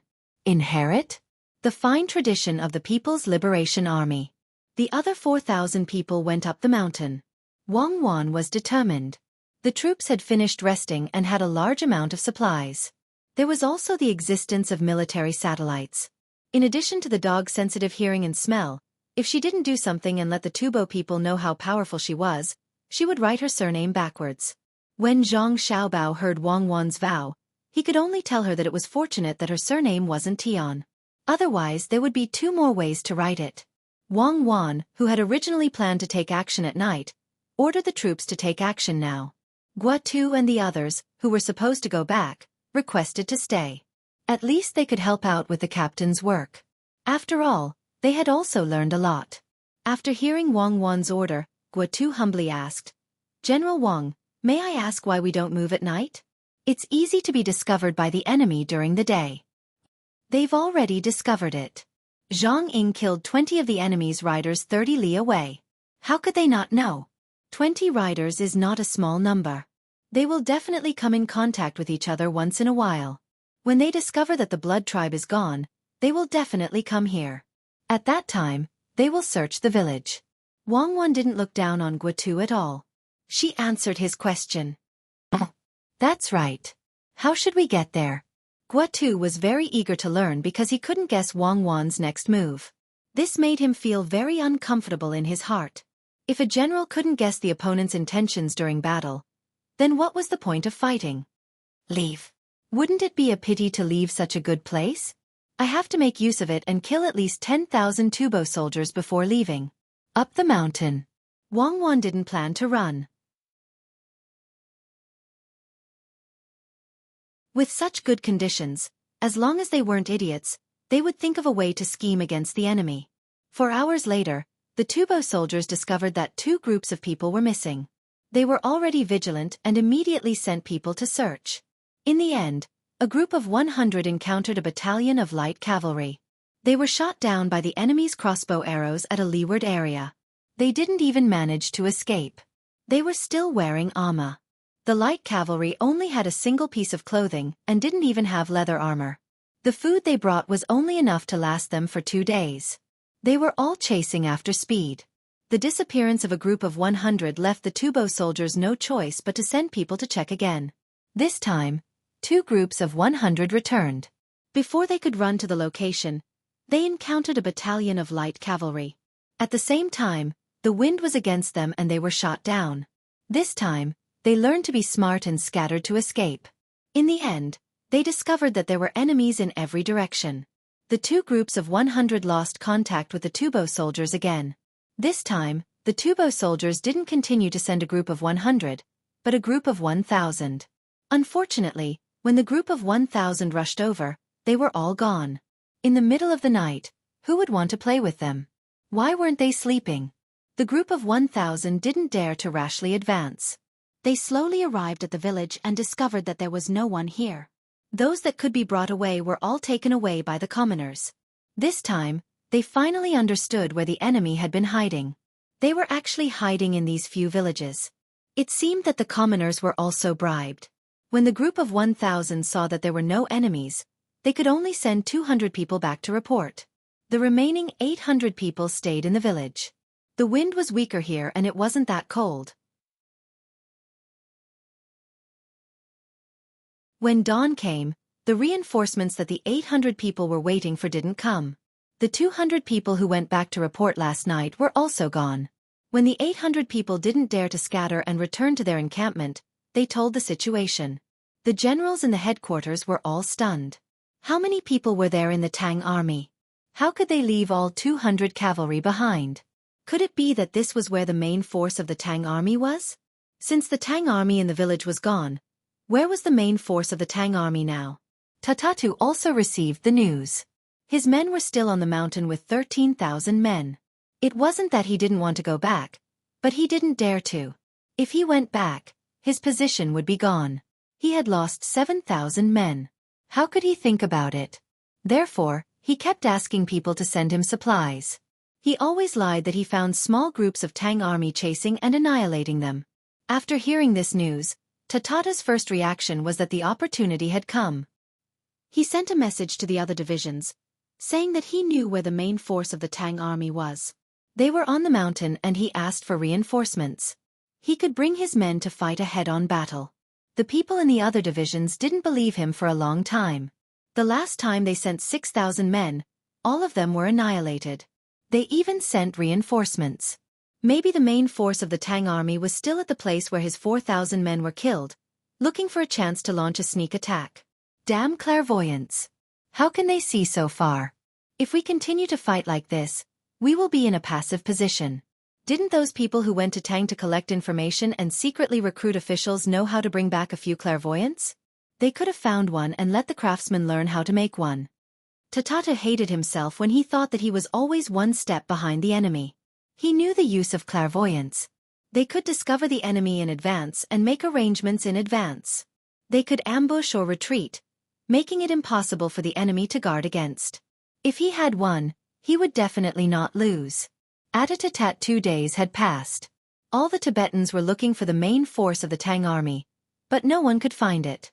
3 hours later, when the remaining men found the 3,000 men and turned back, there was no one at the place where they were ambushed. Judging from the marks, they should have gone down the mountain. I told you that the main force of the Tang army is here. Look at the density of the arrows. There are at least 3,000 men. If there are 3,000 crossbowmen, how many saber and spear soldiers are there? If they are not the main force, then what are they? The messenger sent by Tatatu repeated his words. The people in the divisions had no choice but to believe him. That's right. 3,000 crossbowmen. According to the ratio, they were definitely the main force of the Tang army. The main force of the Tang army should be ambushing Tatatu in front of the road and the flat ground at the foot of the mountain. They had to go up and down. But this time, they didn't send reinforcements to Tatatu directly. Instead, they wanted to take the credit themselves. The 3 divisions had 6,000 men each. This way, they didn't have to worry about being ambushed and annihilated. When the 3 divisions arrived at the place where they were ambushed, Tatata received news that the 1,000 men he sent to find the main force of the Tang army had been ambushed. Only about 100 of them had escaped. At this time, even if they were defeated one by one, he would accept it. As long as the 18,000 men behind him could avenge him, he would accept it. Wang Wan was very relaxed at this time. It was different with an eagle. It could fly in the sky and scan the ground. It could cover an area of dozens of kilometers. Even if it flew more, it could see the situation within 100 kilometers. Xueqi had made a great contribution. Every day, someone would hunt fresh game for it to eat. Now I finally know why it is so difficult to fight against the grassland tribes with eagles. Only the eagle can restrain them. Unless more people are sent, unless the enemy's main force is ignored and the enemy civilians are wiped out directly. Otherwise, the same number of troops can be used to determine the result. Wang Wan liked Xueqi very much. It was so comfortable to bring it around the enemy's territory. Zhang Xiaobao was also very happy. He planned to ask Zhang Ying to train more people like Xue Yun and catch more eagles. It was just money. He would give as much as he wanted. At this time, when he heard Wang Wan's words, he asked, "Does that mean that as long as you have this eagle, you will have no opponents?" "No, that depends on who is in command. If it was my instructor back then, with the same number of people, I would definitely win against him if I had the eagle and he didn't. However, if he had the current number of people in Tubo, it would be like child's play for him to beat me. The eagle isn't omnipotent. There's a tactic called feint, another method called disguise, and another method called marching. Not to mention him, even those old generals in the early Tang dynasty have ways to force me away. If I continue to fight, then I will definitely lose.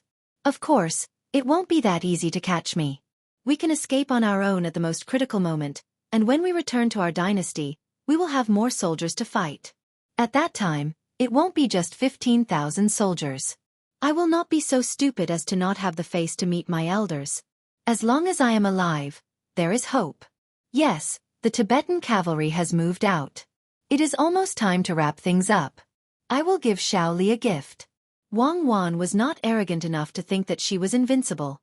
She also did not deliberately belittle herself. If she had something good, she would use it.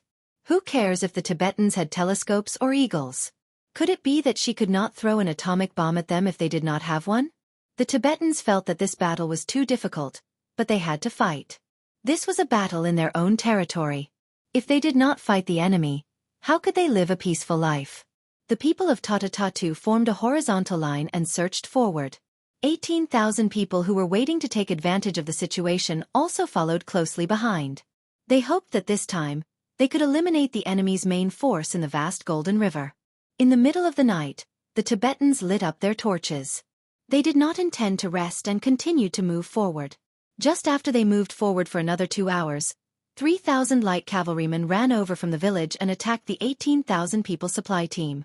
Fire arrows filled the sky and lit up the dark night sky. The 3,000 light cavalrymen did not continue to fight. After they finished burning the things, they took out the horses from the opponent's stables and turned to run again.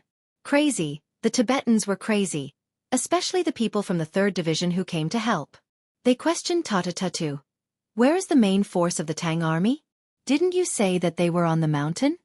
They left Tatatatu alone, and the people from the 3rd Division went down the mountain together to help. There were more than 5,000 horses. What if they were all lost? The provisions were also burned. Tatatatu also saw the flames in the distance, but he could not figure out why the main force of the Tang army had run away. It was too fast, unless it was the cavalry. However, he still felt that the main force of the Tang army was right in front of him. To prove that he was right, he divided the team into 4,000 and 6,000 men. The 6,000 men continued to move forward while he led the 4,000 men to chase after the 3 troops. He wanted to see if the main force of the Tang army was there. 2 hours later, large dark clouds appeared in the sky. It seemed that there would be a rain before dawn. A bolt of lightning flashed across the sky and struck a tree not far away. Tatatu and the others were shocked. Then, the sky turned dark and the sound of something breaking through the air could be heard. Tatatu was still puzzled. How could a thunderstorm make such a commotion? Before he could figure it out, the people in the team started to fall one after another. Screams of agony could be heard one after another. Tatata looked at the scene with the help of the torch. He was stunned for a moment before he shouted, "There's an ambush!" He wanted to show his heroic spirit and continue to charge forward instead of retreating. However, when he saw the spear that pierced through his subordinates in gloomy dark, he wisely chose to escape. As he ran, Wang Wan and Zhang Xiaobao chased after him with their men. The 4,000 men had stayed on the mountain for a few days, and they were finally able to put their skills to good use. The spears made from the branches they cut down were also very useful. Illuminated by enemy torches, they knew where to throw them. Tatata did not rest in the first place. He only wanted to lure the main force of the Tang army. Now that he had lured them, he did not have the strength to fight back. After running for a while, Tatata came to his senses and shouted again, "Throw away the torches! Throw them away! Quick!" Once the torches were thrown away, Zhang Xiaobao and Wang Wan's men would not be able to aim accurately. They did not dare to light the torches as it would be easy for them to be forced into a corner and counterattack. The people of the protection team go ahead. Act according to the plan. Wang Wan wanted to teach Tatatu a lesson. This was a good opportunity. When she saw that it was dark everywhere and only thunder could light up the place, she immediately ordered the protection team to move out. The people of the protection team rushed into the enemy's team. As they ran, they shouted the Tubo language that they had learned. "Oh no, the enemy is coming. Run!" The people behind them listened to the sound and threw their spears. Wherever there was such a sound, they would not fly so as to not hurt their own people. After running for a while, Tatata's men and himself could not run anymore. They could not help but slow down gradually. Some people stopped running and turned around to fight with the Tang army. Taking advantage of the darkness, they really killed some people. "Oh no, General Tatatu is dead. We are surrounded. Hurry up and surrender. Oh no, Tatatu is dead. Surrender."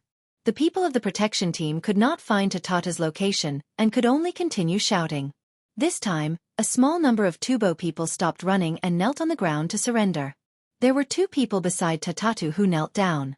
Tatatu was so angry that he killed them one by one. He shouted, "Who said that I am dead? I am still." Before he finished shouting, he covered his mouth. He realized that something was wrong. Wasn't he giving the enemy a specific location? Sure enough, he wasn't wrong. Just as he shouted those words, countless spears flew towards his position. Fortunately, he reacted quickly and rushed down the mountain ahead of time. Behind him, there was a series of screams. Tatata hid behind a tree and shivered. "Damn it, this is too cruel. I will become a porcupine if I am a little later." He did not say anything. The people of the protection team continued to shout that he was dead. This time, he did not say anything. Otherwise, another wave of spears would fly toward him. There were blurry silhouettes everywhere, and he did not know if they were his allies or his enemies. Tatata thought for a while and took off his clothes. He found a corpse beside him and put them on himself. Taking advantage of the darkness, he slowly crawled to a place. Even so, there were still people who threw spears at him and landed on his calf. He was in so much pain that he grimaced, but he did not make a sound. As he crawled, he realized that there were more people. They seemed to be running behind him. Listening to the shouting, he realized that it was the Tang army. This time, he did not dare to move. He lay on the ground and waited. As long as the Tang army rushed over, he might be able to escape. However, his plan was ruined by a flash of lightning and a child's voice. When the lightning flashed, a voice said, This person was hit in the calf. How did he die? Look." As soon as the voice fell, someone immediately came over from beside the 2 children.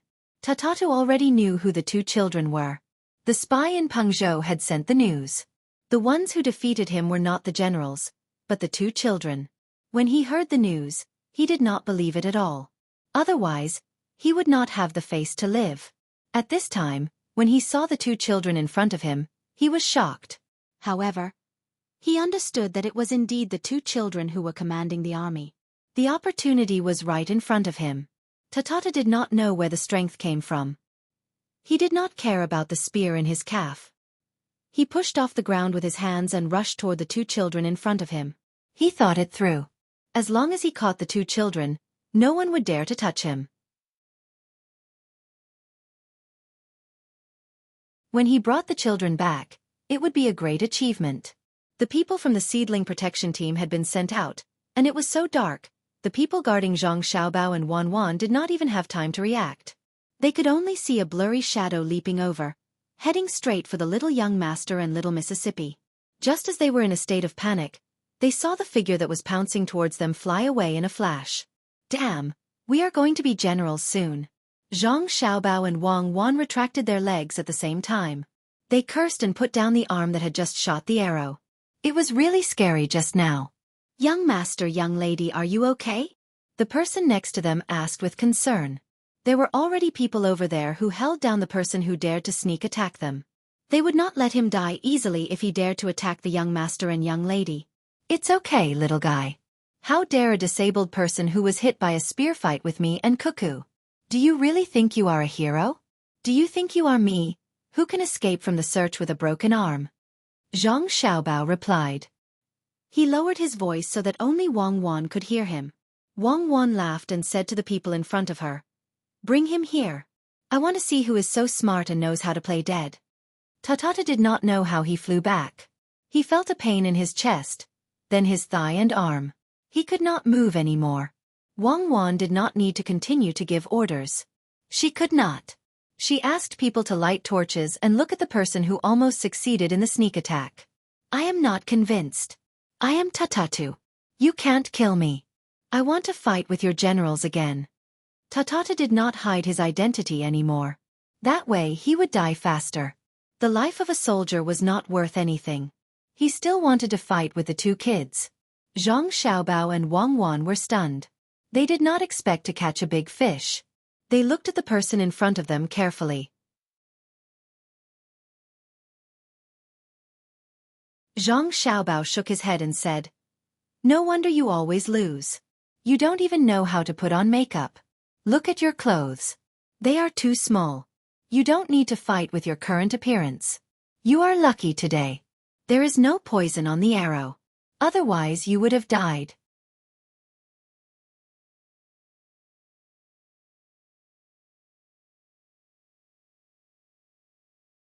Chapter 628. A heavy rain fell, as if it wanted to wash away all the blood in the world. It continued to rain until the evening of the same day, and it showed no signs of stopping. The Tubo people still couldn't find the main force of the Tang army. Not to mention the main force, they couldn't even find the Tang army. All the provisions of the three troops were burned, and more than 5,000 horses were lost. When they were about to find Tatatu and ask him why the main force of the Tang army wasn't on the mountain, they sent someone back to report what happened that night. More than 3,000 of the 4,000 troops of Tatatu were killed, and Tatatu was nowhere to be found. After this battle, more than 7,000 of the 20,000 troops of Tatatu were left. The people of the three troops were speechless. They thought that if they were still behind Tatatu at that time, Tatatu wouldn't have been killed by the enemy. If they were not the main force of the Tang army, who could they be if they were able to kill more than 1,000 of the 4,000 troops? More than 20,000 people had died in the hands of the Tang army. To be more precise, it was 23,000 people. Many people had died in the camp that was attacked yesterday. 15,000 Tang soldiers came in, but after being ambushed, there were only 12,000 left. Including the logistics troops who did not have much fighting power, from the beginning until now, these people had killed more than 20,000 people on his side. The main force of the Tang army didn't seem to be affected at all. They were still able to fight and win. The news just came yesterday. It was said that the commander here had been confirmed. The girl of the two children was now 9 years old. Her name was Wang Wan, and those who were familiar with her called her Cuckoo. She was the daughter-in-law of the Izhou provincial governor. She was a very sensible girl. She was cute, pretty, and educated. It was said that she was the best at making wontons. Such a little girl of about 9 years old, took over the defeated Tang army and then fought against the army on his side. The distance she covered could be said to be thousands of miles. She schemed and set up ambushes everywhere. She was invincible and invincible. According to the art of war, she was as swift as the wind, as slow as the forest, as fierce as the fire, as immovable as the mountain, as unpredictable as the shadow, and as swift as the thunder. When did the Tang army have such a person? When did the great Tang become accustomed to letting a child lead its army? These did not seem to be important anymore. What was important was that the main force of the Tang army was still there, and they were still as ruthless as before.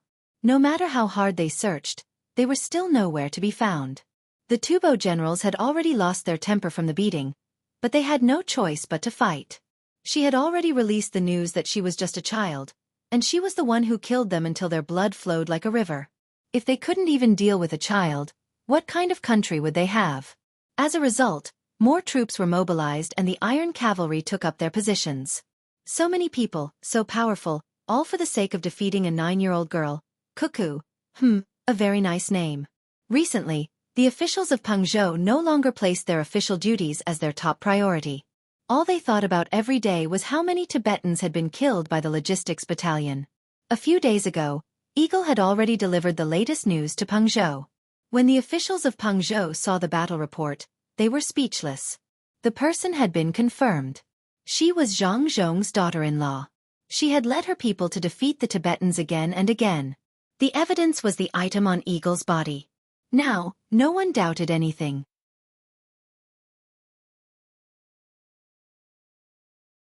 They only hoped that this genius general could continue to kill for the great Tang. The news quickly spread to the surrounding areas.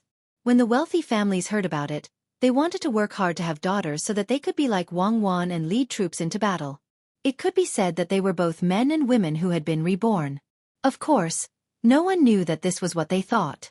They also didn't know that this sentence only appeared when the great Tang was in danger. The people of Yizhou also received the news. Zhang Zhong was so excited that he didn't know what to do. He didn't expect that not only were his son and daughter-in-law fine, but they were also hiding under the eyes of the enemy. The army that they led didn't lose too many people and still had the strength to fight. Jiang Wang clan and the people of the Wang family were also glowing, especially Wang Wan's father. In the past, he always felt a little inferior. Although his daughter was powerful, the one in charge was his son-in-law. He followed the Zhang family everywhere and wanted to do something to prove himself. However, he never had the chance. Now the chance had come. Did you see it? Did you see it? The daughter of the Wang family is not just a decoration. The child of the Wang family is also powerful and can fight. Who can? Who in the world can have a 9-year-old daughter like this? In his joy, he dragged the people from the various strongholds to drink as much as he could. At the table, he kept talking about how he felt when his daughter was born, and how he felt now that his daughter was born. He was right. Even if the chief of the stronghold didn't want to listen to his boasting, he had to bear with it. He knew that he wasn't boasting. His daughter had done it. Old Man Pai and the other two gathered again. They looked at the news and didn't speak for a long time. After a while, Old Man Chong said, "Look, it's not wrong. It's the two children who are commanding, and it's Cuckoo."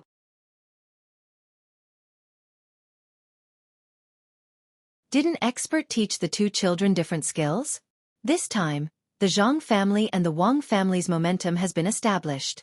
In the future, ordinary people won't dare to provoke them. If they can compete in civil and martial arts, who can be a match for them? Old Man Pai didn't expect Cuckoo, who always smiled when she talked, to have such ability. In the past, when he was with Xiao Bao and Cuckoo, he mostly looked at Xiao Bao. Cuckoo always stood behind Xiao Bao. One was to support him silently, while the other was to protect Cuckoo at all times. But when it came to fighting, Cuckoo automatically stood in front, while Xiao Bao ran behind Cuckoo to support her. All the logistics were done by Xiao Bao. How were they still two children? Many adults couldn't do this. When one appeared, the other immediately hid. One was in the light, one was in the dark. What would happen when this pair of children grew up? Yes, they didn't need to grow up. They could do it now. If they were given a chance, they would definitely grab it. It seemed that he didn't make the wrong choice and helped the right people. In the future, the Tang Empire would be handed over to them. Thinking of this, Old Man Pai sighed and said, "I hope Cuckoo comes back soon. If she's surrounded there and something happens, it'll be a loss for our dynasty. If there's no other way, we'll force Peng Zhou to send troops. Aren't there many people who want to join the army now?" Old Man Yao tried his best to control himself and not let himself get too excited. His body had always been weak and needed to rest. He was afraid that he would get too excited when something happened. He, who had been the prime minister many times, had trained himself to not be shocked by honor or disgrace. But when faced with such a situation, he couldn't treat it with the same attitude as before. Xiao Bao was only a little over 9 years old, but he was able to arrange the logistics so well that the soldiers in front didn't have to worry about the rear. Cuckoo was also a little over 9 years old. She was born in the same year, same month, and same day as Xiao Bao. She was able to lead the soldiers to contend with the strong enemies of Tubo and not be defeated. Even if she was 10 years older, no, 3 years older, at least there would be a 12-year-old prime minister, right? But the two children just had to be exposed at such a young age. They couldn't even hide it. Perhaps it was because they had been hiding it again and again. Yao Chong was really frightened. He had never heard of such a thing. He thought that Tubo must be feeling even worse. So many generals were being toyed with by a 9-year-old girl. Wouldn't they go crazy? All right, now Tubo's days weren't going to be good. They had mobilized so many soldiers, and even the steel cavalry had to come out. The steel cavalry was the troop that protected Tubo's capital. How much did they have to force Tubo's people to do this? All of the mobilizing of the army was money, and they had profited. With the current dynasty's small military force and the money from the Zhang family and Wang family to organize the logistics, they had dragged Tubo into mobilizing so much financial, material, and manpower. After taking a few deep breaths, Old Man Yao gradually calmed down and said, "I think that should be the case. Let Peng Zhou mobilize the army. Right now, the people there all want to join the army and serve our dynasty. This is all because of Cuckoo. If a little girl can do it, how could those grown men not be able to do it? Even if they don't mobilize the army, they have to act like they are going to attack and cooperate with Cuckoo. Otherwise, Cuckoo won't have it easy. If Cuckoo and Xiao Bao are gone, what kind of situation will that be? If that's really the case, I'm willing to exchange my old life for it. I've lived for so long, and I've lived long enough. Nothing must happen to Cuckoo and Xiao Bao."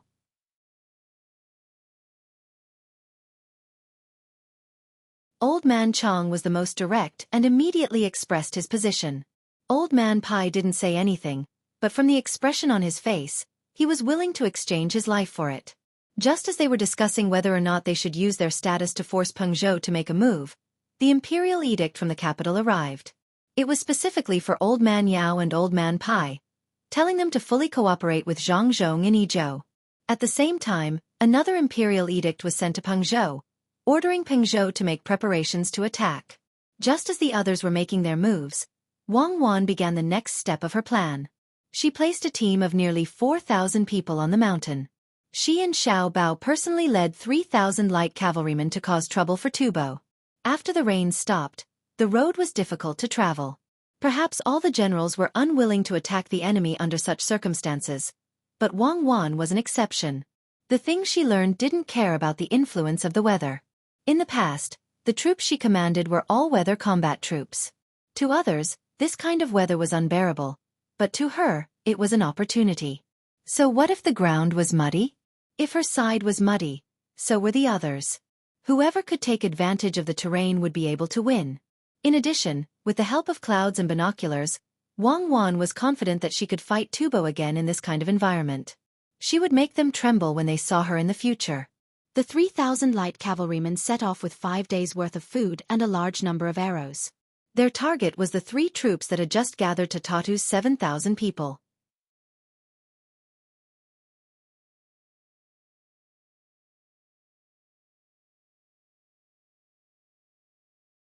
Chapter 629. Bows and crossbows are hidden, saddles and horses are hung. Hooves are torrential, angrily trampling Jin Chuan. Life is on the blade, soul is on the bottom, arrows are like a storm, wind is like a storm. Ask the enemy if they are afraid. Their bodies are in the yellow sand, blood is spilled. Looking at the Jiang Qiangua pagoda from afar, he sneered and flicked his hair. Perhaps it was because of the rain, but Kumyuk had been in a bad mood for the past 2 days. Looking at the sky that was not completely clear after the rain, she always felt a chilly wind blowing, even if it was in the tent. In fact, he knew what he was worried about. He was afraid that he would follow in the footsteps of Tatatu. 20,000 people against 7,000 people, it did not seem to be a lot, but the other side only had a little more than 10,000 people. At that time, the Tang army was still in low morale and did not have much rest. At this time, the Tang army's morale was so high that his own army could not compare with it. Moreover, they hid and rested for such a long time. It was true that the general was the courage of the soldiers. It was true that the same soldiers became different after changing the general. His own army also had 20,000 people, and the logistics department of 6,000 people sent out did not lose too many people. But why did he not dare to completely follow the order to launch a battle line to kill? Was he afraid? Was he afraid of a 9-year-old little girl? Kimu Kahu was not surprised that the other side killed so many people on his side with such a small number of people. The most powerful generals in history were even more powerful than this. He could not understand how a 9-year-old girl could be like those famous generals. If she was on his side, he would feel that the little girl fought a battle pleasing to the eye, but she was not on his side. Reporting, General, the scouts of the 1st and 2nd teams of the Wind Cavalry encountered the enemy and retreated. Only 21 people out of 300 escaped.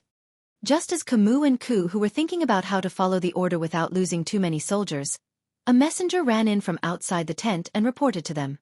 Kimu Kahu did not seem to have any reaction after hearing it. He looked at the scenery outside the tent motionlessly. The messenger did not dare to disturb him and stood aside to wait. After a while, Kimu Kahu said, "No wonder I always felt a gust of cold wind. It turned out that I was targeted. It seems that the Tang army is ready to attack my army. Well, tell me, what kind of enemy did the first and second teams of the Wind Cavalry encounter?" Reporting, the brothers who came back said that they encountered about 3,000 Tang soldiers. They were lightly armored and their arrows were like flying locusts.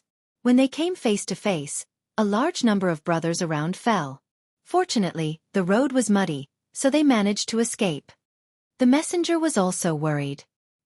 He was afraid of encountering the main force of the Tang army and that little girl. Kumu and Ku who began to ponder and muttered, 3,000 light cavalry. This means that they are the ones who ambushed the logistics. The main force of the Tang army is still on the mountain.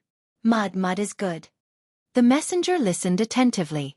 He didn't know what to do with the mud, so he could only wait for the general's order. Pass down my order. The 6,000 men of the 8 battalions that were sent to reinforce Tadagaritu are to return immediately. The 6 battalions will split into 6 groups and spread out the distance between each other. We will search as we return. Gather all of our cavalrymen.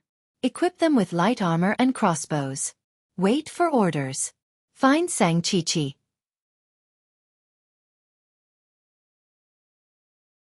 Kumu Ku, who originally did not want to let the headquarters go up, but now that the enemy had their eyes on them, they had no choice but to go up, even if they knew who would be at a disadvantage. After the messenger left, Kumu Ku who laughed sinisterly and muttered to himself, "Little girl, this time I'll let you know that not everyone can let you come and go as you please." Wang Wan, who had defeated nearly 300 Tufan soldiers, led her troops and left. She ran into a forest and started to get busy. Xue Yun flew down and told Zhang Yingshan the news on the mountain. She then flew away and continued to monitor the situation on the mountain. She also sent an order. Zhang Xiaobao took out the small pot on his back and lit the fire. He was busy making food for Wang Wan. He was only making food for her. Fighting a war was also very mentally taxing. She had to replenish her nutrients. He poured oil and slowly boiled the sugar. After a while, the sugar changed color and the fragrance floated out. The surrounding soldiers who were looking at them inhaled the fragrance. However, no one came forward. No one wanted to share the food. This was a meal for the general so that he could lead them to victory. Zhang Xiaobao took out pepper and a few other seasonings and stir-fried them in the pot. He looked at the cut meat at the side and sighed, "AI. It's not easy to get some pork here. I'll just make do with the wild pork. I've already marinated it with white pepper, starch and wine. The fragrant red braised meat needs to be cooked slowly. It will only taste good after 2 hours." Wang Wan leaned against a tree and rested while thinking about what the enemy would do. Occasionally, she would look at Xiao Bao who was making the red braised meat for her. She revealed a happy smile. During this period of time, Xiao Bao had taken the time to make good food for her. He would do whatever he was told to do. He never felt that he shouldn't listen to a woman just because he was a man. The surrounding soldiers were also envious of General Wang. Although men didn't cook much, the little young master's food was really delicious.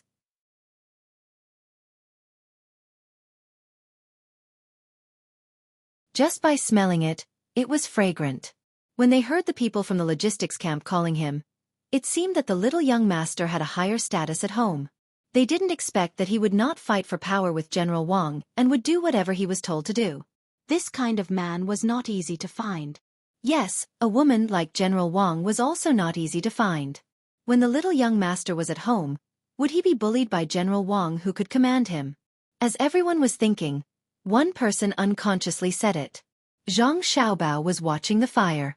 When he heard this person, he turned his head and asked, "You haven't married yet?" This person was shocked and thought that he was doomed. Why didn't he guard his mouth and let the little young master hear it? He quickly shook his head and replied, "No, my family is poor. I can't talk about a wife." Don't be afraid of being poor. We are poor but we are not poor. You fought with your life in Tubo. When you go back, you won't be poor anymore. For those who fought with my little madam, if they died, their families would double the compensation. If they were alive, they would also receive a large amount of money. When the time comes, I will help you find a wife. You have to work hard, Zhang Xiaobao said gently to this person. Okay. When this person thought that he would have a wife in the future, he immediately felt embarrassed. He lowered his head and blushed. But in his heart, he felt that something was wrong. He had clearly offended the little young master. Why would the little young master be kind enough to find a wife for him? Zhang Xiaobao did not expose him. He looked at this person carefully and remembered this person.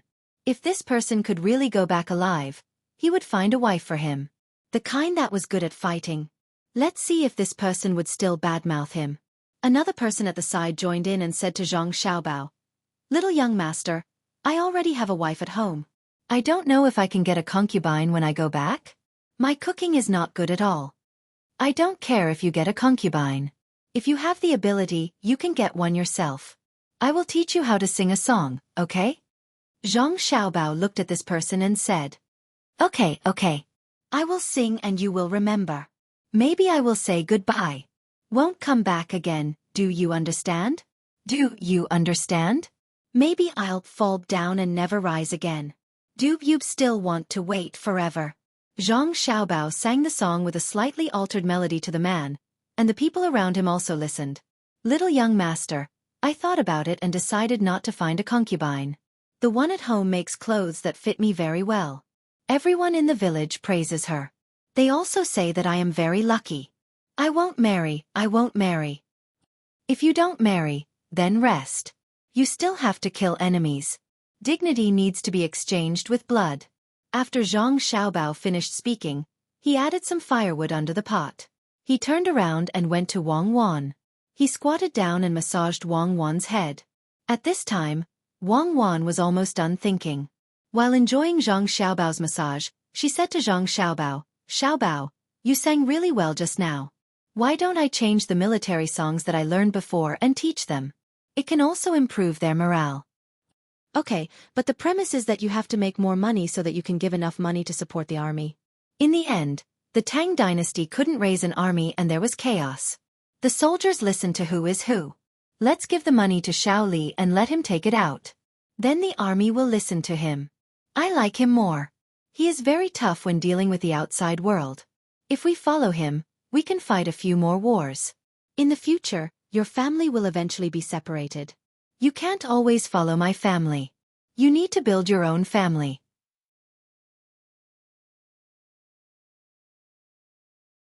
Your younger brother will be supporting your family in the future. You need to have a good reputation so that you can protect him before he can start his own family. Zhang Xiaobao thought that most of the content of the lyrics was different from what it was now. For example, the love of the motherland. The people now listened to who raised them, especially the soldiers of the various regional commanders. This is not good. They need to centralize power. Money. Everything needs to be done with money. They also need to use Li Longji's name. Otherwise they can start an uprising. Wang Wan also agreed with Zhang Xiaobao's suggestion. In the future, they will fight whoever is not satisfied. Weak countries don't have diplomacy. They need to occupy more land and get more resources first. You can decide how to earn money. This time, I am prepared to cripple Tubo. I will make sure that they will not be able to recover within 10 years. Kamukahu's 6,000 men have retreated. They are retreating in different battalions. What is he trying to do? Zhang Xiaobao asked the information he just received when he heard about the war. What else can he do? Xueyun is not back yet. When it comes back, let it go to Kamukahu's side to take a look. He must be gathering the cavalry. He wants to use 6,000 men as bait to waste our horses and arrows. It is too obvious. He is smarter than Tatamoto. He knows how to use bait. He probably knows that we can only use light cavalry to fight against light cavalry. Wang Wan was very familiar with this kind of thing. There were many examples. For example, during the tank battle at Station 2, they could stop their own tanks from moving and let the enemy constantly look for suitable places to attack to deplete the enemy's fuel. Would a tank without fuel still be a tank? Zhang Xiaobao was relieved when he heard that Wang Wan had a plan. Compared to Wang Wan, Kamukahu was still inexperienced.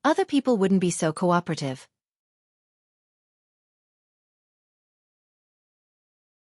They might even be waiting for him to return empty-handed. This time, the person beside him didn't say anything. He could only hope that the general's plan would succeed. However, he didn't know why, but he felt that something was wrong. If that little girl Xueqi was really powerful, wouldn't she be able to see that the 6,000 people were a trap? The Tang army's light cavalry didn't care about what others thought. They listened to General Wang's orders and carried it out very seriously. Even if it consumed a lot of horsepower and arrows, they still persisted in attacking and harassing. Even if they could only kill 10 people at a time, they would shoot the moment they entered the shooting range. They definitely wouldn't give the enemy a chance to counterattack. By the time Ku, whose 4,000 light cavalry arrived, half of the 7 battalions had already been killed. Just like that, 2,600 people were killed. When the 4,000 light cavalry arrived, a loud and clear eagle cry sounded in the sky. The Tang army's light cavalry immediately began to retreat and meet up with Wang Wan and Zhang Xiaobao's group. They started to run towards the north.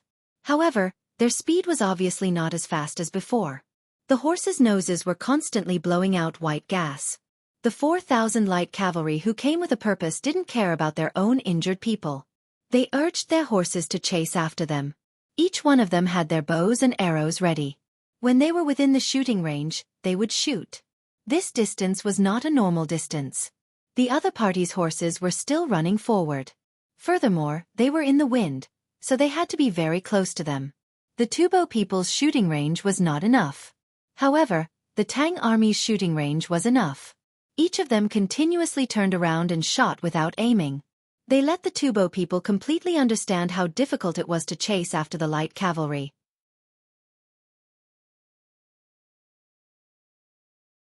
When the Tubo cavalry had more than 400 people, they finally caught up to the shooting range. Just as they were about to shoot, many ropes suddenly popped out from the ground in the middle of the group. The Tang cavalry in front of them also took out something from their pockets and threw it on the ground.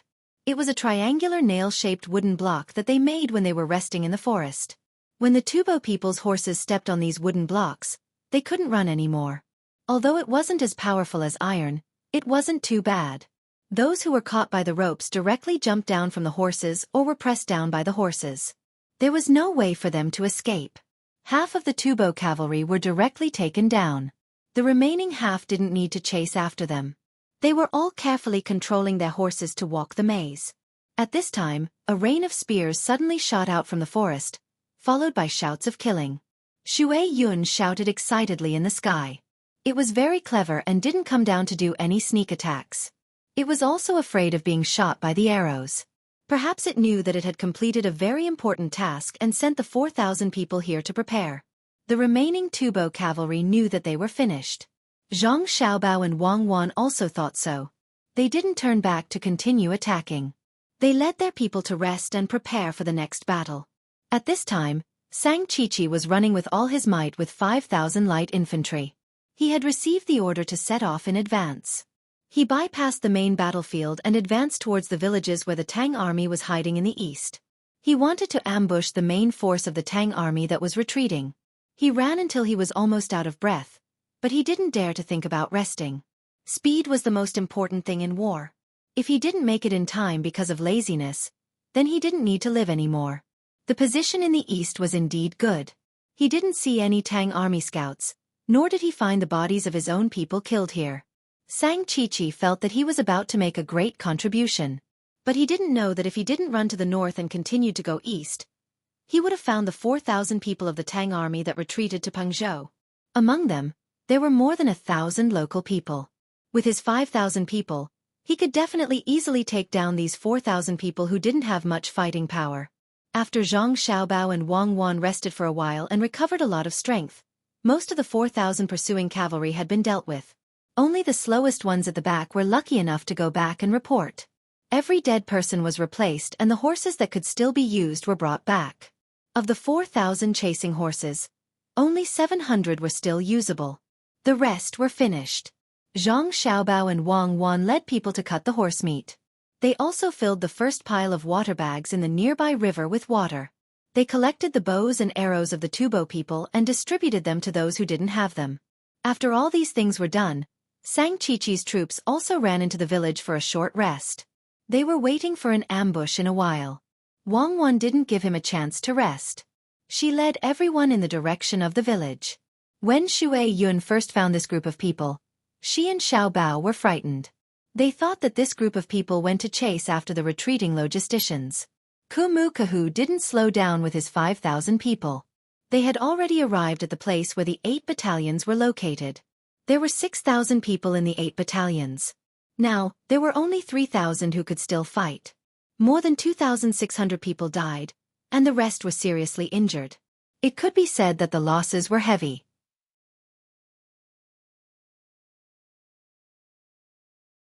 Kahu would be lying if he said that he didn't feel bad. But when he thought that the cavalry in front of him had wiped out the enemy's cavalry, he and Xueqi would work together to severely injure the rest of the Tang army. That would make up for the losses here. He believed that he could ask where the main force of the Tang army was when he caught the people of the light cavalry. After gathering the remnants of the 8 battalions, Kahu led the team and continued to move forward. He also asked everyone to run. This way, they could move faster and avoid the Tang army from escaping in advance. But what he waited for was not the news of the victory of the cavalry, but more than 100 cavalry who escaped. After a series of inquiries, Kahu gritted his teeth so hard that they were about to break. The main force of the Tang army actually appeared. They even cooperated with the light cavalry to destroy his cavalry. They even used tripping ropes. Was it a precaution in advance, or a plan to deal with his cavalry this time? At this time, Kahu was like Tatatu at that time. He had no idea. If it was the former, he could immediately lead people to kill. If it was the latter, should he chase? It turned out that not being able to guess the enemy's tactics on the battlefield was so uncomfortable.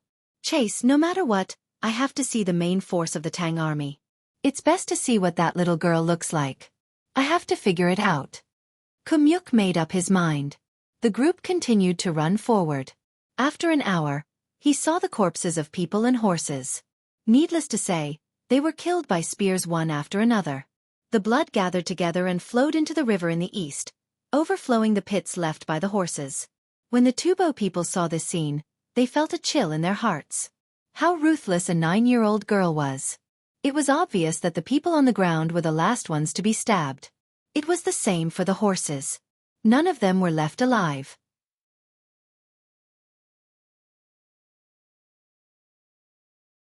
In a more spacious area, someone even used something to write the mark of a pit. The blood was drawn in and formed words.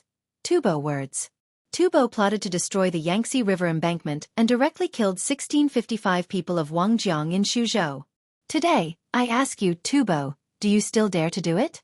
Seeing such words, all the Tubo soldiers were speechless. They finally understood why the Zhang family sent out such a killing god. It turned out that it was to avenge the people who were killed by the spies they sent to Wangjiang in Suzhou. Wasn't this too vengeful? Something that happened so far away actually came to Tubo to look for it? Revenge for the smallest grievance. Ruthless. Really ruthless. Now, they finally knew how powerful the Zhang family and Wang family were. They would remember this name. Kahu could no longer describe his feelings. Was it fear or anger? Provocation. A blatant provocation.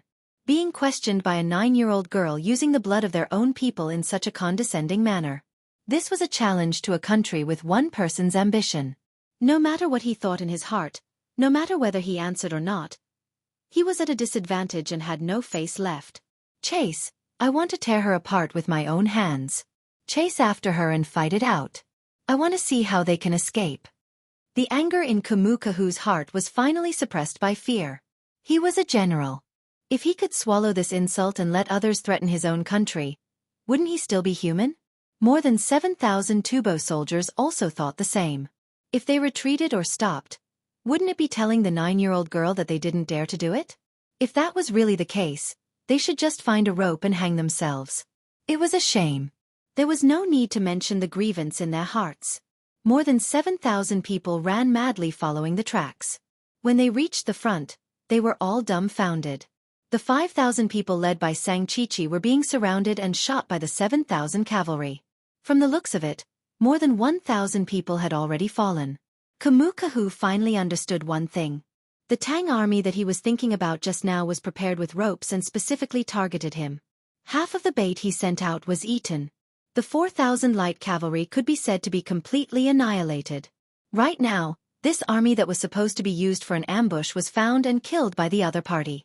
It was impossible for something like this to happen suddenly. It must have been planned by the other party. At this moment, the Tang army that was surrounding and killing suddenly stopped. A group of people came out from the group. In the front were two very cute children. When they were a certain distance away, the little girl immediately started to shout the Tubo language that she just learned. Kamu-kahu, right? Today, I killed your soldiers to take revenge for the people of Wangjiang. Let me ask you personally, do you still dare to do it? Tell me, do you dare? With a pew sound, 2 streaks of blood spurted out from Kamu-kahu's nose.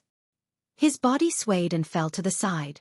Everything in front of him was pitch black. When the Tubo soldiers heard this, their eyes almost popped out of their sockets. This was too much of a bully. If they had a rich vocabulary like Zhang Xiaobao, they would definitely curse at the top of their lungs "fuck your mother," and then charge over to kill. However, they did not curse like that.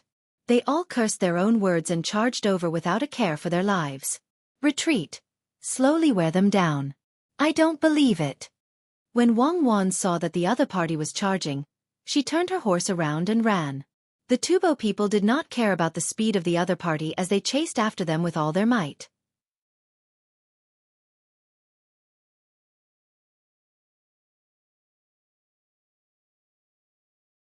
Just as the Tubo soldiers were thinking that they had nothing to do for the night, a dozen people ran down from the mountain and finally found Kamu-kahu. They reported to Kamu-kahu, who was still unable to sleep. The 2,400 people who had been recruited on the mountain were attacked by the main force of the Tang army at night and were completely annihilated. They were released and said that the main force was here. They wanted to pass a message to the general and ask if the Tubo soldiers still dared to come. Kamu-kahu fainted again. Perhaps it was because she had experienced it before. She woke up faster this time. The first thing she did when she woke up was to kill the people who came back from the mountain. Kamu-kahu, who was unable to sleep, was patrolling the temporary camp. At around 6 o'clock a.m., the sound of horse hooves could be heard. Countless fire arrows flew into the village. Night attack. The Tubo soldiers could only drag their tired bodies and prepare to face the enemy. In the end, the enemy shot dozens of people to death and burned down a bunch of houses before retreating. The Tubo soldiers continued to prepare to sleep. However, at around 5 o'clock a.m., the Tang army came again. Fire arrows flew and then retreated. Just like this, Wang Wan ordered her men to seize the time to rest. At the same time, she ordered people to take turns to harass the Tubo soldiers. Kamu-kahu clearly knew this tactic, but he could not think of any way to deal with it. If he did not do anything, the enemy would definitely see the opportunity and send a large force to suppress them. He could only go along with it. He hoped that the other 2 divisions would come to support him soon. He had already sent out a messenger and hoped that it would not be stopped. When the sky was about to brighten, the Tang army finally left and did not continue to harass them. At the same time, the other 2 divisions also used their fastest speed to send a message, telling them to hold on for one more day and that they would come to support them. Kamu-kahu, who had relaxed, ordered a portion of his men to be on guard outside. He did not want to let the rest after the Tang army launched a sneak attack. In the end, an hour later, 3,000 Tang soldiers suddenly appeared in the village. They raised their swords and killed the Tubo soldiers who had just fallen asleep. At the same time, the Tang soldiers outside rushed back to attack from both inside and outside. When the sky was bright, the attack ended. Kamu-kahu was relatively lucky. He rode a horse and led his 300 personal guards to break out of the encirclement and escape. The remaining people became the offerings for Zhang Xiaobao and Wang Wan to worship the people of Wangjiang. The 2 of them brought all the Tang soldiers to temporarily build a sacrificial altar. They kowtowed 3 times and prayed to the 1,000-bone pagoda at Wangjiang in Xuzhou. Following that, Wang Wan left behind some words and led everyone to the yellow sand in the north. When Kamu-kahu and the other 2 divisions of reinforcements rushed back, they saw that all of their men had died there. There was also a sacrificial altar, and there was also a line of words written with blood. To the souls of the people of Wangjiang, I ask you again, Tubo, do you dare to come again? The people who saw these words in the scene gave the 9-year-old Wang Wan a name, Demon Fiend. When the Demon Fiend was angry, red blood would flow for 1,000 miles. At the same time, they gathered the other 2 divisions of people to inform the other divisions behind them and chased after the yellow sand. They had to take revenge.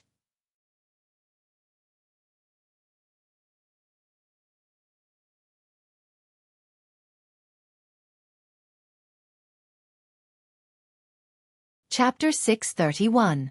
As Wang Wan and Zhang Xiaobao led the army north, the people of Pengzhou quickly learned of many things. Pengzhou's government army had urgently recruited 120,000 people. Anyone who was willing to join the army would be given a share. They pretended to be ready to attack Tubo at any time, but they restrained themselves. When the people in the various strongholds in Wing Prefecture heard that the child of this official, who was like a brother to them, was fighting with the Tubo people, they took out the little money they had just saved and insisted that Zhang Zhong buy food for the government soldiers so that they could go and rescue the child as soon as possible. In addition to money, the adult men in the various strongholds also requested that Zhang Zhong organize a logistics camp to go kill the enemy together. Now, the logistics camp's combat ability had been recognized by the local people as being more powerful than the vanguard. Zhang Zhong persuaded and refused, but he didn't dare to tell others the truth. Pengzhou's government army was just putting on a show. When Xiaobao and Xueqi returned, those who had to farm and those who had to have children would do so. It wasn't to the extent that ordinary people would go to war. Zhang Zhong's days were much better now. With the reputation that his son and daughter-in-law had made, the merchants who were originally hesitant to be invited happily came to Yizhou to cooperate with them. They were afraid. The new information that the spies sent back from Tubo made them worry that Zhang Zhong's daughter-in-law would come back and find out that they didn't cooperate with Zhang Zhong. She would lead the troops to wipe them out. They now believed that the Zhang family and the Wang family were the type to seek revenge for the smallest grievance. Based on the abilities of Demon Fiend, they were certain that he didn't need to bring any powerful troops. The usual guards of the Zhang family and Wang family were enough. Wouldn't dealing with people like them be child's play? The pigeons flying from Yizhou to the capital were clearly not enough. The capital had already sent 3 cages of pigeons in case of emergency. This time, Gao Lishir brought the news back during the morning court session. Li Longji even temporarily stopped the court session to wait for Gao Lishir to do something else. None of the officials in the court objected. Even LV Yenzhua, who had always been at odds with Zhang Zhong, remained silent. Everyone wanted to know if Xiaobao and Xueqi had returned, or if they were still hiding there, waiting for an opportunity, or if they had been caught. Gao Lishir ran back and forth. This time, he didn't have the time to take a look. He didn't know what was going on in front of him. As soon as he returned to the hall, he looked at Li Longji and waited for him to speak. Previously, Li Longji had slightly lost his composure in front of the 3 officials. This time, in order to avoid such a situation, he first took a few deep breaths to calm himself down before instructing Gao Lishir read. Gao Lishir slowly opened the letter in his hand.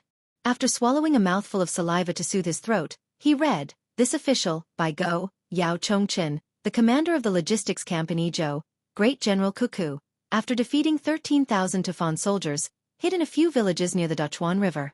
He formed a group of 3,000 light cavalry and attacked Kumu Kahu's troops. Kumu Kahu led the troops to encircle and annihilate them. With 8 battalions of infantry as bait, 4,000 light cavalry attempted to devour them. Another 5,000 infantry hurriedly marched around the village, vowing to destroy the main force of the Tang army on the Jinchuan front line. Kumu Kahu personally led 5,000 officers and 4,000 light cavalry to hold the rear.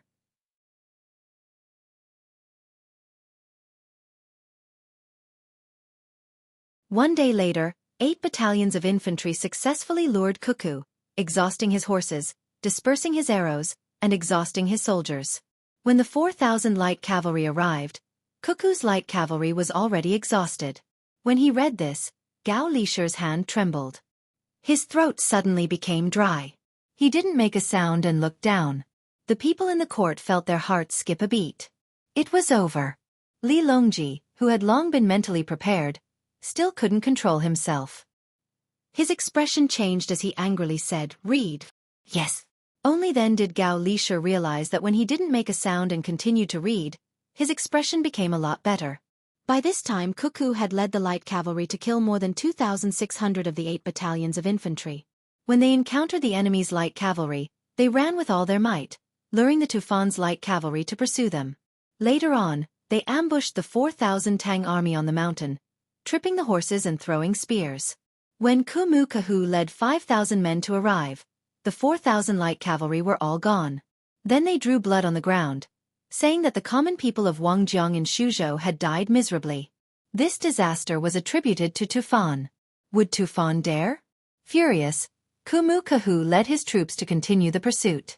At this time, Xueqi led 7,000 light cavalry to kill 5,000 Tufan troops who took a detour. In front of the two armies, they asked again if Tufan dared. Xueqi was so angry that he fainted. He seized the opportunity to attack and kill, forcing Xueqi's troops to enter the village and defend. In the middle of the night, they turned to the river and killed Xueqi's more than 2,000 men. Then they attacked in batches throughout the night. At dawn, the 3,000 Tang warriors who had been lying in ambush in the tunnel under the village joined forces with Xueqi's troops to attack from the inside and broke Xueqi.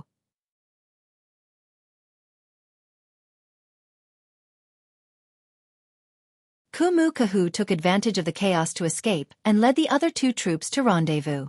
Blood flowed like a river in the village, bodies everywhere. There was also a sacrificial altar, offering sacrifices to the common people of Wangjiang, asking again if Tufan dared.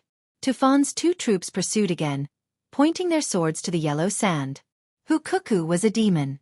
Someone wrote a poem, "Tender face is sweet and beautiful, laughing and talking slaughter the world. Corpses piled up like a river, asking June dared."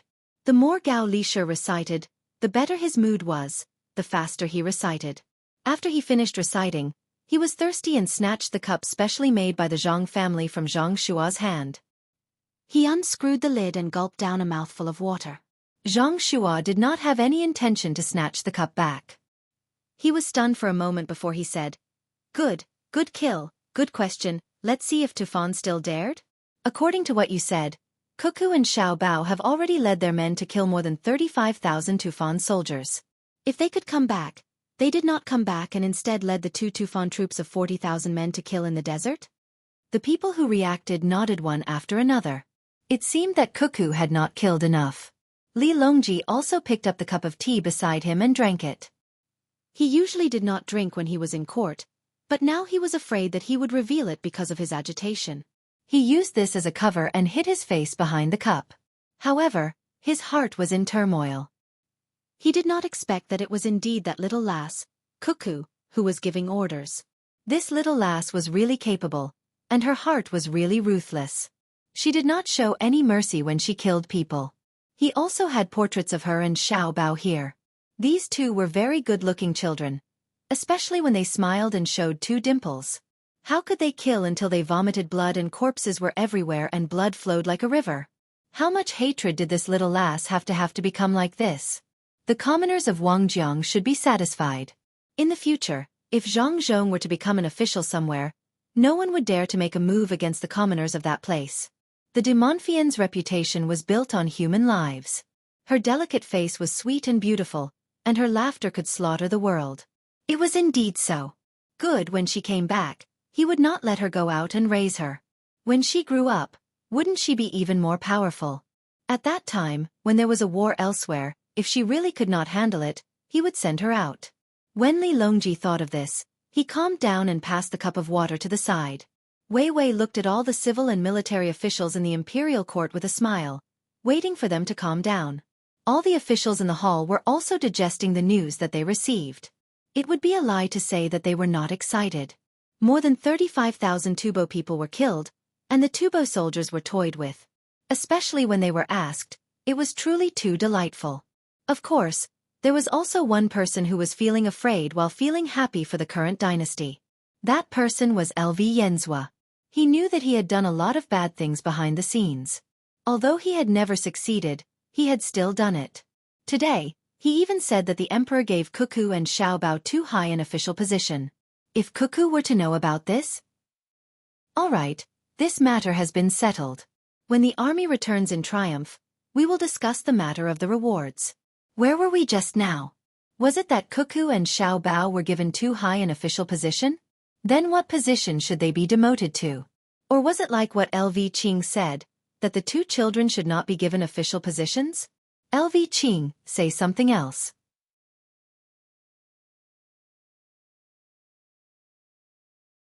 At this moment, Li Longji opened his mouth and looked at LV Yenzhua. This official is here. LV Yenzhua had no choice but to stand up. He hated himself for saying this today. Wouldn't it be fine if he said this a day later? Wang Wan had made such a huge contribution. Even if she was given an official position, no one would be able to say anything. Otherwise, she would be sent to fight against the Tubo army. LV Yenzhua, who stood up, looked around and coughed. Your Majesty, what I mean is that we should wait for them to grow up before giving them official positions. They are still young. Young. A general by the side widened his eyes and asked. They are not young either. That, Gan Luo was proficient in politics at a young age, and Xiang Lu was a congsure at the age of 7. They are not young, but this official is afraid. Afraid that I am the monarch of Lu country and the Qin king? That I can't protect Xiao Bao and Cuckoo? That the Tubo army is the one that killed Xiang Lu, and that Cuckoo can't return in the end? Li Longji's mouth fell again as he stared at LV Yenzhua. LV Yenzhua's heart tightened. He knew that he had said something wrong. If Cuckoo and Xiao Bao really didn't return, he would be the first to suffer. Wasn't he saying that the emperor was as useless as the monarch of Lu country, that he couldn't protect the capable people of the country? After Li Longji asked this question, he didn't wait for LV Yenzhua to explain and immediately ordered. Issue an edict. Order Jiannan to mobilize the elite troops to attack Jinchuan and Gada City. Let me occupy those 2 cities. Why can't I protect the 2 children who fought for the country? Even if I have to use people to fill in the gaps, I will bring back Cuckoo and Xiao Bao. There is no need to discuss the matter of the 2 of them being mere empty officials. Is there anything else? Li Longji was really angry. Was he that kind of muddle-headed and incompetent emperor? He was waiting for Xiao Bao and Cuckoo to help him more in the future.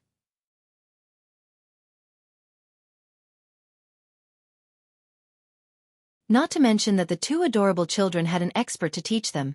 Even if they were as monstrous as Xiang Lu, he still had to protect them. That was only for the monstrous talents of other countries, not for Great Tang. The officials began to discuss other matters. All of them tried their best to avoid the Zhang family and Wang family so as to avoid being implicated. LV Yenzhua also kept quiet. If he continued to find trouble, he would be the first one to be torn apart. The first thing that was sent out was the imperial edict. Li Longji was originally prepared to fight with the Tubo army. Originally, he wanted Guitu to launch a sneak attack, and after the Tubo army attacked, Jiannan would mobilize the army to launch a successful counterattack. Since a large portion of the Tubo army was destroyed and a portion was lured away, it was the perfect time to launch an attack. At the same time, it would make things easier for Cuckoo. He believed that Cuckoo would definitely be able to lead the troops to defeat the Tubo army and return victorious. He heard that the 2 children were good cooks, and perhaps he would have the opportunity to taste it personally.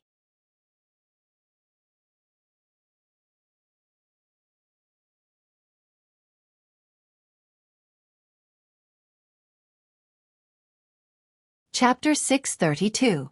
This time, the news was received from Wing Prefecture after the first 2 pigeons had flown for half a day. Perhaps the second pigeons had flown faster, and the first pigeons had arrived not long after. The matters in the imperial court had already been discussed, but the court had yet to be dismissed. It was a good opportunity to see if there was any new news. It shouldn't be bad news. Even if they couldn't win against Wan Wan, they could still escape. The 2 people that were sent after her could escape with the eagle. Sure enough, it wasn't bad news. In the letter, it was written that Yun Xueqi had made arrangements after arriving at Pengzhou. He wanted Pengzhou to take over the logistics and Tubo's 4,000 people, as well as provisions, and send the commoners to Wing Prefecture. At the same time, he wanted the imperial court to go to Sanshui County to find the person who raised the eagle with Zhang Ying. He wanted this group of people to go to Pengzhou, and when they arrived, they would cooperate with Pengzhou to make a feint attack against Tubo. This would slightly restrain the Tubo's armored cavalry. Then, he would transfer 10,000 elite troops from Jiannan Circuit to secretly go to the villages with tunnels under the cover of the feint attack. Don't forget to go to Wing Prefecture to get things when you go there. It was the charcoal and vegetable oil that had been collected some time ago. Bring them to the villages and wait for him to come back. Hide well and don't be discovered. When he returned to the army, they would cooperate with him.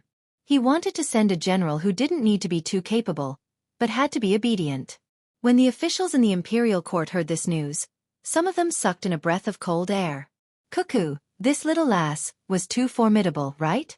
She had already started making arrangements for the following matters. She was really bold. She actually wanted to ambush Tubo at that place. Didn't she already use that village once? Wasn't she afraid of being discovered if she used it again? Didn't she start buying the vegetable oil and charcoal a long time ago before Zhang Zhong arrived? She even wanted to bring it to the villages. Could it be that she would need it at that time? What was it for? How was Cuckoo planning to use 10,000 people to ambush them? Li Longji didn't expect that Cuckoo's arrangements would be so far away. She had already prepared provisions in Wing Prefecture, and even asked him to go to Sanxue County to find the eagle. She also made arrangements to send Peng Zhou to make a feint attack. If this was the case, wouldn't his previous decree disrupt Cuckoo's arrangements? This arrangement was no longer a tactical one, but a strategic one. Should he take the lead, or should he listen to the little girl? Li Longji found himself in a difficult position. At this moment, LV Yenzhua felt that his opportunity had come. He looked enviously at the officials in the imperial court who had beautiful cups. Thinking that no one in his family had ever given him such a cup, he felt that he could build a good relationship with the Zhang family. Thus, he stepped forward and said to Li Longji, "Your Majesty, there's something that I don't know if I should say or not." "If you don't know, then don't say it." Li Longji was still angry with LV Yenzhua, so when he heard LV Yenzhua's question, he didn't give him any face at all. LV Yenzhua was stunned for a moment. That wasn't right. What followed should have been "it's fine." Why did it change? "Your Majesty, may I be so bold as to say something?" LV Yenzhua shamelessly ignored Li Longji's warning. Seeing that the higher-ups didn't object, he continued. "This subject thinks that Miss Cuckoo is a rarely seen general. She must have her reasons for making such arrangements. There is no harm in following her instructions." "Then did we issue the wrong decree?" Li Longji asked.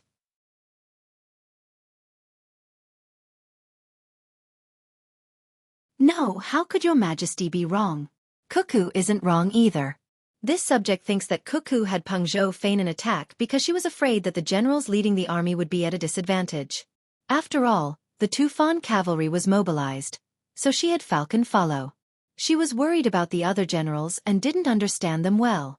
She was worried that our court would suffer too many casualties. Does your Majesty agree?" LV Yenzhua continued to explain to avoid being misunderstood. Li Longji thought for a moment, then nodded and said, "Yes." All the civil and military officials in the imperial court also admitted that they couldn't find a general as powerful as Cuckoo. There were generals who could win battles, but they couldn't find one who could kill so many enemies with so few casualties.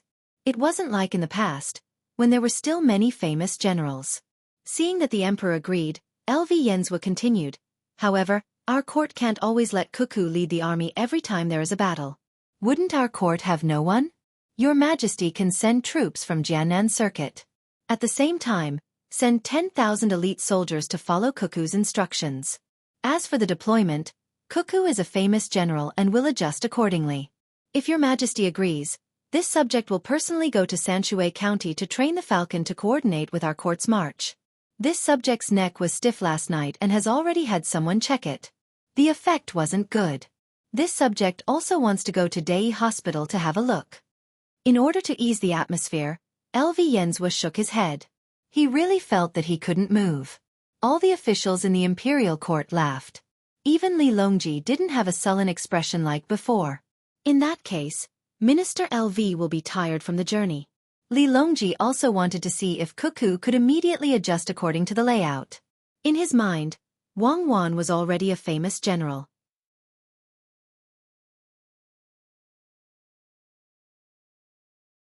A famous general naturally understood that the situation was not constant, and the water was impermanent. In any case, the danger would be smaller if the troops were sent out. Even if the matter was settled, LV Yenzhua found an opportunity to ease the situation. Of course, he wouldn't take a carriage. There was a boat, and the river wasn't frozen yet. Wang Wan was still leading people to escape. This time, she was satisfied. After killing so many people, when the news spread to Xuzhou, the people there would definitely cry and then be very happy to avenge them. The message from the eagle was written by Zhang Xiaobao. He also had his own arrangements. Wang Wan didn't expect Zhang Xiaobao to have such a plan on the way to Yizhou. Riding on the horse, she said to Zhang Xiaobao, "Xiaobao, I found that you are really suitable for logistics. You have arranged everything that you can think of and that might happen. Otherwise, you would have to do it now. I will reward you by making me red braised pork tonight." Women are starting to rebel when they have the ability, right? You want to reward me by making you food? Good idea. There are still 40,000 people behind us. I don't want to be buried in the sand. Zhang Xiaobao was very happy. He didn't have nightmares at night because of killing too many people. Wasn't it just a few people dying? His hands were also covered in blood. In the future, when he became a local official, who would dare to use the people to threaten him? The surrounding soldiers were also more relaxed. Although close to 1,000 people had died in this battle, they had still fought to show their might. What was the use of being a soldier if they didn't fight? Only when they killed their enemies until they became obedient and didn't dare to look for trouble would they be able to live a stable life. A peaceful life was built with their lives. Just like the song that General Xueqi taught, "You don't want to be a soldier, I don't want to be a soldier. Whoever comes will protect the motherland. Who will protect the home?" Which country was afraid of death? Which country's people were waiting to be bullied? Wang Wan didn't care about what Zhang Xiaobao said. In any case, the food she ate had to be prepared by Xiaobao. Others suffered when they were fighting, but her food was not bad. She made a handful of wild vegetables, and Xiaobao could wrap them into a box and fry them. After hearing Zhang Xiaobao mention the arrangements, Wang Wan was not worried. This was her field of expertise. She said, "Take it slow. There are still a few days before we enter the desert. They won't dare to send light cavalry." That's good. I was worried about the lack of horses. All in all, we only have a little more than 8,000 horses. There are still 1,000 people who don't have horses to ride and take turns to run on the ground. Their speed is a drag and they are tired. I know what they are thinking. They want to force us into the desert. They will block us outside and look for an opportunity to destroy us. This time, I will let them know that our army is a strong army that can fight in all weather and all terrain. Be prepared. Hunt more prey. I have use for it. Wang Wan did what she said. She sent people to see if there were any wild beasts around. If they encountered some small village, the poultry and livestock raised by the people were also fine. If they used weapons to exchange with the people would be very willing. The two groups following behind did think so. They didn't dare to send cavalry to chase and kill. It was easy to be schemed against. But it was easier to drive the Tang army into the desert. They would see what they could do when the time came. Kamu had no right to make a decision. In fact, according to his idea, they should fight now. Even if the Tang army died, it was still a little bit. How could 40,000 people lose to less than 10,000 Tang soldiers? But the army belonged to others.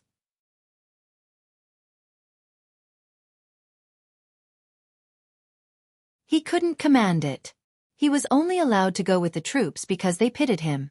Kamu gathered his remaining soldiers. In total, there were less than 1,000 people. He barely managed to form a battalion. Half of them were injured. They were given to him by the two groups. It turned out that Tata's soldiers were taken in. Otherwise, he wouldn't even be able to form a battalion. After following behind for 2 days, Kamu had enough rest. As long as he didn't think about the deaths of so many of his men, he would be like a normal person. He always wanted to take revenge for the deaths of so many of his men. Seeing that the Tang army in front was not moving fast, he felt that this was an opportunity. Hence, he found the leader of the other group, Lufu Tuta. He discussed with Lufu Tuta about borrowing some soldiers. He didn't need a lot. He just needed 3,000 cavalry. He brought his men and ran to the front to attack. If he did this, at least the Tang army's deployment would be disrupted. Otherwise, why would the Tang army be walking slowly in front of them? Could it be that he and his men were so scared that they didn't have the courage to go up against the 9,000 soldiers? After Lufu Tuta heard Kamu idea, he decisively rejected it. He meant that Kamu, how dare you say such a thing? Don't you know how your own soldiers are being taken care of? Kamu returned to his tent gloomily. Looking at the 700 soldiers in the battalion, he shook his head. He could only give up on this idea.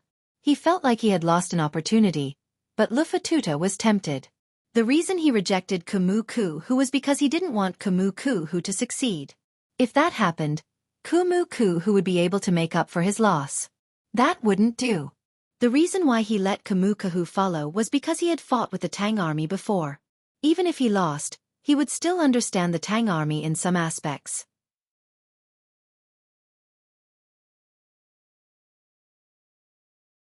Thinking about Kumu Ku's plan, Lufu Tuta decided to follow it.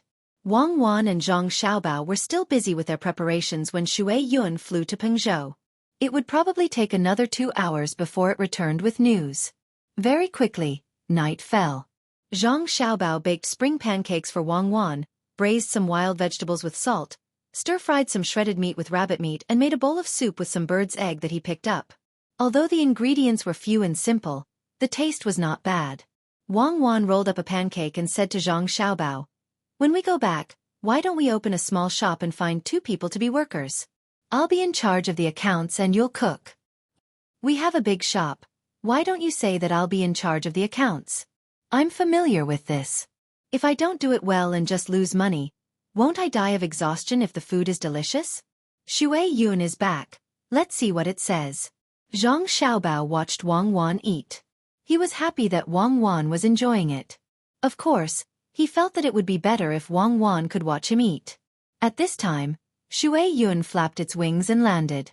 It rubbed its head affectionately with Zhang Ying and cried twice. No one knew what it was trying to say. They just watched Zhang Ying stroke Xue Yun's head and feed it something. Then, he took off the thing tied to his leg. "Little young master. Little miss. This is a letter from master." Zhang Ying could read quite a few words and knew who it was just by looking at the cover. He said as he passed it over. "My father? What happened to my father? Did something happen in Wing Prefecture?" Zhang Xiaobao took the letter and was puzzled. Maybe he wants us to go back early. Xiao Bei and the others probably miss us. Let's take a look. Wang Wan stuffed the last bit of the cake into her mouth and said vaguely. Zhang Xiaobao was also a little homesick. He didn't ask for much, as long as he could see his family every day. That kind of happiness was something that ordinary people couldn't understand. He opened the letter, scanned it from beginning to end, and threw it to Wang Wan. He tapped his face with his hand and thought about something. Wang Wan hadn't read the letter yet. When she saw Zhang Xiaobao's actions, she knew that something had happened. Someone had been marked by Xiaobao, and it was a very serious kind. The consequences wouldn't be good. She took the letter and read it. The first part was written by parents to their children. They said that it was cold, so they should be careful outside, eat more meat, and go back early. If they couldn't win, they should run. Don't foolishly fight with others. Everything at home was fine. The second part was written about recent events. It said that the people of Wing Prefecture were very cooperative. Merchants from other places also came to invest a lot. It was estimated that after the new year, they would be able to build a foundation here. Even if they weren't here in the future, the people of Wing Prefecture could continue to live a good life. They harvested quite a lot of fruits and used them to make fruit wine. They also harvested grain. Recently, the price of grain was much higher than before. In the past, a bushel of millet cost 16 copper coins. Now, it had risen to 24 copper coins. Perhaps, the price would fall after the autumn harvest. Their family did not lack money, so they accepted the expensive grain. It was important to plan early to make wine. The growth of hemp this year was good. Originally, they thought that the price would be cheaper, but it also rose by half. Many merchants here heard about the matter of set breeding and began to buy livestock and poultry. Fortunately, their family had bought a lot of mules in advance. Should they buy more? Or let the people of Wing Prefecture raise chickens in the mountains, just like in Sanxue County? This was what was written in the letter.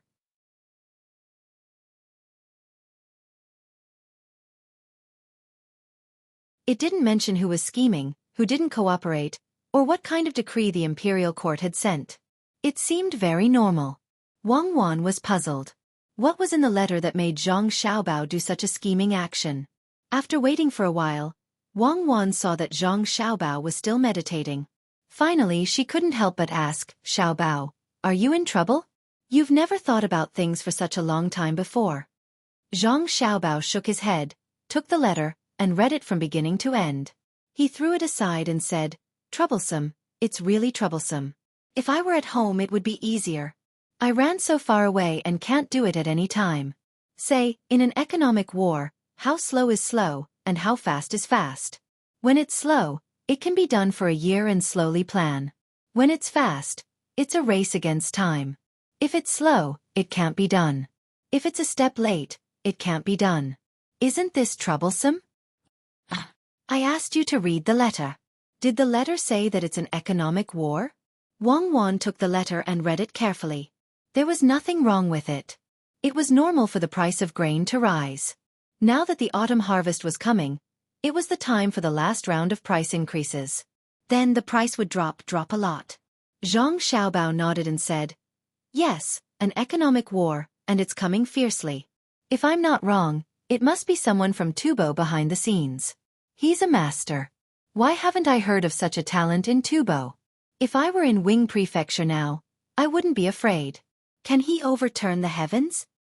Why can't I see it?" Wang Wan didn't doubt Zhang Xiaobao's judgment. When a person like Xiaobao operated, it was like fighting a war. It was hard to predict, but it was hard to figure out what was wrong with the ordinary information in the letter. After asking, she saw Zhang Xiaobao's eyes looking at the night sky in a daze. Wang Wan thought about it again, but she still couldn't figure it out.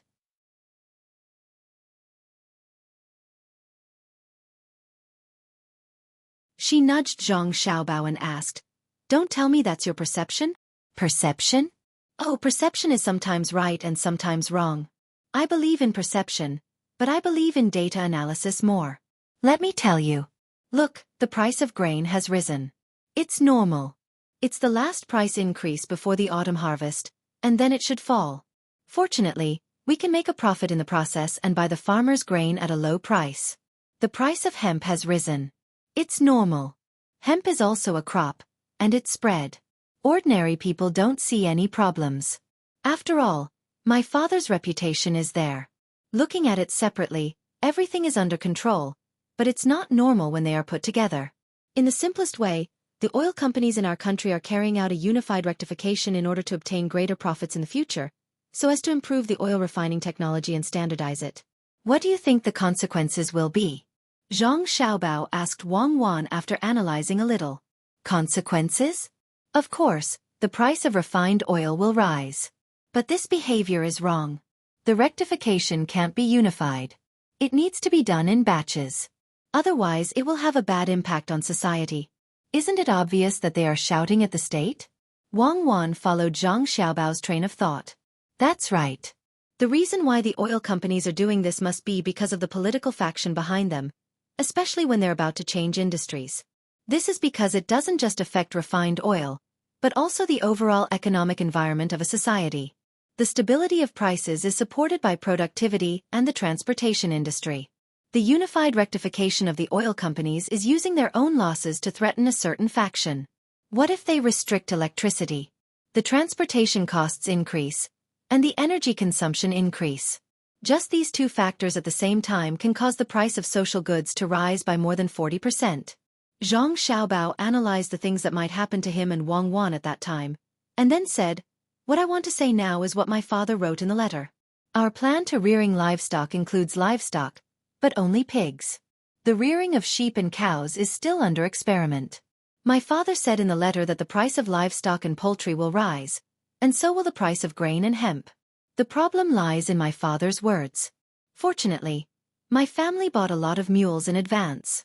Tell me, how do we rearing mules? Mules can indeed give birth occasionally, but normal people can't use mules for rearing mules, right?" Wang Wan nodded. "Indeed, who would raise mules for?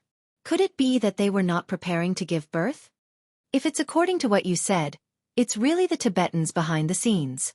They want to attack our transportation industry, and through this, make the price of goods in Jianan City rise, and make the people unable to make a living?" Wang Wan shivered. She knew the power of economic warfare. For example, Zimbabwe in the past, and the Soviet Union before that.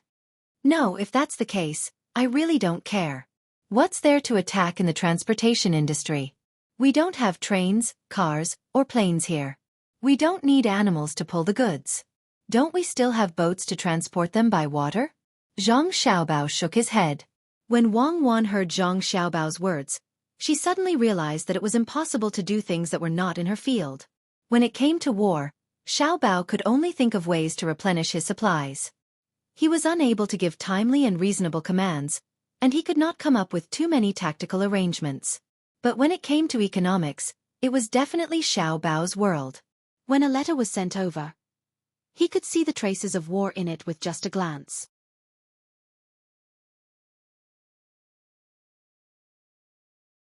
Then tell me quickly, what are they trying to do? Do you care about it now? Wang Wan humbly leaned beside Zhang Xiaobao and asked with a smile. She understood that whoever was in the field would speak, but she did not believe that Xiaobao was really afraid. As expected, Zhang Xiaobao laughed contemptuously and said, I'm just too far away, and it's not convenient for me to give commands. He dares to use such petty tricks on me? When I tried to play tricks, he would have already died. Don't laugh. Cuckoo, shouldn't we be more proactive? The best would be to launch a sneak attack on the logistics of the Tibetan army. The Tibetans have no money, they can't afford to fight. If my guess is correct, the imperial court must have made a new move, and it's bigger than what we thought. At the very least, the move in Pengzhou is obvious. War is a battle of money. The Tibetans don't want to lose. Some of them have already noticed that something is wrong, so they want to make money. The purpose of the acquisition is not to restrict us, but to develop them. That's why I said that the person behind the scenes is not bad. He can be considered a little talent. What a pity, Sai. I know what you want to say. You want to say that it's a pity that we met you, so stop bragging. Come, I'll give you a flatbread. I'll eat less. The taste of your flatbread is not bad. It's just that it's not chewy. Wang Wan leaned on Zhang Xiaobao and rolled a flatbread for him, then gave it to him and said, It's broken. How do you want me to make it chewy? It's fine if you give me some big rice noodles, or I'll make you steamed noodles tomorrow. After fermenting, it's better than the steamed noodles now. And let's do it like that. I'll make soup dumplings for you. Zhang Xiaobao took a bite of the flatbread. It was indeed like what Wang Wan said, the taste was not good.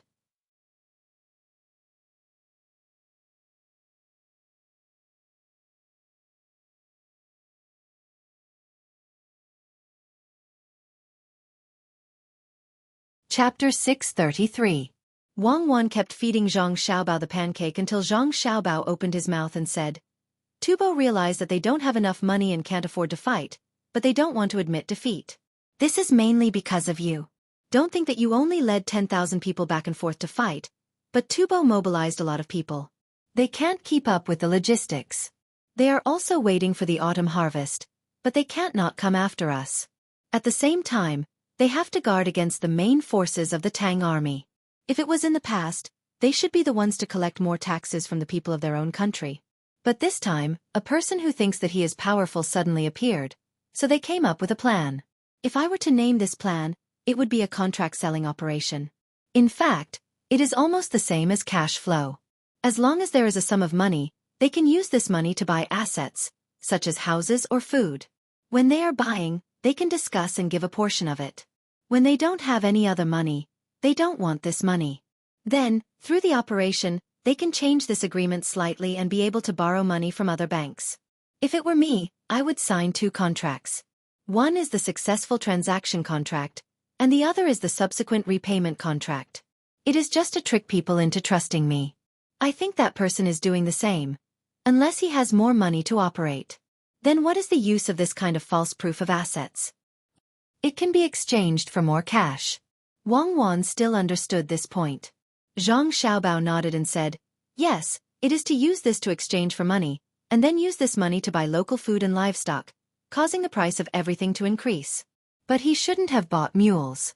Does he think that everyone is a fool? Does he think that I am a decoration? The problem now is, how many things has he bought and how much money has he used to pawn these things? The more money he has, the more food and livestock he will buy during the autumn harvest. It will create a situation where the price of goods doesn't fall even though it is the autumn harvest. How can it not fall? How much can he buy during the autumn harvest? Wang Wan agreed with Zhang Xiaobao's analysis but did not agree with the latter part. How could it fall back? Businessmen pursue profit. How many businessmen can see through such a plan? When the price of goods in a certain region increased, they would not think of suppressing it. They would work together. That person from Tubo would not say that he was from Tubo. If he wanted the merchants from Great Tang to cooperate, he would look for relevant merchants to cooperate. The simplest way to put it was that when foreign hot money was hyping up the domestic financial market, how many businessmen in the country could fight to the death? How could there not be domestic funds adding fuel to the fire? I'm sure that after the autumn harvest, the price of grain will rise instead of falling. Moreover, it will give people the impression that the price will continue to rise. As long as the people can still live, they will cherish the grain and not sell it. The Tubo people will increase the hype and achieve their goal. Their goal is, that's to sell the grain from Tubo, as well as the livestock and poultry from Tubo. Once he sells them all, he won't want the money he invested in them anymore. Everything will turn into bubbles. Many merchants from Great Tang who do the same will suffer losses. Great Tang's commoners who don't grow grain will suffer losses. Yes, those who grow grain will also suffer losses. The merchants have two choices. One is to raise money to continue raising the price of goods. The other is to sell at a loss. If they choose the former, it is easy for trouble to happen. Some of the citizens do not have grain and it will cause social unrest.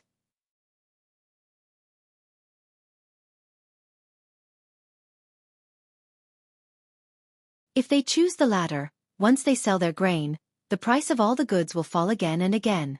Then, the Tubo people will be able to buy them at a very low price. Am I right? Wang Wan did not wait for Zhang Xiaobao to finish his words and analyzed. Yes, that is the case. However, this is not the final goal. It is not a peaceful time now and we can only rely on pure economic means. What do you think will happen when the Tubo people suddenly attack Great Tang? Zhang Xiaobao continued. Yes, it will make things very difficult for Little Li. After all, the cost of transporting grain from outside is much higher than the value of the grain itself. If transportation is still not possible, then I know what to do. The military is to serve politics. Wang Wan had completely thought it through. She picked up the binoculars and went out to look at the terrain. Zhang Xiaobao did not care about Wang Wan. He held his chin and knocked on his face. After thinking for an hour, he muttered to himself, since that is the case, then let's let the Tubo people see what an all-around war is. Let them understand that there is no distinction between the front line and the rear. Let's use both the military and the economy together. After muttering to himself, Zhang Xiaobao started to write something. When dawn came, he asked Xue Yun to send it to Pengzhou. Pengzhou still looked like they were ready to go to war.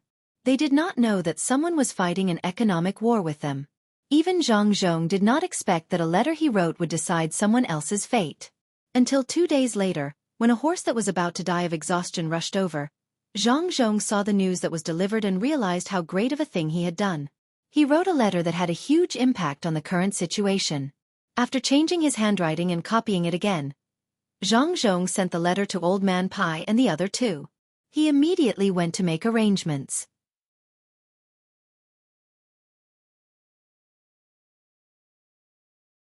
This time, his son was in charge of remote command.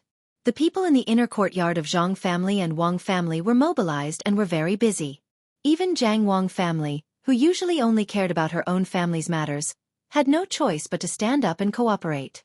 Husband, it seems like I have to write more letters to Xiao Bao and Cuckoo in the future. It's just taking in a mule, but Xiao Bao actually saw through so many things. If it was someone else who said this, I would definitely not believe it. But Xiao Bao is right. This time, my family will have to take out a lot of money first. So be it. It's better than being schemed against by others. Qiao, you have a good son and a good daughter-in-law. Otherwise, we would definitely be at a disadvantage this time. At this moment, Zhang Zhong had already put aside the shock of receiving the news from before. If it was him who did it, he really wouldn't know what to do. However, with his son's plan, he wasn't afraid. He knew his son's ability, so he just had to follow his instructions. After Jiang Wang family heard Zhang Zhong's words, she said with a rosy face, if it weren't for Xiao Bao and Cuckoo, this kind of thing wouldn't have happened to us. The people of Tubo are indeed not ordinary. Unfortunately, they met Cuckoo during the war. When they were calculating the economy, they were discovered by Xiao Bao. Then they can forget about it. While Jiang Wang family and Zhang Zhong were speaking with confidence, Old Man Pai and the other two people were looking at the news sent by Zhang Zhong and fell into a certain state of mind. They didn't know that it was Zhang Xiaobao who was helping them remotely. They thought that it was the experts from the Zhang family who found out that something was wrong. Zhang Zhong only sent them a part of his son's analysis. It didn't include the response at the back. Therefore, Old Man Pai and the other two people were very anxious after seeing this analysis. What should we do? What should we do? Should we send people to catch the businessman who raised the price? I don't know if it's true or not, but it should be true. The Zhang family has never done anything wrong. Old Man Chong was the most anxious. The matter at the front line wasn't over yet, and something else had happened here. Old Man Pai carefully read the analysis 3 times before saying, "The Zhang family is indeed not ordinary." After seeing what is written here and thinking about it carefully, it really is so. There are actually such capable people in Tubo. Fortunately, we also have the experts from the Zhang family. Otherwise, this time, we would have suffered a big loss. How did the Tubo learn this kind of economic knowledge? Could it be that it's that game of Monopoly? There's quite a lot involved in that, especially the top-level stuff. If that's really the case, then I can only let more people from my dynasty go and have fun. I can't just stop it, and I can't stop it anyway. Old Man Bai sighed at the fact that there was someone more powerful on his side. Otherwise, wouldn't he have been tricked by the Tubo people? If others were only analyzing, he knew a lot of things. There was news that the Tubo people were preparing for the autumn harvest. Not only did the commoners have to work, but it was also said that some of the tribes had to come out to help as well. What did this mean? It meant that the Tubo people were indeed lacking things and were waiting for this year's autumn harvest to be good. In the past, the Tubo people were facing difficulties, but at that time, they could only think of using war to obtain things. This year they actually used economic means. Old Man Yao also frowned his white eyebrows. He looked at the analysis and understood the Tubo people's general plan. He didn't doubt it, but analysis was just analysis. He didn't write down any specific countermeasures.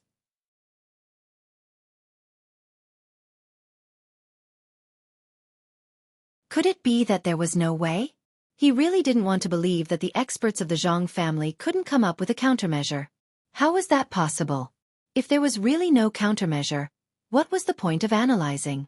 Thinking about the experts of the Zhang family, Yao Chong said to Old Man Pai and Old Man Chong, "Why don't we ask Zhang Zhong and see what kind of countermeasure he can come up with?" "Yes, ask Zhang Zhong. As long as Zhang Zhong comes up with a countermeasure, it will be the expert's countermeasure." Old Man Chong agreed. Old Man Pai started to write a letter. "I have to tell this to the emperor and see if the imperial court can come up with a countermeasure." Just as the 3 old men were preparing to send a letter to the capital, Zhang Zhong's memorial was sent out. It was also a pigeon, but this time, it was from his family and not Old Man Chang's. Zhang Zhong really hoped to have an eagle like Xueqi. He didn't need to waste pigeons. Xueqi only needed to let it remember what sign was placed in a place and it could fly over and back by itself. Pigeons couldn't. Once they flew over, they would be gone. They needed to be put back in a cage. Wherever the pigeon nest was, the pigeon would fly there. However, there was only one Xueqi. It was a true companion. It could send letters, monitor the enemy, and cooperate to kill the enemy. There were more than 100 eagles in Sanshui County, but none of them could catch up to Xueqi. Now, Xueqi definitely couldn't be brought back. Without Xueqi, his daughter-in-law would definitely feel very uncomfortable. By the time Old Man Pai's letter was sent out, Zhang Zhong's pigeon had already left for a long time. This time, Zhang Zhong followed his son's idea and exposed his son. However, he used a test story to cover up the expert of the Zhang family. When Zhang Zhong was waiting for the merchants to arrive, Old Man Pai and the other 2 arrived first. Just like what was said in the letter, as long as he waited, they would come over and ask.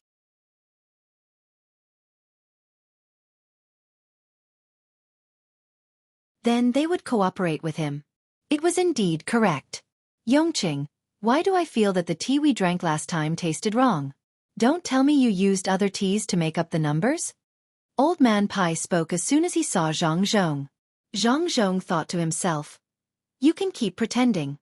My son already mentioned that you would come over." He even summarized the words he said at the beginning. One of them was to mention the tea leaves first. Fortunately, he didn't mention fishing. So it's Master Bai. How can the tea be bad? How about this? I'll go and brew the tea now. If I find that it's different from yours, you can take my tea away. That way it can't be bad, right? Zhang Zhong also learned to be tactful and followed along. Old Man Pai nodded. When he saw Zhang Zhong go to get the tea set, he didn't wait for Zhang Zhong to brew the tea and said, "Drinking tea requires one to be in harmony with the mood and environment. The environment here is not good. Then, should we go to the river? At this time, the riverside is not bad. Some of the grass is yellow, while others are green," Zhang Zhong probed. "Yes, that's right. Look, I even brought the fishing rod." Old Man Pai immediately followed along with Zhang Zhong's words. When he was speaking, his follower came over and showed the fishing rod to Zhang Zhong. When Zhang Zhong saw the fishing rod, he felt sad for Tubo, who wanted to fight an economic war. "This is my son." Not only did he see the economic war, but he also had countermeasures. He could even predict Bai Go's reaction in advance and had a follow-up response. "No matter how powerful Tubo is, can you compare to my son's finger? Yes, according to my son's words, I can't beat you to death. This is a true plan of mine. He can predict the enemy first. Plus, he has a daughter-in-law who is good at fighting. It will be easy in the future." Seeing that Old Man Pai's people took out the fishing rod, Zhang Zhong was not surprised. He also took out a set of fishing equipment from the table beside him and said to Bai Go with a smile, "If Master Bai didn't come, I was going to go fishing too. Let's go together. Bring the tea set and go together. I've already prepared the bait. It's enough for 4 people." Therefore, while Old Man Pai and the others were surprised that Zhang Zhong also wanted to go fishing, the 4 of them went to the riverside outside the city. The weather was not bad today. It was not cloudy, and there was no fog. There was a group of children playing upstream. The 4 of them had different thoughts, so they didn't care if the child would affect the fish. Everyone was just fishing for the fish. Zhang Zhong divided the bait and casually threw out the fishing rod. He did not expect any fish to take the bait. He was fishing when he had nothing to do. If he wanted to eat fish, he would just use the net. He still had many things to do. If it was not to learn this kind of special method, he would not have come. Her son and daughter-in-law had said that not all business had to be done in the office. Sometimes, there were more business to be done at the wine table, tea table, card game, and all kinds of leisure and entertainment activities than in a proper place. It was the same even if they went to the brothel together. Of course, he did not want to think about it. He could not do anything to let Xiao down. Besides, his son would not agree. Even if he really found a brothel, he could not expect to be accompanied by a woman. Last time he was forced to go there. In the end, there was no woman accompanying him. A group of men came out. That time, he saw his son's methods. When he came back, his son looked at him differently. He was wronged. He did not want to find a woman. Even if there was a woman accompanying him, he would not do anything to let Xiao down. Looking at his son's regretful and disappointed eyes, he felt that the sky was dark at that time. Zhang Zhong left behind a sequela.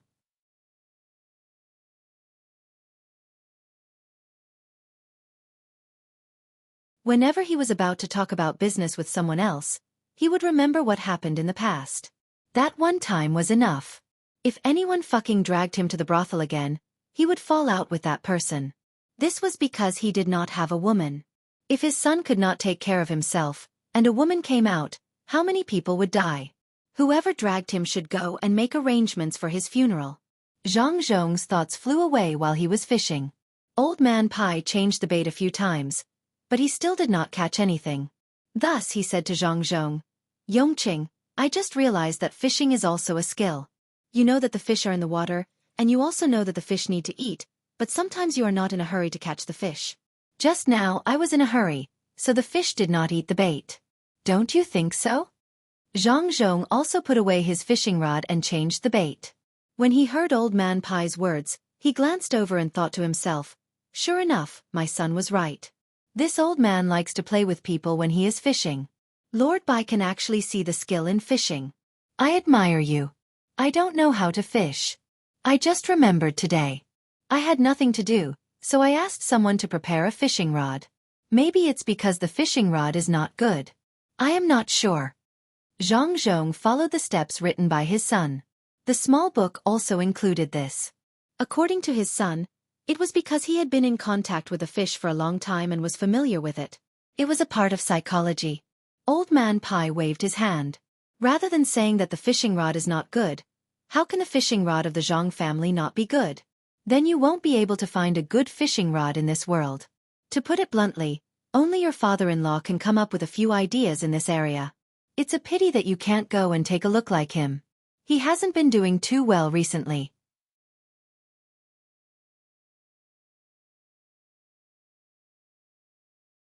When Zhang Zhong heard Old Man Pai mention his father-in-law, there was no longer any hatred in his heart. If there was anything to hate, it would be his own lack of ability. Which father would be willing to give his daughter to a man who was nothing?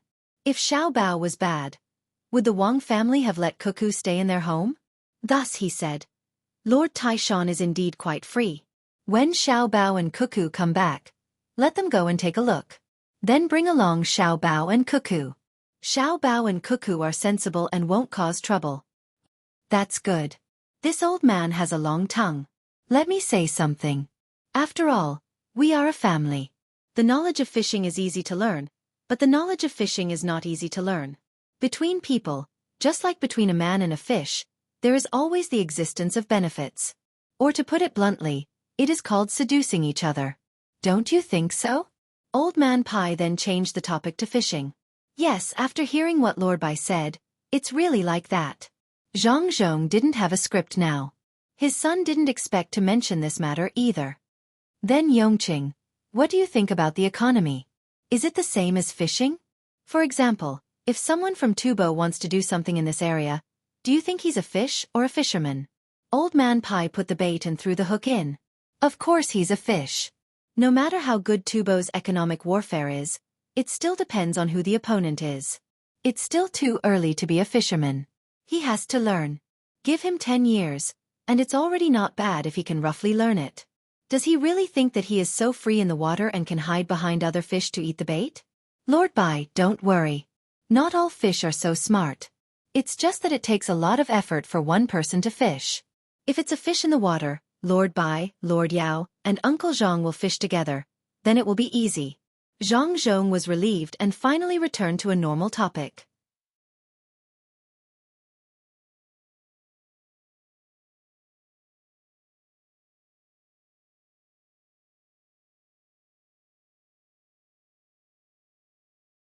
Chapter 634. He rides a bamboo horse, but when he approaches, he falls headfirst. In the courtyard where they lived together, the two young people played without suspicion. When Zhang Zhong accompanied Old Man Pai and the other two to fish, Wang Wan's younger brother rode a bamboo stick and imitated his sister's cavalry. When Xiao Bei tied one end of the rope to a rock and held the other end in his hand, he fell. His forehead was bruised and he cried loudly. Xiao Bei squatted innocently at the side and said that those who surrendered would not be killed. Wang Wan's younger brother wiped his tears and shook his head. Liar! Those who surrender will die even faster. Xiao Bei's group of children caused quite a commotion. The children in the stronghold in Yizhou had already split into groups and started fighting. They took turns to be the Tufan and Tang soldiers. Usually, the Tang soldiers won.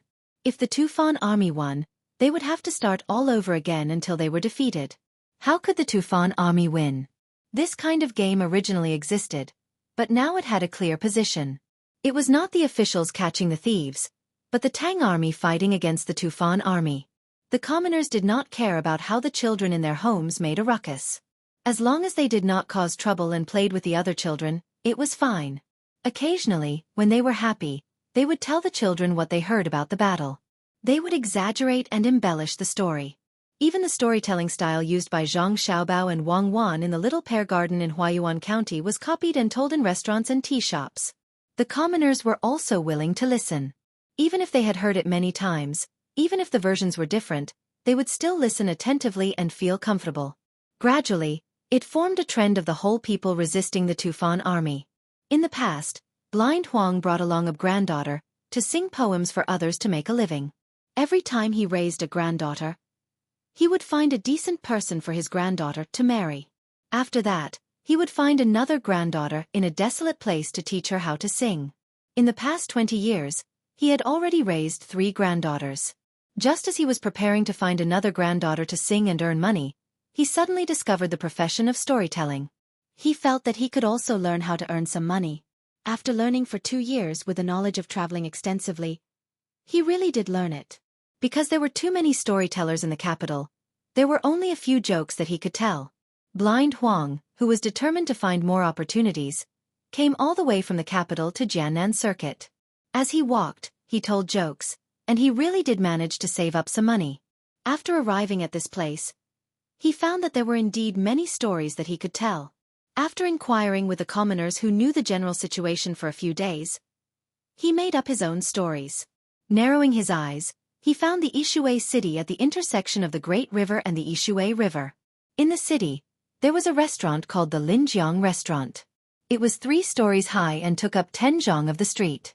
It was not small, and it was bustling with the noise of carriages and horses.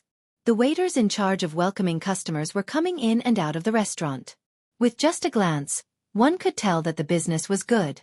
It was a good place. Blind Huang pondered for a while and decided to tell his stories at this Linjiang restaurant. He rolled his eyes, trying his best to show the whites of his eyes. The stick in his hand was now in front of him, and he slowly walked in. He was secretly worried that the restaurant would not let him in. In the past, he had encountered many situations where he was chased out. However, this restaurant had its own style.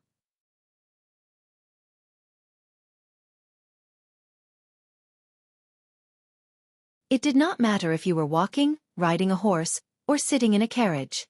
It did not matter if you were wearing a brocade robe or a hemp garment. Once you entered, you were a guest. Blind Huang had not even entered the restaurant. He was just walking in when a waiter came over to help him. He looked around and saw that there were no other customers. He shouted for someone to enter the restaurant and arranged for him to stand near the door. When it was time to leave, it would be convenient for him to stand at the side and wait for someone to order something. Usually, the ordinary people who came here would finish their noodles or get a plate of salted beans and a bowl of the worst wine. The waiter felt that this old man was the same. It was impossible that he would go to the 3rd floor and order some exotic delicacies. Blind Huang did not plan to spend money to eat here. No matter what, it was more expensive than other small stalls. It did not matter if the food was good or not. It was fine as long as it could fill his stomach. However, if he did not order anything, what would happen if he was chased out? He could only choose the cheap things. He asked for a plate of salted beans and asked for tea. He did not order anything, meaning that he only wanted to eat a plate of salted beans. The waiter did not care. Even if a plate of salted beans was not enough to buy the tea, he still served it. This tea was not good tea. If one wanted to drink good tea, they had to order something else, the kind that cost money. He also took half a head of garlic and placed it on the table. Eating garlic was a common practice. Many people asked if there was any garlic when they entered. If there was, they would eat it. Blind Huang was a little flattered. He didn't expect that Linjiang restaurant would be able to do business to such an extent. It was almost on par with Xueqi restaurant in Sanshui County.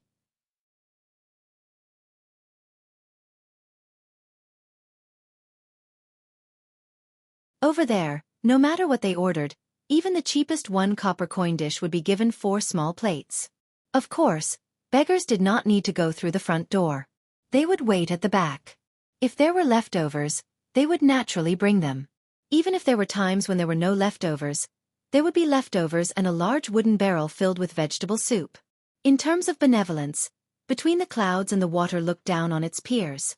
After praising Linjiang restaurant in his heart, Blind Huang reached out and picked up a bean. He threw it into his mouth and tasted it carefully. It was not bad.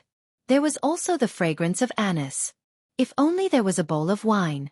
When the waiter saw that the old man did not order anything else, he turned around and went back to work. He could not be like the 3rd floor, waiting outside the private room at all times. Blind Huang ate a few beans and drank half a bowl of tea. He cleared his throat and slammed his hand on the table, attracting the gazes of the people around him. Only then did he open his mouth and say, "This is the first time I've ever heard of this. I have traveled north and south, crossing 1,000 bridges. There are many things in the world. Immortals are always happy and unfettered. Mortals cry and laugh when they are angry. I have been to Tang to see the rising tide. I have seen the beautiful peonies of the capital. Today, I have come to Jiannandao. Jiannandao is shaken by wind and rain. Tubo invades the border every year. The fog rises and the heart is anxious. Flying cavalry runs below the city walls. Arrows rain from the top of the city walls. Let me tell you about Xueqi. Tell me about her battle robes at the age of 9. After this opening speech, Blind Huang took another sip of tea. He wanted to give the others time to react. If they knew what he was doing, they would not think that he was crazy. The surrounding people were indeed attracted. The first part of the speech was not bad and was easy to understand. When they heard the last part, they knew that he was going to talk about a heroine. Everyone became spirited and stopped chatting. Those who were drinking also stopped, waiting for this person to continue. Blind Huang's ears twitched. The surrounding people were quiet. He coughed and continued. When Xueqi was 9 years old, she studied military books diligently. One day, the sound of horses' hooves and flags fluttered. It was the emperor's army. One order was sent to Yizhou Prefecture, and the other to the great Tang army. When Xueqi received the order, she looked to the west. Her heart was worried about the death of 1,000 souls in Suzhou. She wore a purple tasseled crown on her head, 100 battle robes on her body, cloud boots on her feet, and a swallow ring saber in her hand. Blind Huang stood up as he spoke. He even gestured as he spoke. It seemed that this was really the case. Okay, go on. The surrounding people only listened for a short while before they paid. They did not care whether Wang Wan could really carry the swallow ring saber or not. In any case, they just wanted to praise her. Blind Huang did not expect that after just a few words, someone would pay him. Good, talking about this was better than talking about other things. He was excited. He pulled down his collar and rolled up his sleeves. He did not look like a storyteller, but a butcher. After receiving the order, Xueqi led people to Pengzhou Pass. At Pengzhou Pass, the west wind blew. Year after year, the wall was dyed with green blood. Xueqi urged her horse to rush there. 7 days later, she stood facing the pass. At this time, a scout came to report. Guotu's army has been attacked and is trapped in the Great Jin Chuan. It is extremely urgent. When Xueqi heard this, her eyebrows raised.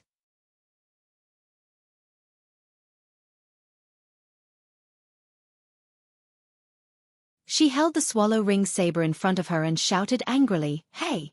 Tubo bullied our great Tang because we have no people. Men, gather the troops and follow this general to kill." That is truly the sound of iron hooves suppressing the border. If we don't kill Tubo, we swear we won't return. At this point, Blind Huang paused. No one cheered. They were all waiting for him to continue talking about how Xueqi killed the enemy. Although the crowd had already heard many versions of the story, they still wanted to hear more. This was especially true for this storyteller. He seemed to be even better at telling the story. Blind Huang continued, that Guotu was originally a valiant general, but unfortunately, he encountered the famous Tubo general. Attack Guotu had been beaten until he was at his wit's end. He was about to lead the remaining soldiers to fight to the death with the Tubo army, staining the battlefield red with blood. Suddenly a troop of elite cavalry appeared from the direction of the Great Tang. These elite cavalry trod on one side of the battlefield and looked in another direction. Their spears were like a forest. Their sabers were held horizontally in front of them. They advanced like the wind and struck like thunder. As the saying goes, the general is the soldier's courage, the soldier is the general's soul.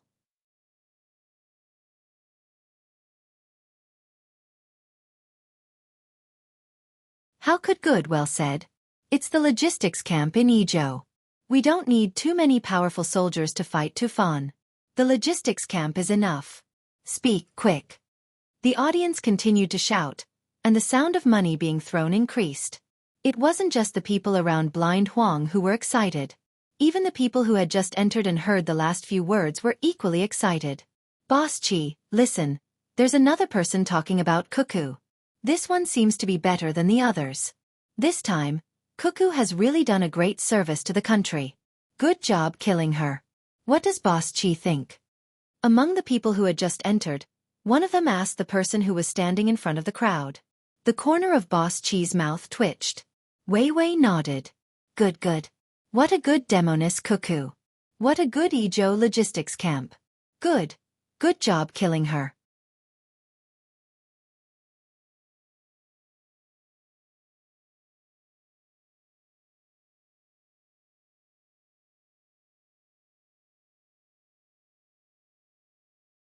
Chapter 635. Qi Dongjia and his group went straight to the third floor, chose a private room with a view of the river, and sat down. They casually ordered a few dishes, waited for them to be served, and waved the waiter away. Only then did Qi Dongjia retract his gaze from the rolling water outside, and said to everyone, "Everyone, we have to hurry up with the harvest. Otherwise, when others find the opportunity, the money will." Boss Qi didn't finish his sentence, but everyone knew what he meant. If they couldn't harvest enough, they wouldn't get enough money. Someone sitting next to Boss Qi asked worriedly, "Boss Qi, what if we can't sell the grain after we harvest it? The autumn harvest is in a few days.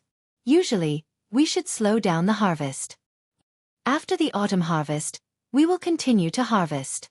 Are you afraid that I don't have enough money?" Boss Qi didn't have any room for negotiation. That's not it. The money that Boss Qi is putting out is enough to harvest the grain of several states this year. I'm just worried that it won't be easy to sell. The person who spoke just now kindly reminded him. Boss Qi put on a mysterious smile and said, "Of course it won't be easy to sell the grain, but I have a method to turn the grain into something else. When the time comes, I will have to rely on you."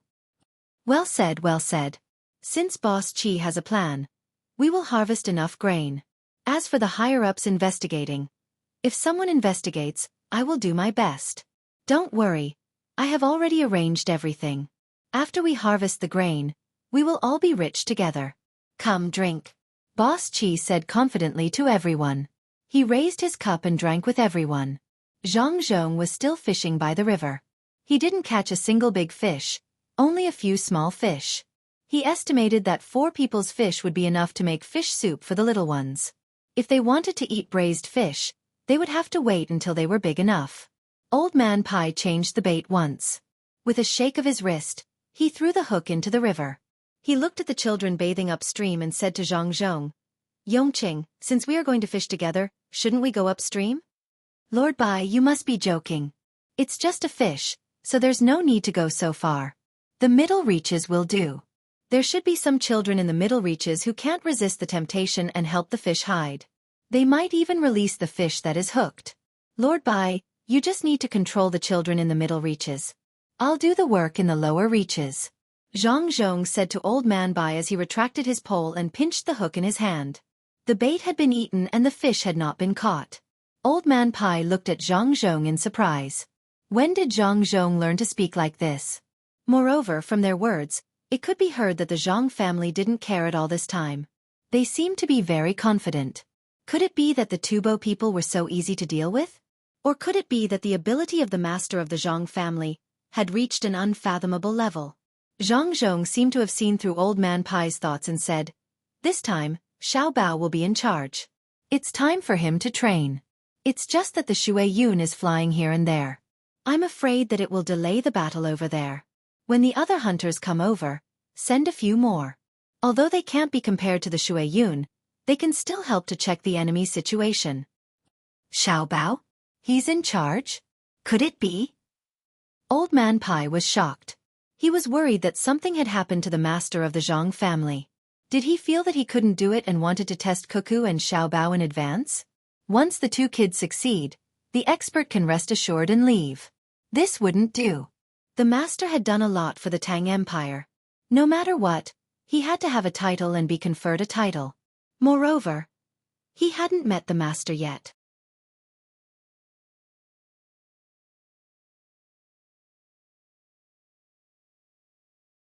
Even if he met him once, it would be fine.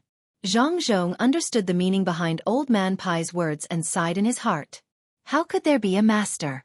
The masters of the Zhang family and Wang family had all gone to the front line. If there really was a master, why would Xiao Bao be in charge from so far away? He had to fight with Cuckoo and take care of this place at the same time. Only Xiao Bao and Cuckoo could do this. If it were someone else, even an adult wouldn't be able to bear it, let alone a child. Old Man Pai saw that Zhang Zhong didn't want to continue, so he had to change the topic. He asked, half of the Yongqing family's inner court has gone to Pengzhou. Do you still need more people? Yes, but the people in Lord Bai and Lord Yao's family are not enough. This time, we need to transfer people from Sanshui County. Mi Fan and Han Xianfeng are urgently transferred over.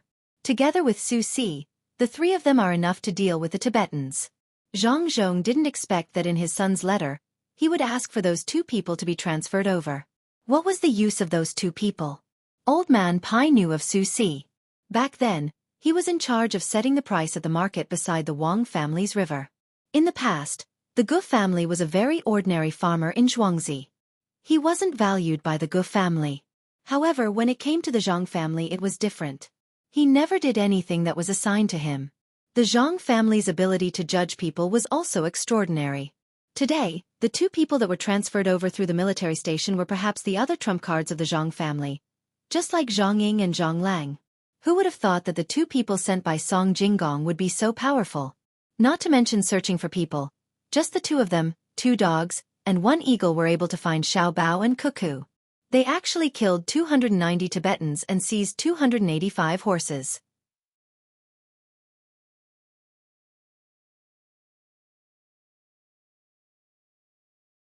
Looking at the situation, the other two people were also transferred over at the crucial time. Otherwise, why didn't they transfer Song Jinggong?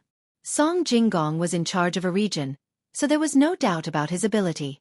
Who knew how many more people like him the Zhang family had that hadn't been revealed? They were really well hidden.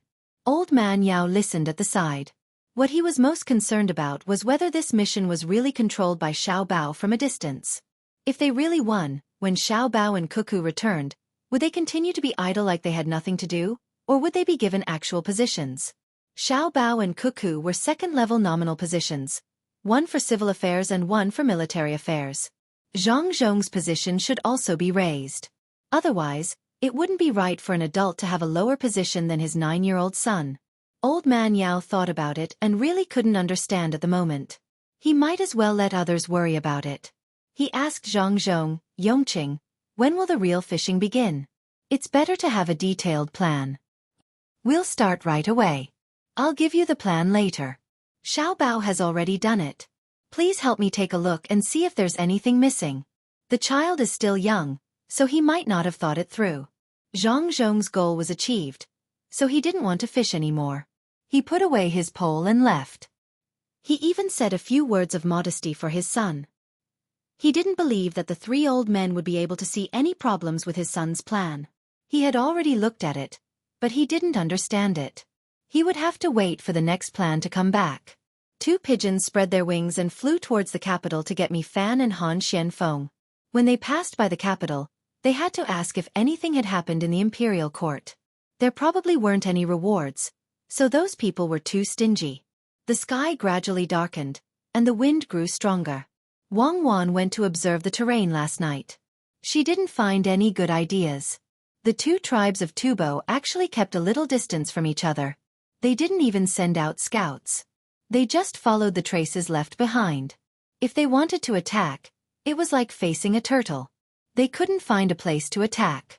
Wang Wan didn't want to use less than 10,000 people to charge head-on.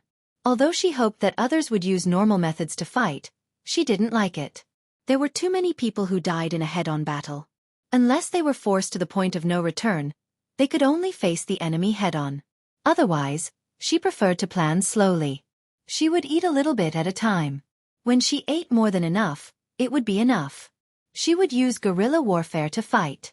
Of course, at this time, if there were dozens of large copper cannons on the naval gunboats, she would dare to attack the Tubo cavalry under the cover of the cannons. With the cannons moving forward and the cavalry's speed, it would be too easy for them to charge at the infantry. Now that the sky had darkened and the wind had gotten stronger, Wang Wan went to observe the terrain again. Opportunity. Any change in the weather was an opportunity for the troops in battle. It just depended on whether they could grasp it. According to their current speed, they would arrive at the desert in 4 days. Wang Wan stood on a very small hill and observed the terrain. Zhang Xiaobao squatted beside her and dug for wild vegetables. There weren't many wild vegetables in the autumn, but it couldn't be compared to the ones in the spring. Zhang Xiaobao said more than once that if it was spring, he could make a small root vegetable for Wang Wan. It would taste very fresh with cat's ear soup. Wang Wan looked for a while and was very disappointed. The hill was too short, and it was difficult to grasp the overall situation.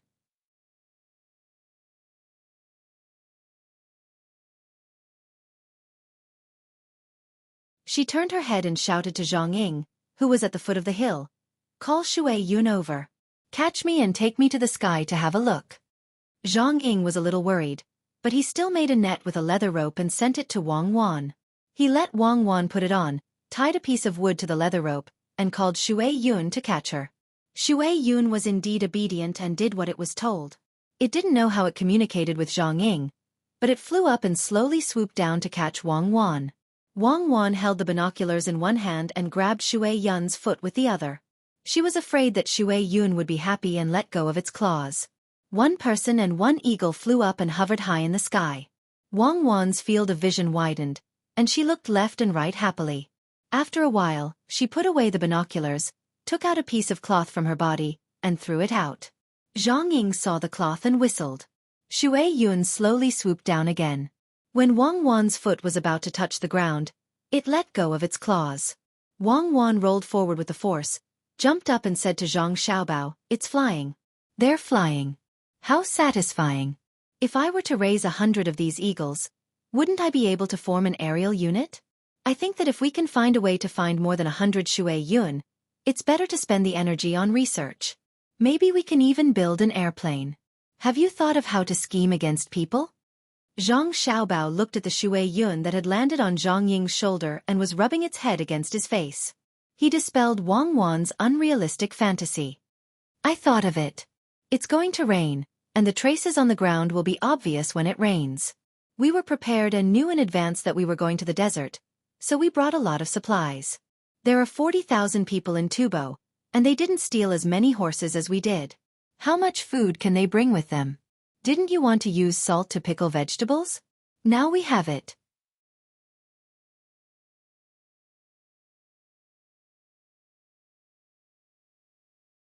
Wang Wan patted the dust on her body and said to Zhang Xiaobao, "You're tuning in to the Xueqi's Martial Arts Saga YouTube channel. Don't forget to subscribe and join us on this journey to catch the most captivating stories.